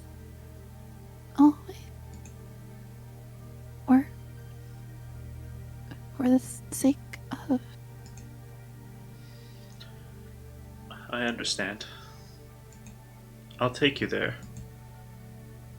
I answered. She fell silent for a short time, each second of which was an eternity. Yes, sir. Thank you very much. I am very happy. Her eyelids started to shake bit by bit, but her eyes remained open. She was probably unable to close her eyes. Mr. Customer, where have you gone? She tried to turn her neck, but even that no longer worked. Mr. Customer, have you gone over there? She was not even able to focus her eyes any longer. Why is it? I wonder. It seems that I am broken. After all,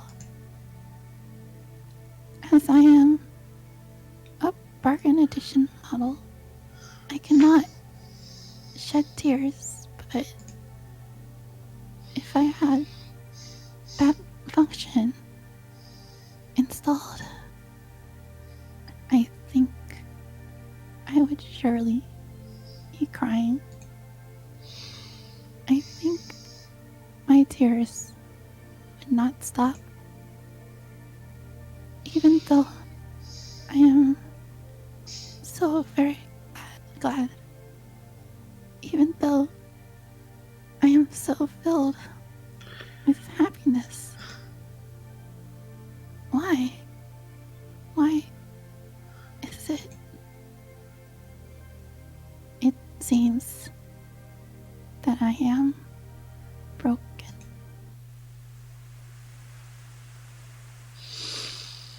Her eye sockets were overflowing with the downpouring rain, and streams of water were flowing incessantly from the corners of her... Uh-oh. Wait. Nitori? Hi? I disconnected for a second there. Is your stream still up? Yeah, I think I'm still going. Yeah, I can still see chat. Okay. Share mine. Okay. And again, I don't know why I did that. What a great time to disconnect.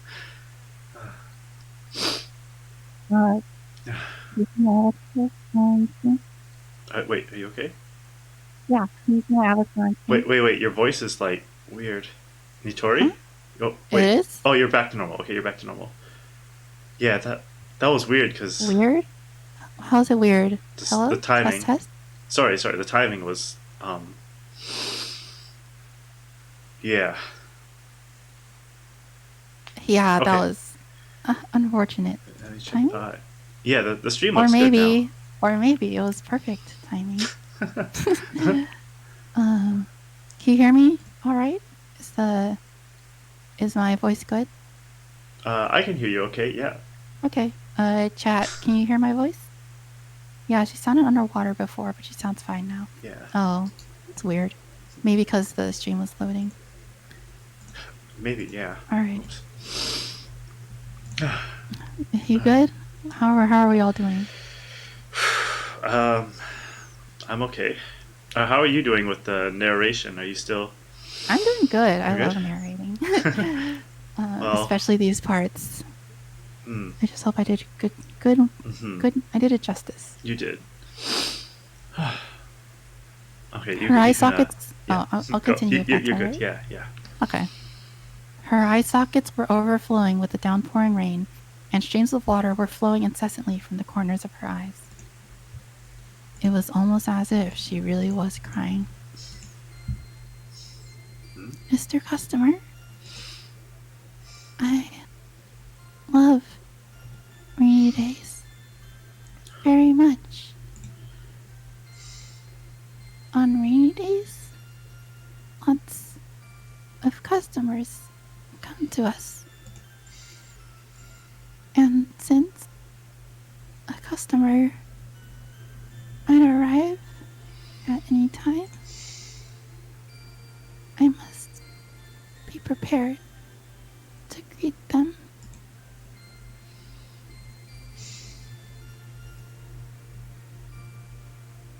Why don't you come to the planetarium?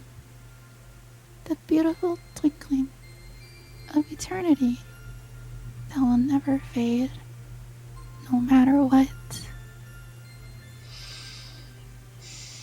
All the stars in the sky are waiting for you. Why don't you come to the planetarium? The beautiful twinkling of eternity that will never fade, no matter what. All the stars in the sky are waiting for you. Why don't you come to the planetarium? Oh. The beautiful twinkling of eternity that will never.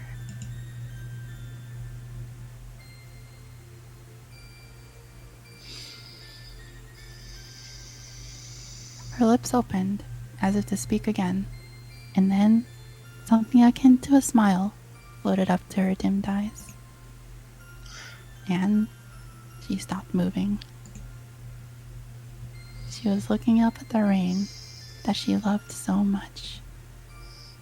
She was staring so happily up at it, as if she would never in it all eternity tire of it.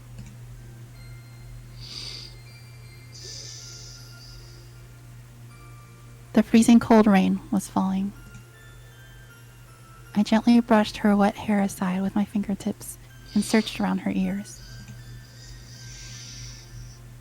The slot had been unlocked, and the plastic memory card was sticking out, waiting for me to take it. She had probably released the card at her last moment. I gently pulled the memory card out of its slot. And then I lay her body down on the mud. The memory card was about the size of a cigarette pack and was slightly warm. That warmth evaporated away slowly in the middle of my hands.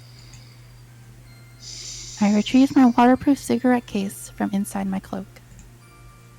I put the memory card inside and sealed it tight. Through the gaps in the rain, I could hear treads and mechanized feet coming in my direction. This was the sound of the hunter-killer warmongers. I looked up at the sky that was storming without end. And then I dropped my grenade launcher into a puddle. I would not need such a thing, not where I was going. The rain was still falling, even now. Her heart was secure next to mine. I began to walk. Where are the stars now? Where would I have to go in order to see them? I walked forth into this fractured world, yet my thoughts were forever of the sky.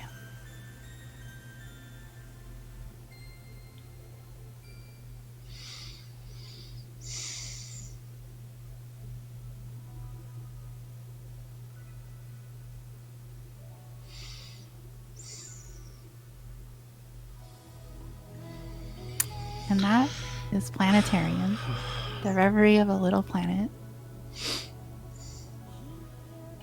Nitori's ASMR voice, that was my dying voice. I don't know if it's a good ASMR voice. Oh my god.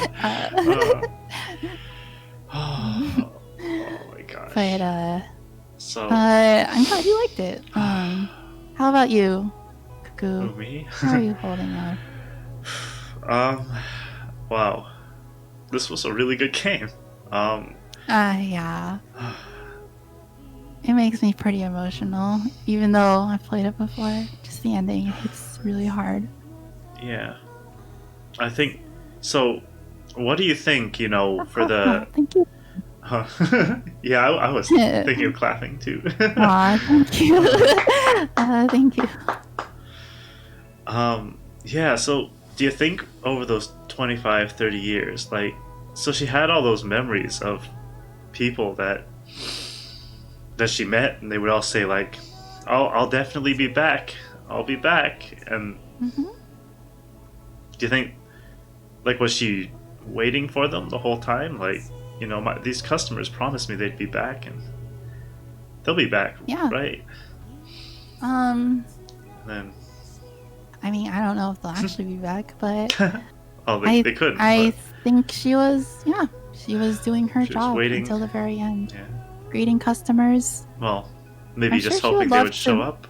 Yeah. I'm sure she would love to, meet customers. The old customers who came by and said they would visit again. Yeah. But I'm sure she would also be thrilled to greet new customers. Yeah. Yeah. Anyone who's a fan of the stars would be her friend.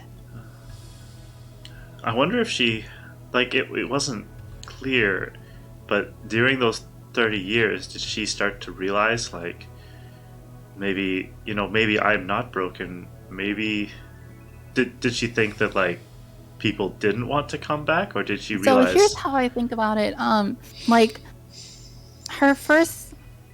That's probably the first conclusion she came to. Oh, people aren't coming back. The customers are gone, or the staff deserted me. But I think deep down, she had this belief that, and there's the bouquet and the cloak that he never picked up. So I'm sure at first she came to that conclusion, but when you so strongly hold on to a certain belief, for her it was that the belief that people would come back, then you start to look for alternate explanations, right? You start to it's just there's new fads, planetariums aren't you start to style. find you try to find other ways to explain it, to rationalize rather it, than trying to face this harsh reality. So she said, she might maybe try to explain it away, maybe planetariums are just a fad. Maybe because it's raining, or maybe I'm just broken. If I am thinking this way, then I have to be broken. Yeah, maybe her I can't time go circuit was against wrong. This core belief that I have. Yeah. So the fact that I thought that at all must mean something is wrong with me. So she tried, that's why she said, I am just a little broken. Even though at the end, I think we all knew that she wasn't. Yeah. Well, I mean, she probably was a little loose in the head somewhere, but yeah, she was right. I mean, her diagnosis did find some things, so but the quote unquote unidentified bug was her not wanting to face reality. Her belief in humans was so strong that she didn't want to accept the reality that she was deserted. Yeah. it's giving me flashbacks to that presentation, right? Now she's talking about, I'm sure humanity will definitely, overcome these differences, and I know. and the call. She believes so strongly that humanity will unite and find a way to reach the stars together. They couldn't. Yeah, the colony on Mars was going to be successful, and there were all these like famines and stuff, but it was okay because humanity was going to overcome it. It's okay. We would figure it out. They couldn't possibly have started a war and disappeared. Humans would have figured it out, and she would be able to serve her co-workers again. Yeah. That's all she wanted,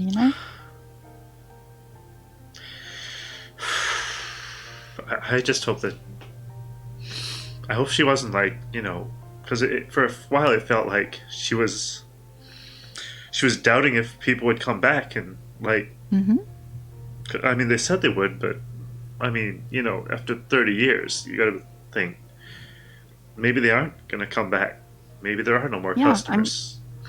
She said that. She said, I thought that they weren't going to come back. But it's not that, I don't know. It's not that she didn't believe that. It's like, when you find out some fact that conflicts with your worldview, then you try to find some alternate, irrational explanation to explain it. Yeah. And, for her worldview being like humans would return someday, she believed that, there had to be some other explanation for her coming to that conclusion that humans won't return. Yeah. But you know what? Her innocence carried her through the end. I think that she was able to. That last part where the Junker guy is like, "I came to get you." That part always breaks my heart. Yeah, and he like lies to her and says, "Yeah, when I came to get you, where everyone's just on the other side of that wall." I think she knew. I think she knew he was lying. Yeah, he was lying. Yeah, that's why she at the end she's like, if I could cry, I would, because she knew. Yeah. Or like she said, like it sounds like heaven. Yeah, she knew. But like. Yeah, that's a good point. I think she was still happy to be able to serve one last human until the very end. Yeah. And I wonder if like.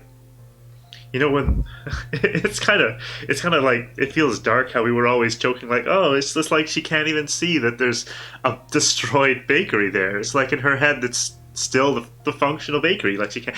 And I mean, maybe it was, maybe like she thought that like she could see the destroyed bakery, but she's like, that can't be right. My eyes are malfunctioning. I'm just broken. Exactly. The bakery's still there. She was living like this, her own little world. Her own little world. It's kind of like, this is real. I don't know if you've seen Gakko Gurashi or if anyone in chat has seen Gakko Gurashi, but I don't know. It's just like that. It's like, I don't know. I can't say anything else. You should go watch. It sounds like a good thing. It's a good anime. How do I spell that? But it's kind of like that. Gakko Gurashi. Case put it in the chat. Oh, okay, good. Thanks, Case. Yeah. Gakko Gurashi. It's like that. It's a lot like that. Oh shoot! There we go. And then it has this music for the title screen when you come back.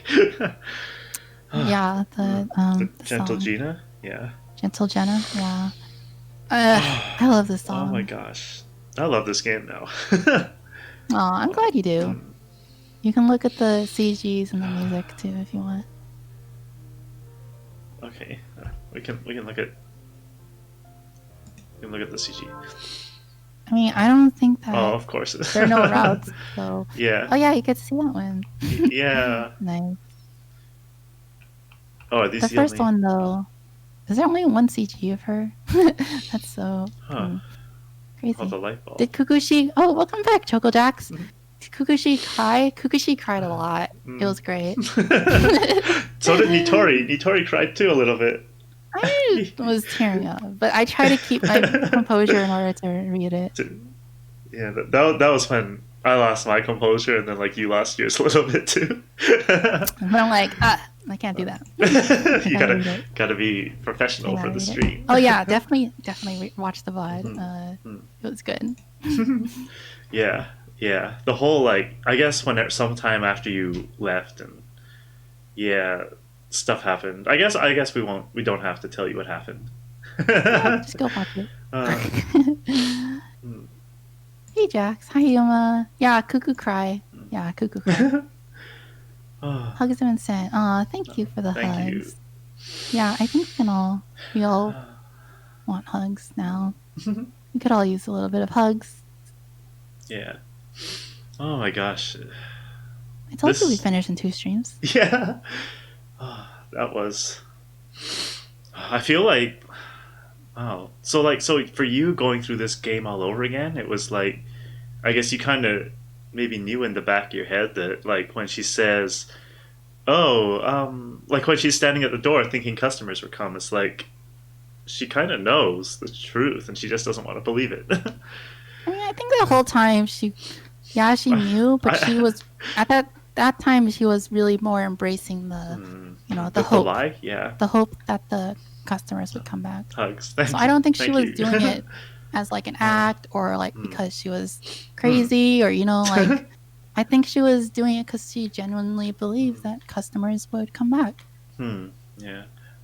Still, I feel like the whole time. So my mindset was that, and I think I said this over and over, is that she's completely ignorant, and she completely can't comprehend, which I thought was good, that she can't comprehend that humanity's gone, that there's no customers and destruction and stuff like that. And so I thought she was ignorant, but I was the one who's ignorant because she could see it. She knew it all, and but she was like holding on to that little belief that her eyes are just broken and everything is okay. It's like I guess if you think you're just dreaming, right? Like this isn't real. It's all a dream. I'm just broken. I'm asleep. Yeah. I think she knew, but she didn't want to know. Yeah. So she chose not to. Yeah. But how are you holding up? I'm doing better, I guess, than before. Okay. Oh my god. What was I gonna say? Like, I feel like Mr. Cusper made her day because after 30 years of like nobody showing up and like whatever she saw from her planetarium as bombs and stuff exploded, 30 years of that, and then someone actually showed up. Yeah, someone actually showed up to confirm her hope that people would come back. And I mean, maybe even though things kind of ended there, I mean, maybe this was like a happy ending, really, because like I think so. It's better than like imagine being stuck there for like 100 years or something, just going and being like, the customers are coming. Key is really good at those very bittersweet endings where some tragedy happens at the end, but there's like something good that comes out of it. Yeah. Like at the very end, you're left with, I should be feeling happy now, but why am I crying? These are tears of mixed emotion. yeah, that's how he feels. It's always very bittersweet. But I'm glad you liked it. I definitely did. I was super happy to stream it with you and narrate that last scene. I love that last scene. Thank you for taking over. It kind of worked out because I had to do the whole fight thing was just him, I guess, narrating. So it kind of worked out. It balanced out. Yeah, I kind of felt bad with you doing that whole part by yourself. But then I was for the next part, I'm going to be doing it. Yeah. I knew. Get the practice. But yeah,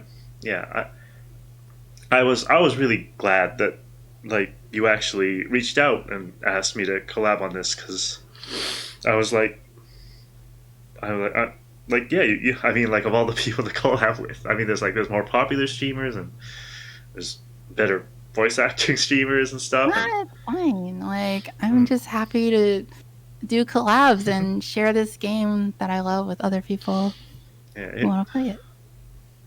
It really was an experience. That's good. All right. Yeah. Thanks, Graham, for coming. Hope you guys enjoyed it. Yeah, thank you everyone for coming to see the stream, and thank you Scram, Jax, Yuma. I think Case is up here, and yep. Whoever else came. Oh, Yami was here, Momo was here. Whoever's lurking too. All the lurkers, thank you for coming. Oh my gosh.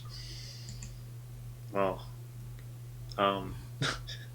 should we do the thing where we're like, oh, coming up next, I'll be streaming later. Yeah. Are you? I mean, if you have any announcements, go ahead. Yeah. I don't know what I'm doing tomorrow, Friday. I guess I'll probably try to stream something though. Saturday, I think we're gonna try to finish off the Tail Makes the Fox, which is a VN, but a completely different kind of VN. More VNs. Sorry. Yeah, more VNs. And then on Sunday, us and Yuma and Yamaneko Tsubasa. Yeah, that's it. Yuma and Yamaneko Tsubasa, and you and I are all gonna do the game Unrailed. Yeah. Unreal. Yeah, we're gonna have a big Unreal collab on Saturday. No, Sunday. Sunday, 2 p.m. That should be fantastic. Oh, that'll be fun. That'll be a lot less sad and I hope so. It should more be more screaming at each other. Yeah. Laughs and maybe you should have saved your cider for that stream. I can buy more. Should I? Maybe I will. No. Oh my god. It's up to you. I feel like if I do that, I'm gonna there's gonna come a point in the buzz meter where I'm just gonna be like laughing at everything. You should drink less cider then. Actually, since this is only half done, I could just put this in the fridge and save it for Sunday. Have 3-day-old cider. Yes, yeah. Oh my god. When you were drinking that, I was like, I hope this isn't I hope you take the last part of this game seriously. Oh yeah. Thank you, chat, for I guess. Well, I don't know. I wasn't looking at chat, but yeah, we kind of, I think we, for a while there, it was looking questionable, but we managed to pull it together. Oh, wow. Oh my gosh. Yeah, I don't know if the alcohol helped with the emotional part. More emotional? I don't know. I feel like if anything, it made it harder to focus. I guess because I was. Yeah. Yes, I don't know. Maybe alcohol not that good for getting distracted. No alcohol with the visual novels. Yeah. Well, yeah, probably. Yeah. Unless it's a comedy, maybe, I don't know. But then you would the same thing would happen where you just wouldn't progress. Oh, seriously, that was actually really fun. So thank you, chat. Thank you, Nitori too. I had a lot of fun. I had a ton of fun. That's good. Yeah, that's my schedule, and I know you've also got the Sunday collab, of course, and yep. I think you have more. I feel bad for plugging in my stuff. No, totally do it. I'm gonna plug your stream right now. Oh my gosh! Wham! Even though I think everyone here already follows you. I think everyone here already. I think everyone here. Yeah, we're all from the same community, anyways. In case there's anyone who doesn't, any lurkers. Sure. Tomorrow. What's tomorrow? Thursday. Wait, is tomorrow Thursday? No, today's Thursday. Tomorrow, Friday.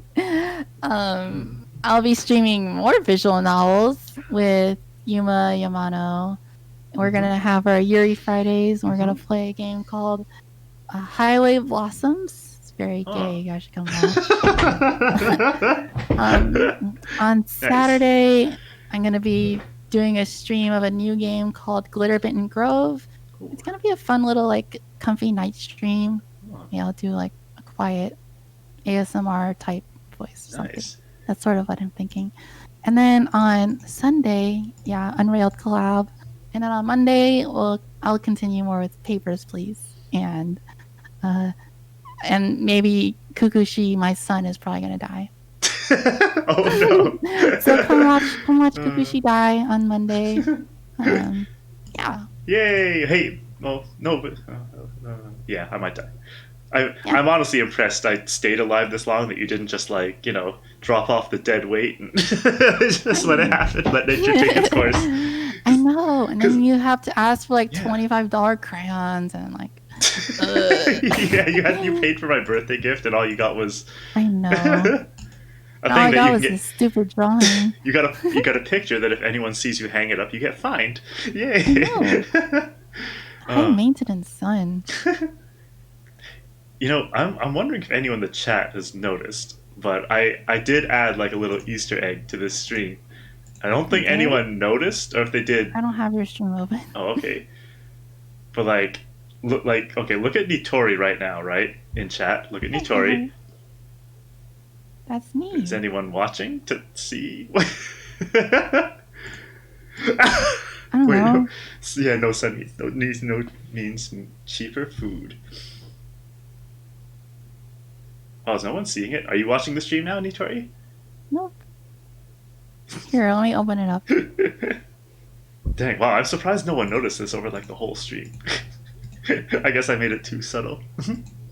Opening up. Let's just say my CPU wasn't doing so well running the game, as you know, so I enlisted some help. Some help.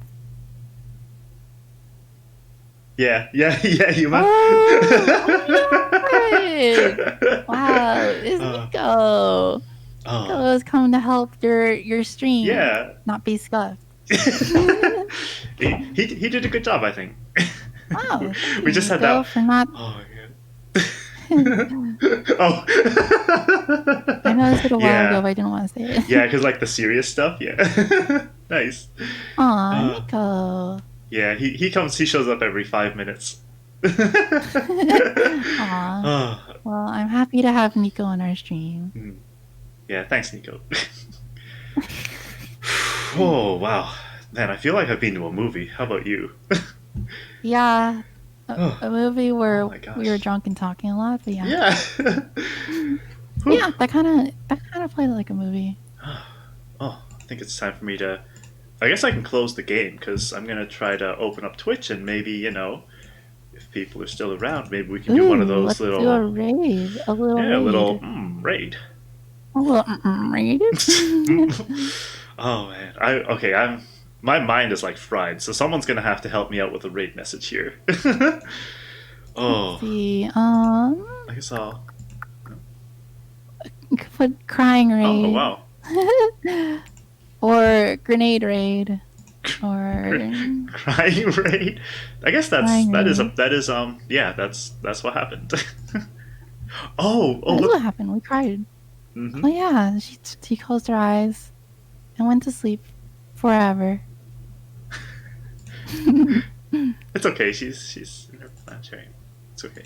It's okay. We have her memory stick, even though yeah, oh yeah, I didn't mention this, but I feel like I feel like the memory stick thing is it's kind of there to like give you a little bit of hope that technically she's not dead, Yeah. but no one's like ever gonna be able to repair her. So Who there's just like knows? a Who stick. knows? There's just a stick of ones and zeros. Oh, okay. So maybe in like 1,000 years or 10,000 years, if this thing somehow survives, then maybe I when there's mean, computers, they like discover this artifact. Like imagine that happened now, right? Humanity like comes back and it's like, well, we discovered this thing buried, and it's got like ones and zeros, and maybe they can figure out how to bring it back to life. I don't know. No, okay. Let's be real. It's not happening. This is I mean, the story is for you to fill in the blanks. You know. yeah. You can do what Yumemi did and just imagine in your head that she'll be back. Yeah. Yeah. I mean, look at it this way. 30 years ago was what, 1990s? So maybe Mm-hmm. like you can imagine the old Macintosh computers or like Apple computers. Like they're rare, but they're not impossible to find. I would think 30 that, years. I don't Yeah. know, even in like post-apocalyptic world, maybe there's at least one or two. something, Hopefully. Yeah, Hopefully. yeah. It's possible. Oh, what if maybe the Tachikomas have like a universal memory slot and you just like stick her in one of them Oh yeah, now and she's a big giant spider robot. okay, now we're just making things I up. mean, it's whatever you want to make it. Yeah. It's intentionally ambiguous like that. Yumemi's gone forever. Yeah, gotcha.